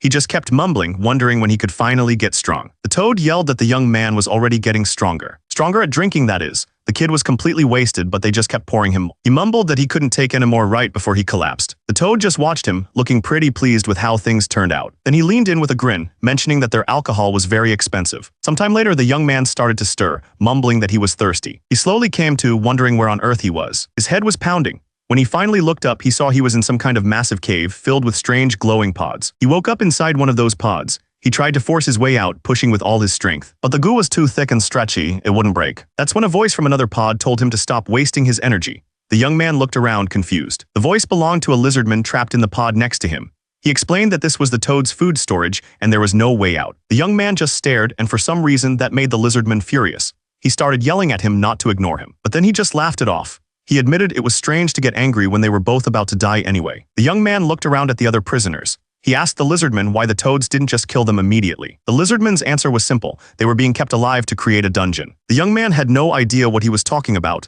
a dungeon. The lizardman explained that a dungeon is known as a land of darkness, a place where monsters are supposed to appear forever. But he said that in reality, it's impossible to create an endless number of monsters. The real secret is that dungeons steal and use the energy of living beings. All that stolen energy has to be compressed and stored in a core, which acts as the dungeon's power source. That's why the toads were keeping everyone alive in this storage area. They were planning to use them as fuel to create the dungeon. The kid looked terrified. He asked if there was any way to get out. The lizardman's response was brutal and simple. He just told him no. The lizardman warned him not to even think about fighting back. He explained that the more they moved, the faster their energy would be drained and absorbed. The young man felt completely defeated. He believed this was all happening simply because he wasn't strong enough. He started apologizing to his master Hansel.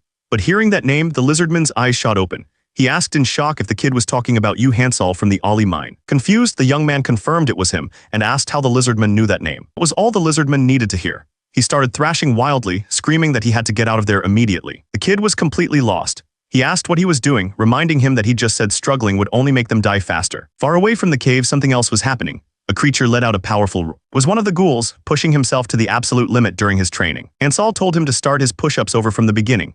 The ghoul screamed back in complete exhaustion, saying he'd rather just die right now. The training was just too much. After the workout, Hansel noticed someone was missing. He asked where Blog was. One of his companions explained that Blog went out to hunt for a slime because he forgot his resistance band. Hansel just said he should have asked since he had plenty of extras. But one of the women with them looked worried. She pointed out that it was weird he hadn't come back yet. Hansel just smiled, completely confident. He told her not to worry, saying Blog was strong enough to take care of himself. But the older man with them wasn't so sure. He warned Hansel that they were in enemy territory and it wasn't a good idea to be so comfortable. The older man just stood there holding a giant rock, completely stunned by the suggestion. But Hansel just grinned and told him that if he didn't want to be comfortable, he should just do 100 squats. The older man looked completely broken. This training was just too much for him. Just then, a small creature started explaining their next mission. It said their target was a toad named Cork, who was planning to turn the area into a dungeon. It warned them not to focus their efforts in just one place, because that might accidentally end up helping the enemy. But Hansel wasn't thinking about strategy at all. The only thing he heard was toad, and he immediately started wondering about the protein in frog legs. The ghouls overheard him and went absolutely wild. The idea of a new food for muscle growth got them all fired up. They all crowded around the little creature, demanding to know where they could find this new source of protein.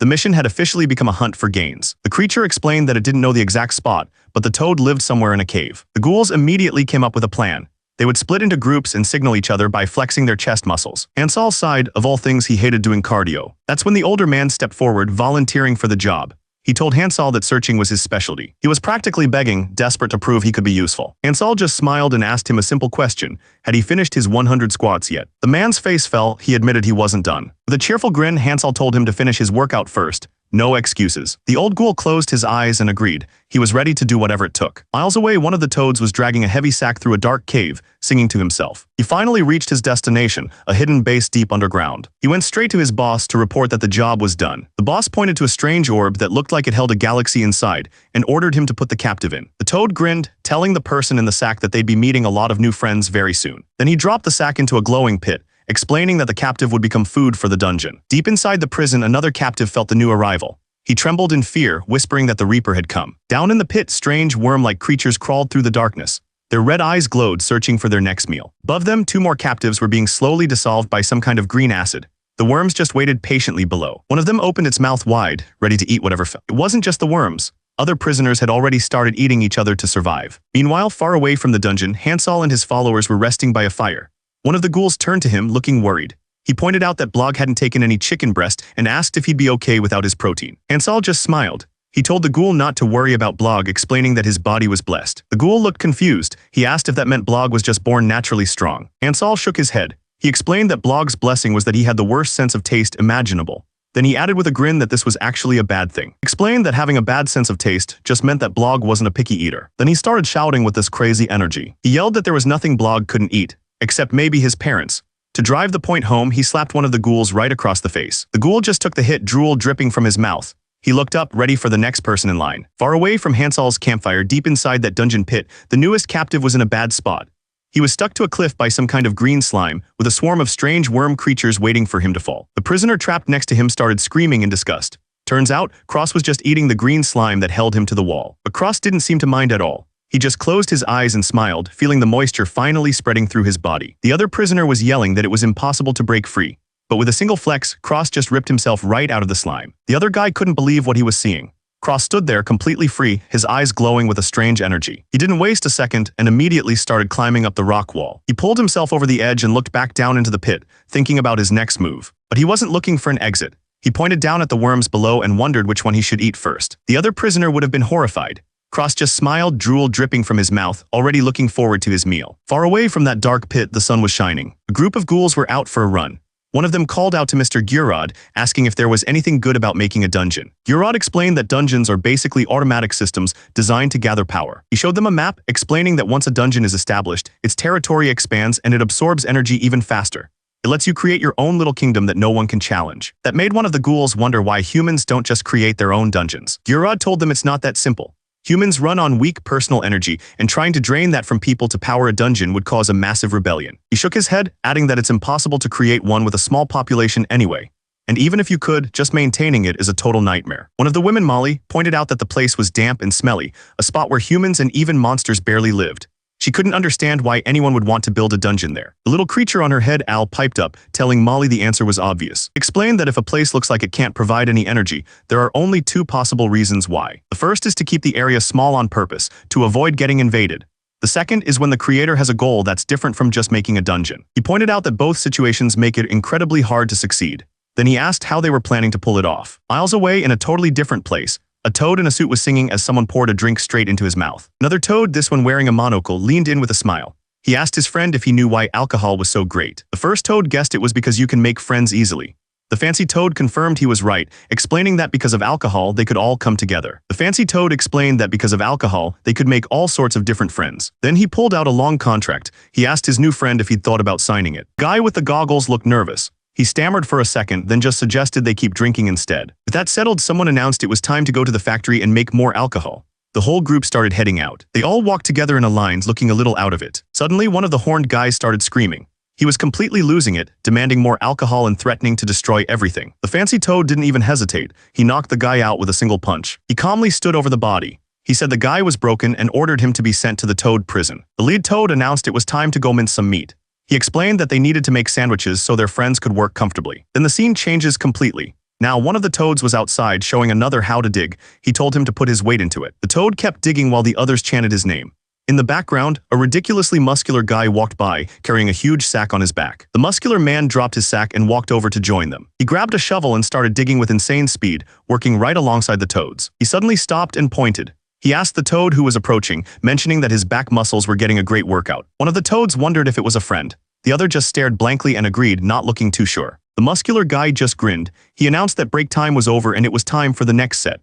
Then he grabbed two of the toads by their heads, ready to start his exercise. The toads dug with everything they had, chanting their own name like a war cry. Hansel wasn't digging with them. He was coaching, yelling at them to keep a rhythm and feel the contraction in their chests. And somehow it was working. They started digging even faster. He shouted more instructions, telling them to relax their triceps and imagine the shovel was a dumbbell. The workout was so intense, one of the toads started sweating, which shouldn't even be possible. Finally, two of the toads just stopped. They were exhausted and asked why they should even be listening to him. Hansel's response was strange. He got on the ground and told them they should never neglect their exercise equipment. Then he stood up with a huge grin, cheerfully announcing that they were going to start over from the beginning. The toads were horrified. The toads finally had enough. They yelled that Hansel wasn't their friend at all, just some crazy person who had lost his mind. Hansel looked completely lost. He asked what they were talking about, reminding them they had agreed to be workout buddies. But they weren't listening.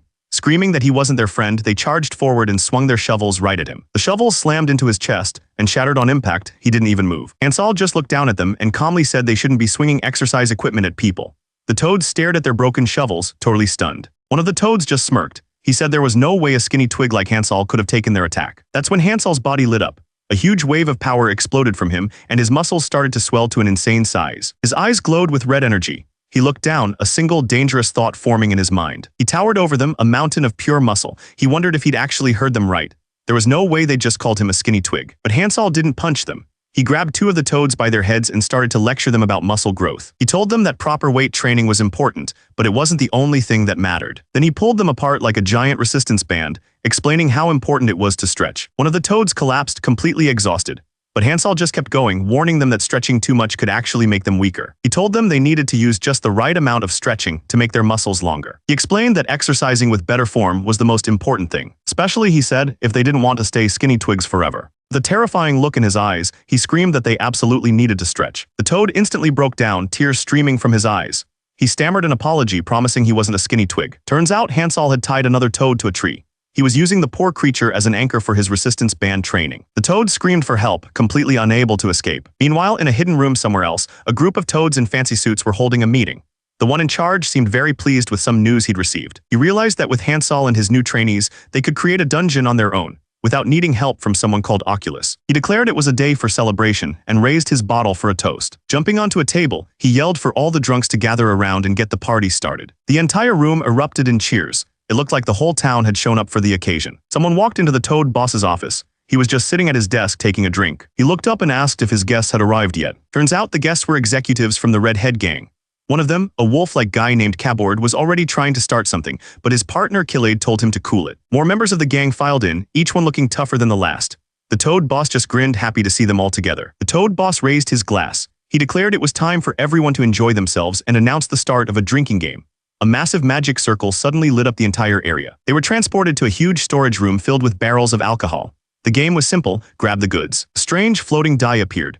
It introduced itself as 4 Eros, the one in charge of the game, and announced that everyone needed to pick a side. The die scanned the whole area, detecting 380 people. It then announced that it was dividing everyone into 2 teams based on their personalities. The floating die thing 4 Eros laid out the rules. It needed 5 people from each team to play its game.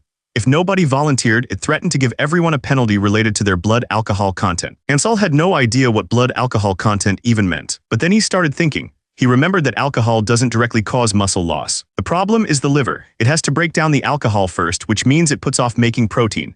That delay is what messes with building muscle. On top of that, the whole process uses up water from the muscles, which makes you weaker and your workouts less effective. The thought of losing even a little bit of muscle was horrifying. Without a second thought, Hansel slapped his hand down, volunteering to join the game. Someone else was about to join too, but his teammate suddenly rushed in, yelling at him to stop. The man warned him that this was enemy magic and could easily be a trap. He argued it was smarter to hang back and see what happens instead of jumping in blindly. Gurod thought it was fine to just press the glowing button, but his teammate Werdo screamed at him not to touch it. Too late, the system announced that Werdo was now a participant, and he let out a terrified scream. Gurod figured if they didn't join, the enemy would think they were weak. So he slapped his hand down and entered the game too. That's when a small cat-like creature started explaining the situation. It told them this was a special kind of enemy magic. It warned them that this type of spell doesn't have an immediate effect. Instead, it sets up conditions that could lead to much worse penalties later on. Hearing this, 2 others decided it was better for the 5 strongest to participate. They both pressed the screen, volunteering to join the game. With the last 2 spots filled, the clown's face lit up. It announced that all the players had been decided, then revealed the lineup for Team A: Hansel, Gurod, Werdo, Line, and Renat. The clown then announced the members of Team B: Cork, Randiv, Kabord, Killade, and Tailkek. They looked like a pretty serious group. With both teams decided, the clown announced it was time to pick the game.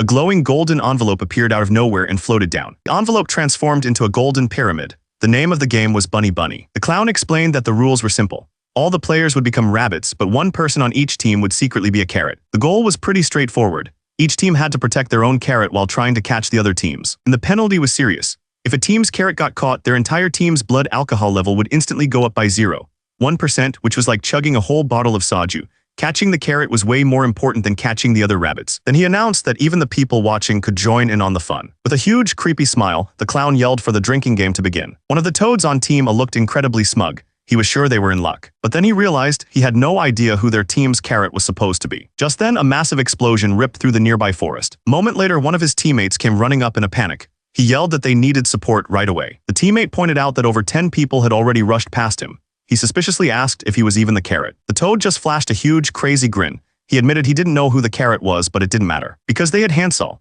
He was already going wild, and the toad knew their secret weapon was just too strong for anyone to handle. Turns out, Hansel wasn't fighting to win the game. He was screaming because there was absolutely no way he would accept muscle loss from the alcohol penalty. Hansel and his team were sprinting through the forest, but they weren't alone. From the shadows, figures with glowing red eyes were closing in fast. He completely lost his cool, screaming for his teammates to protect him at all costs. It turns out he was the team's carrot, the one person everyone was trying to catch. One of the ghouls built like a tank was leading the escape. They sprinted through the trees as fast as they could, but then Gurod stopped. He looked back, wondering why the enemy wasn't chasing him anymore. Gayad, one of the ghouls, explained that Gurod was sending a Morse code signal. The message claimed that Gurod was the carrot. He realized that's why the enemies had gone to catch the fake target. But Gurod was confused about how the enemy knew not to chase him. Gayad explained that he was just going around shouting it. Gurod completely panicked. He screamed at Gayad, asking why in the world he would shout that. With the plan ruined, the ghouls took off running again. They yelled for someone to stop the dangerous guy up ahead. Suddenly, a new enemy burst out of the trees. He was moving at an insane speed, his eyes glowing red as he charged right at them. The ghouls thought he looked weak, with skinny legs that looked like they'd break easily. But he was way more agile than they expected, dodging their clumsy attack with a perfect side lunge. He easily jumped right over them, calling them slowpokes. The ghouls could only watch in shock, completely unable to keep up. One of the ghouls decided he'd had enough. He started gathering energy for a massive attack, combining his kettlebell swing and heavy blunt skills into one huge blast. The attacker saw the huge ball of energy flying right at him. He warned the ghouls that if he managed to dodge this one, the fight was basically over. But instead of dodging, he reached out to stop it. Just then, a bright blue symbol flashed in front of the blast, stopping it dead in its tracks. It wasn't his power. A woman with a sword had appeared out of nowhere, blocking the attack completely. The green-haired guy was just as surprised as anyone. And that's when everyone felt it, a huge wave of power. Hansol stood there, his back to them, with a fiery aura exploding from his core. The fiery creature roared, explaining that his magic was fueled by alcohol. The more he drank, the stronger his flame armor became. He then poured even more alcohol over himself, roaring for a real fight. He unleashed his special move, the Crescent Moon Firewagon. A huge wave of fire shot straight toward Hansol. The attack slammed right into Hansol's back. The fire user mocked him, yelling that he was going to burn to death. But Hansol wasn't thinking about the flames. He was horrified by the thought of muscle loss. He refused to accept it. He flexed every muscle in his chest with all his might. With a massive push, like doing a cable fly, he literally threw the flames off his body. The force of it knocked the wind out of the attacker. When the smoke cleared, Hansol was just standing there. He had somehow absorbed the entire fire attack right into his abs. While Hansol was dealing with his opponent, the game was still going on elsewhere. An announcement declared that Cabord from Team B was officially out. Turns out Cabord was just a rabbit. That meant Team B's real target, their carrot, was still hiding somewhere in the game. Meanwhile, one of the other players was far away from all the fighting. She was just lounging in a room, complaining that she was thirsty. A moment later, a ram-headed guy named Killade brought her a drink. She looked annoyed and asked Killade why she had to bother with such boring tasks. Killade calmly told her they had no choice. It was part of their contract with someone named Mr. Cork. That wasn't what she wanted to hear. She started screaming that she hated it and just wanted to drink and have fun. Killade just tried to calm her down. He promised he would handle everything himself so she wouldn't have to lift a finger. He tried to cheer her up, asking if she liked the new rabbit doll he'd brought. She admitted it wasn't bad, but she was getting really tired of just sitting around in the room. Then all of a sudden, she changed her mind. With a huge, crazy smile, she announced it was time to go hunt them down. Meanwhile, in another part of the forest, a different fight was going down. A woman with red hair unleashed a powerful kick. Watching from nearby, a man with green hair smirked. He could tell her opponent was a strong one. The woman told her opponent not to dare look away from her. The green-haired man knew she wasn't talking to him. He was looking somewhere else. That's when a toad in a suit appeared right behind him, and an announcement declared that Mr. Cork had arrived. The toad in the suit just smirked. He told his opponent to go ahead and tell everyone that the carrot was right here. But his opponents were already running away. The toad yelled at them not to leave while he was talking. That's when a woman came flying through the air, aiming a kick right at him. She boasted that she could handle his level easily. Her kick slammed into the ground with incredible force, creating a huge crater. But the woman just stared, completely shocked by what happened. A massive shockwave ripped through the entire area, showing just how powerful that one attack really was. The shockwave was massive, but she had a way to deal with it. She covered her ears and started rotating her body, matching the vibrations of the sound wave to keep her balance. She knew that if she could just keep her core tight, she could reduce the damage from the blast. The technique worked. She shot through the air like a bullet, moving too fast to see. She was heading straight for the forest. She landed perfectly, taking just one tiny step to steady herself. But when she looked up, she saw someone else was already there. A creature was screaming in pain right in front of her. She had no idea what was going on. In the distance, two figures stood watching from the shadows. They had seen the whole thing. Far away from the fight, two strange figures were watching. The smaller one, a fox-like girl, complained to her tall companion that the hunt was getting boring. She said their targets were all too weak. Meanwhile, back in the forest, the red-haired woman warned her teammate to be careful. She knew these enemies were no joke. That's when she saw it. Hansol was on the ground, not moving. She couldn't believe her eyes. The muscle-obsessed idiot had actually lost. She found Line nearby, barely able to sit up. She rushed to his side, asking what was going on. He struggled to speak, telling her to listen carefully. She panicked, yelling at him to stop talking. She was terrified he would collapse right there, reminding him he had promised to help her get revenge. But Line pushed through the pain. He knew he had to tell her something. He had to warn her. She held him, demanding to know what kind of technique had taken him down. She needed to understand what they were up against. With his last bit of strength, Line gave her a strange warning. He explained that muscle growth doesn't happen when you exercise. It happens during sleep. Then his hand went limp. She listened, completely confused. He was telling her that you need 7 to 8 hours of sleep for muscles to grow. He then added that alcohol stops muscle growth and begged her to do something about the drinking game. It was the last thing he begged of her. She was furious. With all that was happening, this was his big warning. She stomped on his face, calling him a crazy idiot. He stood over him, trying to make sense of it. She asked if he was seriously just telling her to go take a nap. But she quickly moved on. It didn't matter. They still had no idea who the real target was. No matter who they managed to catch, it was still just a coin flip. Elsewhere, the ram-headed man was done waiting around. He told his lady that he would take care of things himself. Killade stumbled forward, dropping an empty bottle. He explained that the more he drank, the faster his magic became. His eyes glowed red with rage. He screamed that his opponents would pay for upsetting his lady. He then launched himself forward in a devastating attack. But the attack missed by a mile. The woman stared in disbelief as the target stood untouched, far away from the massive crater. A small cat-like person started yelling at Killade for messing up so badly. He could only apologize to his lady for his failure. Killade admitted that he can't handle his alcohol, so the more he drinks, the worse his aim gets. The cat person was furious, yelling at him for revealing his weakness to the enemy. Looking down at the group of enemies, the woman realized something. These new opponents were on a completely different level than the ones they'd faced before. And there was a reason for that. One of them was known as the greatest of all time. The two groups stood facing each other in the clearing, ready for a fight. Without warning, one of the muscular fighters broke from the line and charged forward. He slammed his fists into the ground, yelling out the name of his attack. He thought he'd taken care of them, but something felt off. It was like he hadn't hit anything at all. That's when one of the ram-headed enemies appeared right behind him and landed a clean punch. But the punch went right through him, the fighter dissolved into smoke, and the clearing was empty again. The whole thing was just an illusion. Watching from the woods, the cat-like woman explained what was going on. She confirmed that it was all illusion magic. She took a drink and revealed her secret. The more she drinks, the wider the illusion spreads, and the real Killade is hiding somewhere inside it. The woman explained that by the time the drinking game was over, her magic would cover the entire battlefield. There would be no escape. Her leader, the cat-like woman, just grinned wickedly. She wondered how many of them would survive the combo attack they had planned. Then she suddenly shoved the little white creature forward, sending it into action. The creature sprinted through the forest, calling out for someone named Al. Seeing this, Killade started running in a panic, shouting for his lady. But he ran right into the red-haired woman. She leaped into the air, calling out her attack like it was just a simple leg stretch. Her kick slammed into his head with incredible force. She told him he needed to learn how to breathe properly. An announcement confirmed it. Killade from Team B was out of the game. But it turns out he was just another rabbit, a distraction from the real target. The purple-haired woman stood over her fallen opponent, a glowing rabbit symbol appearing over her stomach. She seemed to know what this meant. But then an announcement rang out, declaring that Gurod from Team A was unable to continue. She looked up, completely surprised. The announcement clarified that Gurod was just a rabbit, a decoy. The green-haired man and the toad in the suit watched as the body dissolved into a glowing coin. In another part of the forest, the real target was taken down. An announcement declared that Tailsec from Team B was out and that he was the carrot. With their main target gone, all of Team B received a penalty. Their blood alcohol content was forced to increase. Meanwhile, two other players were completely exhausted on a cliff edge.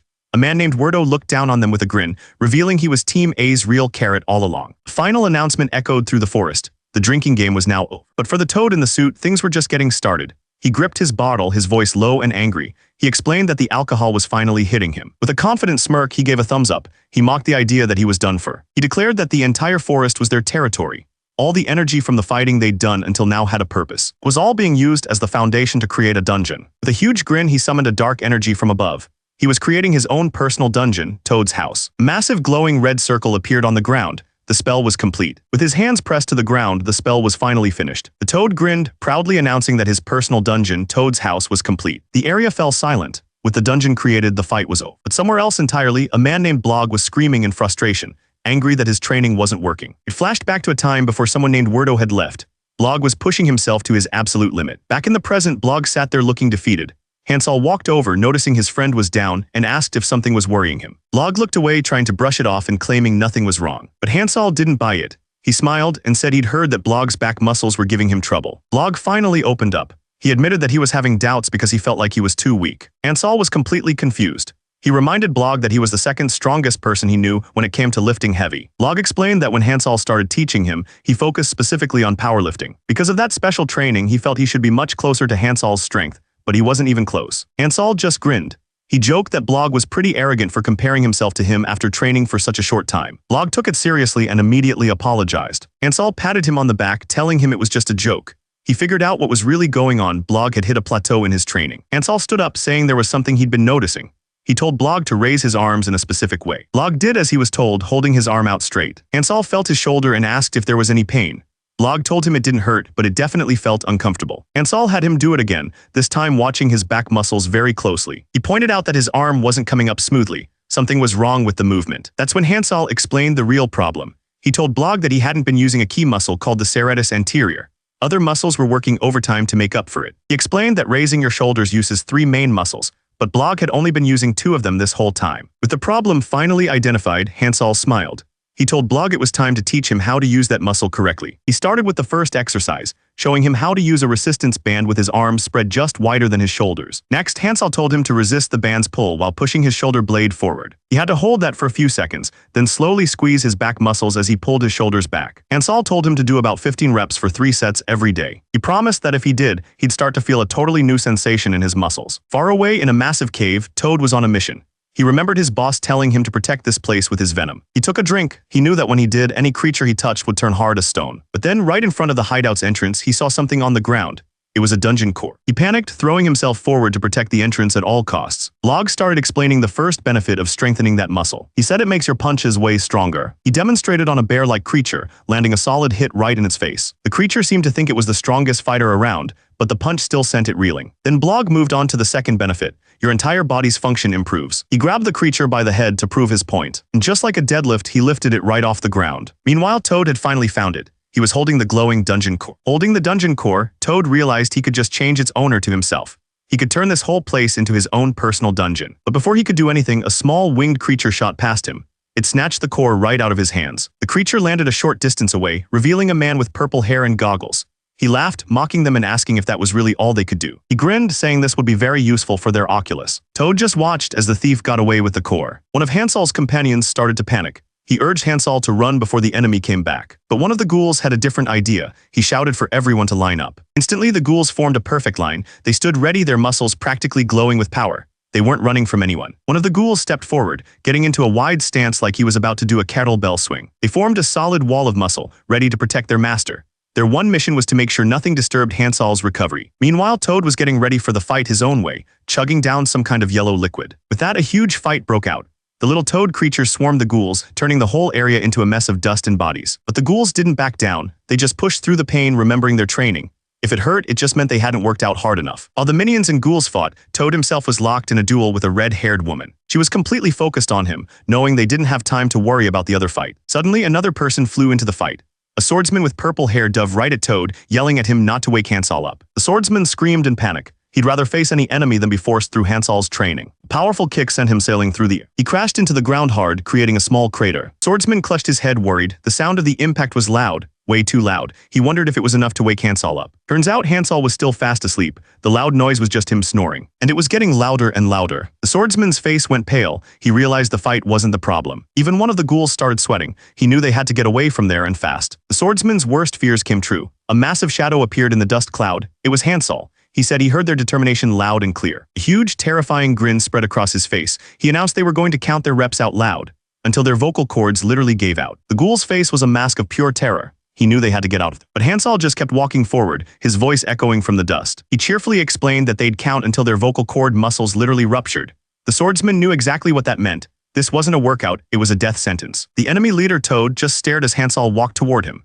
He had no idea what he was looking at, calling him an exposed monkey. Hansal wasn't fighting though, he was exercising. He called out his first move and one-arm dumbbell press. His fist slammed right into Toad's head. Before Toad could even recover, Hansal grabbed him. He announced his next exercise, a medicine ball overhead throw. He launched the little guy so high into the sky he was just a dot. Down below, Hansal started counting his reps out loud. 1, 2. Hansal's voice boomed from below, threatening to start the count over if he didn't join in. Toad just kept falling, completely helpless. Far away from the fight, two of the ghouls were watching Hansal stretch. One of them thought something looked off about his muscle condition. The other ghoul didn't get it. To him, Hansal's muscles were always in perfect shape. But he was wrong. Hansal's muscles were twitching and bulging uncontrollably, like they had a mind of their own. System window popped up, explaining what was happening. His muscles were basically going rogue, ignoring the signals from his brain. It was happening all over his body. His shoulder muscles, his chest muscles, they were all breaking free from his control. The system tried to fix it, activating his recovery skill, but it failed. Even his leg muscles were starting to disobey him. More and more warnings flashed. It seemed like his entire body was shutting down his commands. The system warnings kept coming.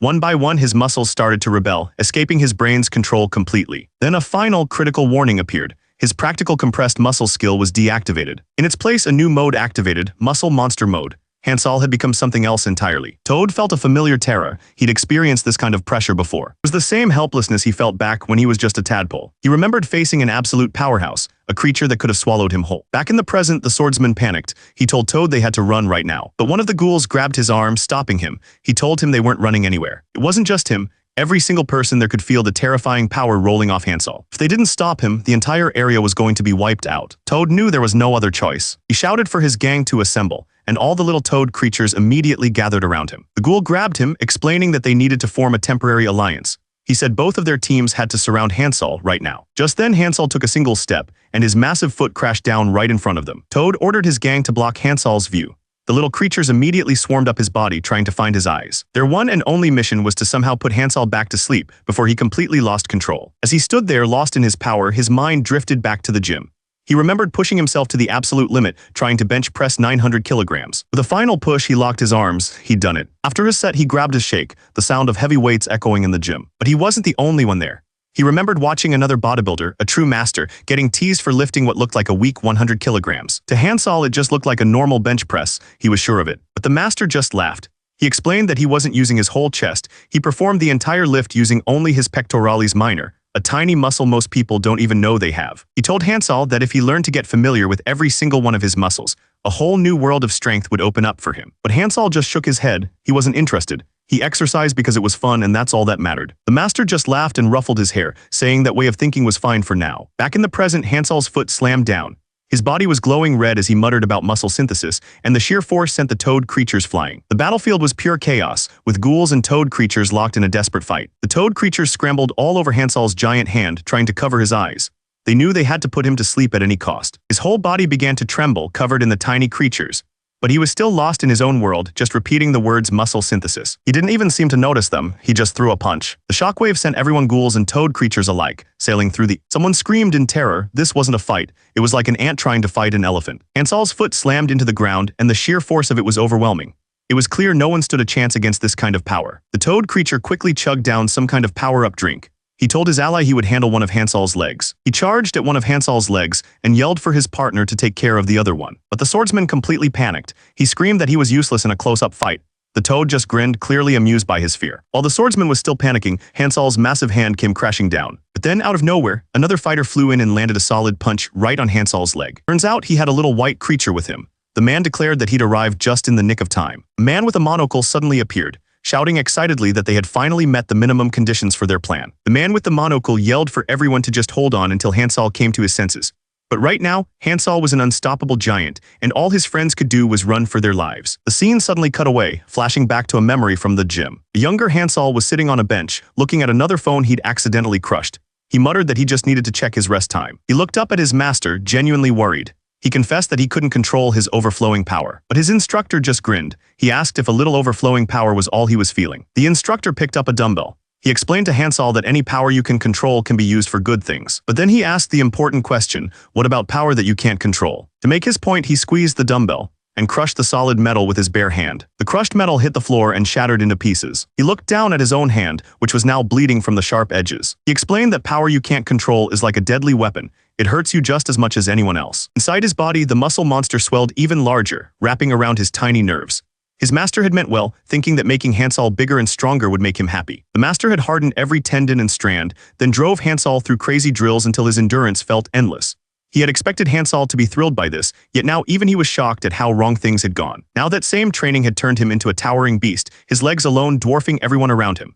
The others clung to his body like insects, but his rampaging muscles ignored them. Deep inside, Hansol called himself a foolish student, only now waking up to what his master had tried to teach him. His mind finally turned to face the truth he had dodged for so long. He realized he had never really faced his muscles, only used them like tools. For the first time, his mind and his gaze reached out to meet the body that carried him. As he focused, he picked up a strange rhythm pulsing through his body, like dots and dashes of Morse code. He wondered what his muscles had been trying to say all this time. The meaning finally hit him, and Hansol pressed his face into the warm bulk of his own body, tears slipping out. For once, the unstoppable lifter just listened in silence. He reached out to the side of that huge shoulder and called to his lateral deltoid, reminding it of every set of lateral raises they had pushed through together. Hansol begged that hard-earned muscle to remember him and move with him one more time. Hansol remembers that first day on the wall, drilling lateral raises until the ghoul finally lifted with nothing but his side shoulders.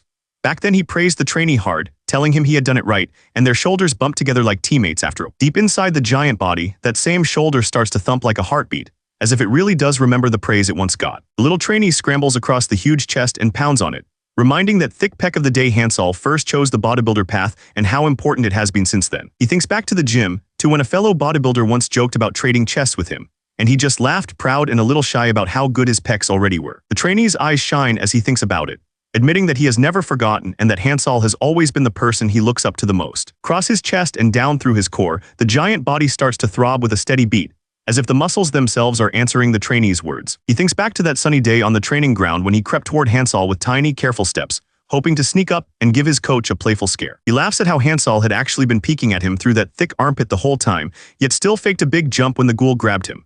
That small act of playing along made the trainee feel seen and overjoyed. The little trainee hugs that massive chest and remembers telling Hansol he wanted his back to be as open and strong as his coach's. More trainees scale the mountain of his back, patting along the way as they praise the triceps and trapezius that Hansol drilled into shape. They keep moving over the huge frame, calling out the biceps femoris, the soleus, the erector spinae, until it feels like every fiber in that giant body is starting to stir. Warm light washes over the towering muscle giant, and with each deep thump the trainees throw their arms up, as if the whole body is finally answering them. Outside that inner world, Hansal's face tightens and sweat rolls down his cheeks as his body starts to shake. Hansal suddenly snaps his eyes open and yells that his muscles are starting to waver. Then his panic twists into wild joy, and he roars that he will massage those shaky muscles himself because there is no way he is wasting a chance like this. Down below, the tiny white summoner throws its arms wide and calls on the sand golem, pulling glowing circles into the air to help deal with Hansal's raging body. The huge sand golems opened their glowing eyes, green energy rising around them as they started to move toward the raging giant. Ghouls and sand golems scrambled up Hansal's legs and torso,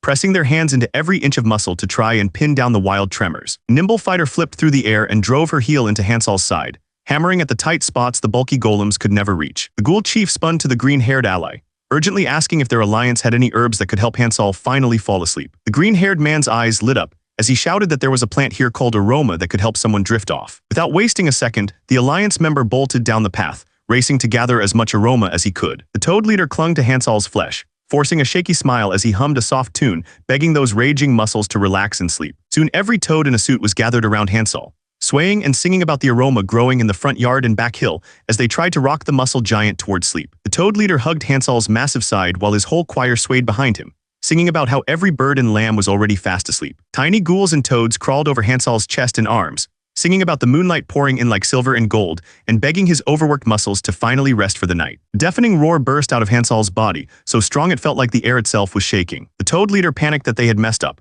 but the human beside him suddenly noticed the rhythm and said this shaking was no attack at all. In his mind, that deep thump turned into the slow, steady heartbeat of a mother whale swimming beside her calf, worried but always close. Hansal's muscle monster form kept roaring in that same beat, like a promise to push through 20 full sets of 15 reps without stopping. The roar shook the ground, yet there was a strange warmth in it, something rough but beautiful that wrapped around everyone like a blanket. By the time that strange song and roar faded, the giant sat quiet over the forest, and every ally around him had already drifted into deep sleep. Hansal let out a low groan as the blinding aura around him started to shrink, his massive body curling in like he had the worst post-workout headache of his life. The glowing shell around him thinned out and vanished, until it was just Hansal's bare back against a calm night sky. His face softened, mouth half open, and the strongest man in the world finally drifted off like he had just finished the best workout of his life. Hansal's huge frame flopped onto the ground with a dull thud, dust puffing up as every last bit of tension left his muscles. By morning, the field looked like a wiped-out boot camp, with Hansal, ghouls, and toad people all passed out in random spots, snoring through the sweetest muscle recovery they had ever felt. The green-haired swordsman jerked awake,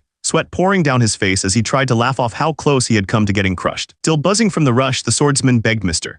Corkfur rematch right away, while the toad leader snapped back that he wanted zero part of Hansal ever again. A little later, Hansal sat grinning on a massive log while ghouls and toad folk staggered under it. And as he ordered them through walking lunges, Mr. Cork wailed that this kind of training was going to finish him for good. Hansal blinked, mouth hanging open, as a new idea for training suddenly clicked in his head. The toad leader clenched his teeth and braced his stomach, remembering Hansal's warning that if his core slipped, his back would be done for. Far from the training ground, a blue-haired planner grinned as he told the warrior that Hansal taking down Oculus had cleared most of the danger, letting their dungeon project go through without a hitch. The blue-haired schemer tilted his head with a sly smile, saying that all of this was great, but there was one result that made him happier than anything. As he laughed, a white-haired woman in a blue dress walked out of the trees, and the planner proudly shared that Elise had been brought back to life. The red-haired warrior crashed down with a blazing strike, driving the blue-haired man into the ground. As flames wrapped around her blade, she glared at him and said he had already hurt far too many people in the name of revenge. The blue-haired man bared his teeth and shouted that she had taken everything from him, raging that he was not the only one at fault. Power flared around him as he hurled himself back into the fight. Their powers smashed together, his swollen, glowing arm hammering against her blazing sword. The ground shook as neither of them gave an inch. The red-haired warrior tightened her grip on the sword and said her true mistake was letting him run wild the day Elise was lost. The blue-haired man stared at his burned arm, her words cutting deeper than the wound. A white-haired woman stepped forward and shouted for them to stop. She moved between them with her arms wide, blocking their path before anyone else got hurt. The white-haired woman looked at both of them and said they acted like master and disciple, asking why they were fighting instead of talking things out. Her easy smile clashed with the tension still hanging in the air. The red-haired warrior lowered her eyes and said that if she just walked away now, he would only grow into something far worse. The thought weighed on her more than the fight itself. The blue-haired man hung helpless in the air, feet shaking as he begged her not to finish him. He admitted he was the one who dealt with the guards and struck the White Kingdom, insisting all the blame should fall on him. As the medic pushed the glowing needle into her shoulder, the red-haired warrior heard him say she was still the same as ever, charging ahead without thinking of herself. The syringe slipped from the medic's fingers and hit the dirt as he stepped away, leaving the blue-haired man staring down at the body on the ground, drained now that the rush was over. In the middle of the gathered villagers, Hansal folded his arms and swore he would never touch booze again, but Toad just waved it off and told him drinking was no big deal. Toad's grin stretched from cheek to cheek as he gently urged Hansel to just drink one more time, like it was some harmless favor. Hansel's face twisted with rage as he shouted at Toad to drink as much as he wanted, done with being toyed with like some weak-willed drunk. Toad's cheeks flushed as he beamed, taking Hansel's anger as a pledge that from now on he would trade every drink for hard exercise instead. Hansel's anger melted into a bright, simple smile as he fully bought into the plan, already picturing himself hitting the weights instead of the bottle. Hansel raised his hand in a casual wave, telling Toad they would meet again soon, while the frog gentleman bowed slightly and headed inside, pleased with how neatly he had nudged the gym man back toward training. The ghouls stood lined up behind Hansel like model students, even though the redhead gang had only stayed off the booze for an hour. Up front, Toad and his partner watched with smug smiles, knowing Hansel still had no clue how little had really changed. Later, the ghoul leader faced Hansel and promised that, just like they agreed, their group would handle all their business over at the Alaguang mine. Hansel just grinned and told them not to slack on their workouts or their diet while they were there. The big ghoul shot him a thumbs up, swearing they had it handled. The villagers bowed low and shouted his favorite motto, and Hansel answered by pumping his fist, yelling back for everyone to keep chasing more muscle as he headed out. Down in Behemos's cave, Hansel proudly held up his rough drawing and said he had finished the job, even dragging along every spirit he was told to bring. So now he wanted his custom gear made. Behemos praised Hansel for doing great work, but then nervously admitted there was a snag, since they did not have the right materials here to build what he wanted. Hansel's temper flared at the delay, his body tensing like he was ready to flip the whole cave, so Behemos hurried to calm him, telling him to relax and trust that things would be handled. Behemos crossed their arms with a calm smile and promised to build the item the moment they got the right materials, lightly teasing Hansel for being so impatient about his new toy. The young helper leaned in with a stern look, telling Hansel that he clearly did not understand how crazy these requirements were. He pointed to the design, saying that asking for a bar that would not even bend under 100 tons was pushing things way past normal limits. Hansel scratched his head, and the human lord calmly reminded him that the White Kingdom could not even dream of building something like this, which was exactly why they had come to Behemos. Behemos just smirked, saying that while others could not manage it, he actually could and even knew where to find the special stuff needed. Behemos called the material black bone stone and said it only formed inside fresh dungeons.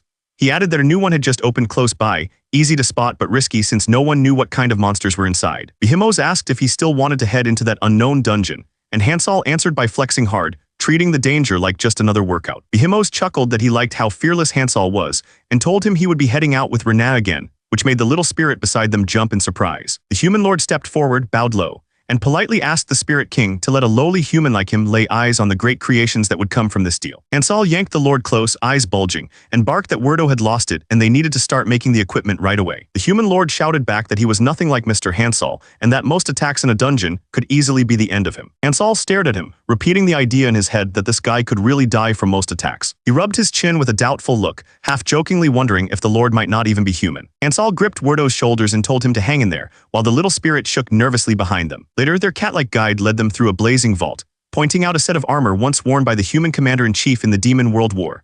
Light as air yet tough enough that even a dragon's claws could not break it. Hearing it described like gear only a thin person would wear, the lord muttered that the comment was rude, even as he admitted the armor itself was truly incredible. Hansel's eyes widened as the guide warned them not to freak out over the next piece, a famed bow said to fire arrows made from unicorn grass. One of the explorers stepped forward into the next chamber, ready to see what other priceless gear this vault was hiding. Hansel froze, wondering why something like this would even be inside a dungeon vault. The lord, the woman, and even the cat guide all stared at Hansel, puzzled by his sudden shock and wondering what could surprise a guy like him. On the pedestal sat a single pink dumbbell, looking completely out of place among dragon-proof armor and legendary bows, yet more precious to Hansel than any magic relic. Hansel stopped dead in his tracks. He couldn't believe what he was seeing. His companions all stared at him, completely confused. They had no idea why he was acting so strange. It was just a small pink dumbbell. To them, it was worthless. The lord, curious about Hansel's reaction, asked if he could try lifting it. He picked it up and curled it easily. It weighed almost nothing. He was confused. The woman agreed, saying it was way too light and asked to try it herself. She took it and balanced it on a single finger, confirming it was basically weightless. That's when Hansel stepped forward, his expression serious.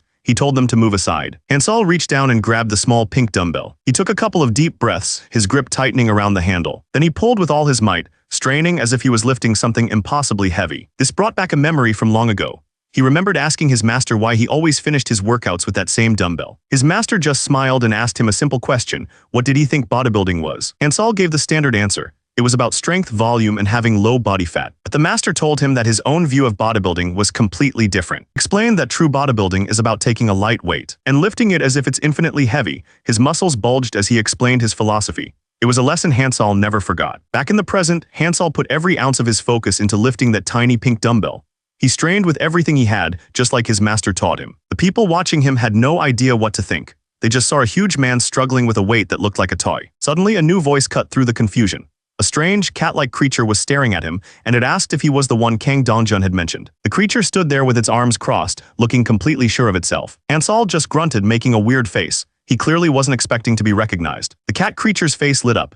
It explained that Kang Dongjun, who also came from another world, was its friend. It looked absolutely thrilled by this discovery. The cat creature Behemoth remembered the day his friend gave him the pink dumbbell.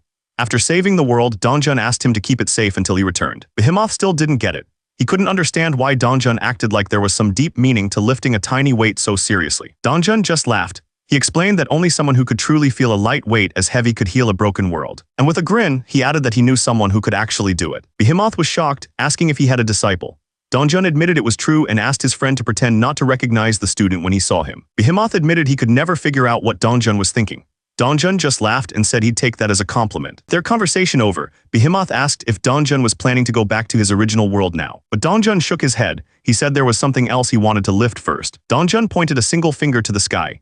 He declared that from now on he was going to lift the entire universe. With a huge grin, he pointed right at the stars. Behemoth, watching from below, cheered him on. The cat creature roared with excitement. Miles away, Hansol took a deep breath. He looked like he was about to try something big. Behemoth's voice seemed to echo in his mind, telling him to surpass his master. Hansol's eye twitched with effort. He was focusing all of his power. He gripped the tiny pink dumbbell. Every muscle in his body tensed up as he tried to lift it. Hansol let out a huge scream, putting everything he had into the lift. He slammed his hands into the ground, and a shockwave of pure energy exploded outward. The ground cracked and shattered under the pressure. He was pulling in every last bit of strength he had. His eyes glowed red as he let out a final, deafening. And then he lifted it. The tiny pink dumbbell was in his hands. A moment later, it dropped to the ground with a soft thud. Hansol collapsed, completely drained. Dongjun walked over and stared down at the small weight. He picked it up without any effort at all, looking at it curiously. Hansol asked Behemoth if he knew where the master went. The cat creature explained that the master had given him the pink dumbbell for safekeeping right before he vanished. Behemoth smiled, confident that somewhere out there, the master was still working out. Hearing this, Hansol got excited. He asked if there were any other items the master used. Behemoth thought for a moment. He warned Hansol that the other items were a bit dangerous, but Hansol didn't mind. So Behemoth led them to a different part of the cave. It was a huge room filled with rows and rows of dip bars. Dongjun looked up at the towering equipment. He told Hansol that something didn't feel right about this, but Hansol just smiled, remembering what the master always said. He explained the master's philosophy. The more dangerous something feels, the faster your body changes. Dongjun was fired up. He announced that he was going to squeeze in a quick workout before they went anywhere. Meanwhile, in another part of the world, an entire village was deep into its daily training. The ghouls happily greeted Mr. Gyurod, welcoming him back to the village. Atso, the village chief, looked confused. He asked why everyone was so worked up. One of the muscular ghouls stepped up to explain, telling him a lot had happened while they were away. He said that with the cicatrice gone and Hansol away, a power struggle broke out in the area. For a while, they managed to keep things under control at the Alaguang mine. But everything changed when the orcs started to move. One of the younger guys looked skeptical. He couldn't believe their seniors would have trouble with a bunch of orcs. The muscular ghoul agreed. He explained that at first the orcs really couldn't beat them. But that all changed when the orc lord appeared. He was the one who tipped the scales. Fatso looked worried. He wanted to know which tribe the orc lord belonged to. The ghoul paused, trying to remember the name. He finally remembered. They were called the Red Palm tribe. The name alone seemed to strike fear into them. The story shifts to a baby named Kot. From the moment he was born, everyone knew he was special. Turns out he was born with magical power. That kind of gift meant he was destined to become a leader one day. He was a happy kid full of potential. As he grew, he started to train that power. He practiced constantly, using skills like heavy blunt to get stronger. The force of his swing shattered the rock completely, but his training was interrupted by a giant angry bull. All that power didn't matter. He just turned and ran, screaming at the top of his lungs. But just as the boar was about to crush him, a green-skinned warrior smashed it out of the way with a single punch. Kot stared, completely stunned. The orc walked right up to him. He pointed out that Kot had magical power. He said he was from the Red Palm tribe, and that he was the only one there with magic too. Because of that, he wanted to be friends. After that day, the Red Palm orc would greet Kot every time he saw him. But his greetings were always a little too friendly. He'd just walk up and slap him on the back with all his strength. It was so painful, it left a lasting impression on him. The guy would just pop up out of nowhere, always smiling and waving. Kot would go flying every single time. He even tried hiding in a corner just to get away from him. Back in the present, the ghouls were in the middle of their own intense workout. Suddenly, a lookout shouted a warning. The enemy was invading. Instead of panicking, they got excited. One of them yelled for everyone to move out. Kot looked on with determination. He decided that today was the day he would finally put his pathetic past behind him. The entire army of ghouls began to march, ready for a fight. The orc lord sat on his throne and gave the order. He wanted everyone else swept away, leaving only his clan and their slaves behind. He roared that they would take over the entire Alaguang mine. Suddenly, massive purple energy balls started raining down from the sky. They slammed into the ground, creating huge explosions all over the canyon. But the Orc Lord looked up in disbelief. Something was wrong. From the smoke, Kot screamed the command to charge. He led the way with the entire army of muscular ghouls right behind him. One of them realized the enemies were totally disorganized. He knew if they just overwhelmed them now, victory was certain. While the battle raged on, Fatso had his own idea. He figured if he could just take out the Orc Lord himself, this whole thing would be over. One of the orcs swung his sword with all his might, but the blade just bounced right off the ghoul's flexed back. The orc shouted in frustration, confused why his sword wouldn't cut through. The canyon was a total mess. While the Orc Lord was busy fighting off the ghouls, Fatso used the confusion to sneak along the edge of the battle, trying to stay hidden. His heart was pounding in his chest. He was completely terrified, trying his best not to make a single sound. Then he froze. He thought the Orc Lord had spotted him, and his mind started racing, wondering if he'd been caught. But the Orc Lord wasn't looking at Fatso at all.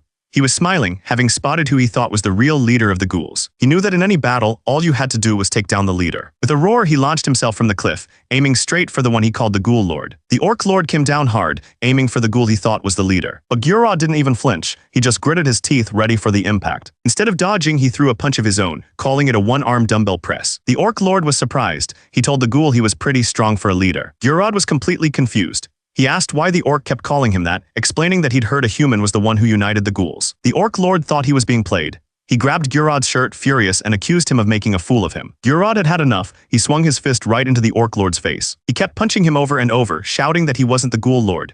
He screamed that his master Hansal was the real leader. One of the ghouls shouted that Hansal was the real leader. He explained that Gyurod was just acting as his representative. The Orc Lord was still on the ground, trying to make sense of it all. The name Gyurod echoed in his head. One of the weaker ghouls watched from the side, absolutely terrified. But the Orc Lord got back up. He walked over to the ghoul who'd been shouting and told him he shouldn't be so distracted. His eyes started to glow. With a wicked grin, he told the ghoul to remember his face. Then he let out a wild laugh, his power flaring up around him. He lunged forward, bringing his hand down on the terrified ghoul. Miles away back in the cave, the others were deep into their workout.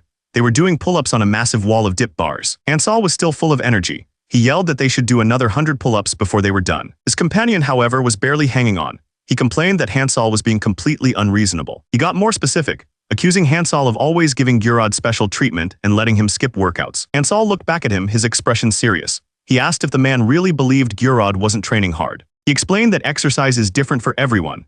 What feels like a simple warm-up for him could be someone else's hardest set. He said that even just the effort of changing his heavy plates would be a tough workout for another person. He told him that Gyurod might not have noticed it himself, but his body was nothing like it was when they first met. Turns out Gyurod had developed an unbelievably solid core. His strength was hidden deep inside. Hansal was right. Gyurod's core was like a solid rock. He declared that he wasn't the same weak person he used to be. But his strength wasn't just physical. He proudly announced that he was Hansal's right-hand man and the best magician among the ghouls. To prove it, he used his magic to rip a giant piece of rock right out of the cliff. He held it over an orc's head, ready to crush him. This powerful ghoul was none other than Gyurod. The ghouls and the orc stood facing each other. Nobody made a move. Suddenly, a strange sound echoed through the area. It was a good time to explain how the bodybuilders came up with their new combat strategy. They needed a better way to protect their mind. We're a serious group, always thinking about how to improve. One of them realized they were wasting a huge opportunity.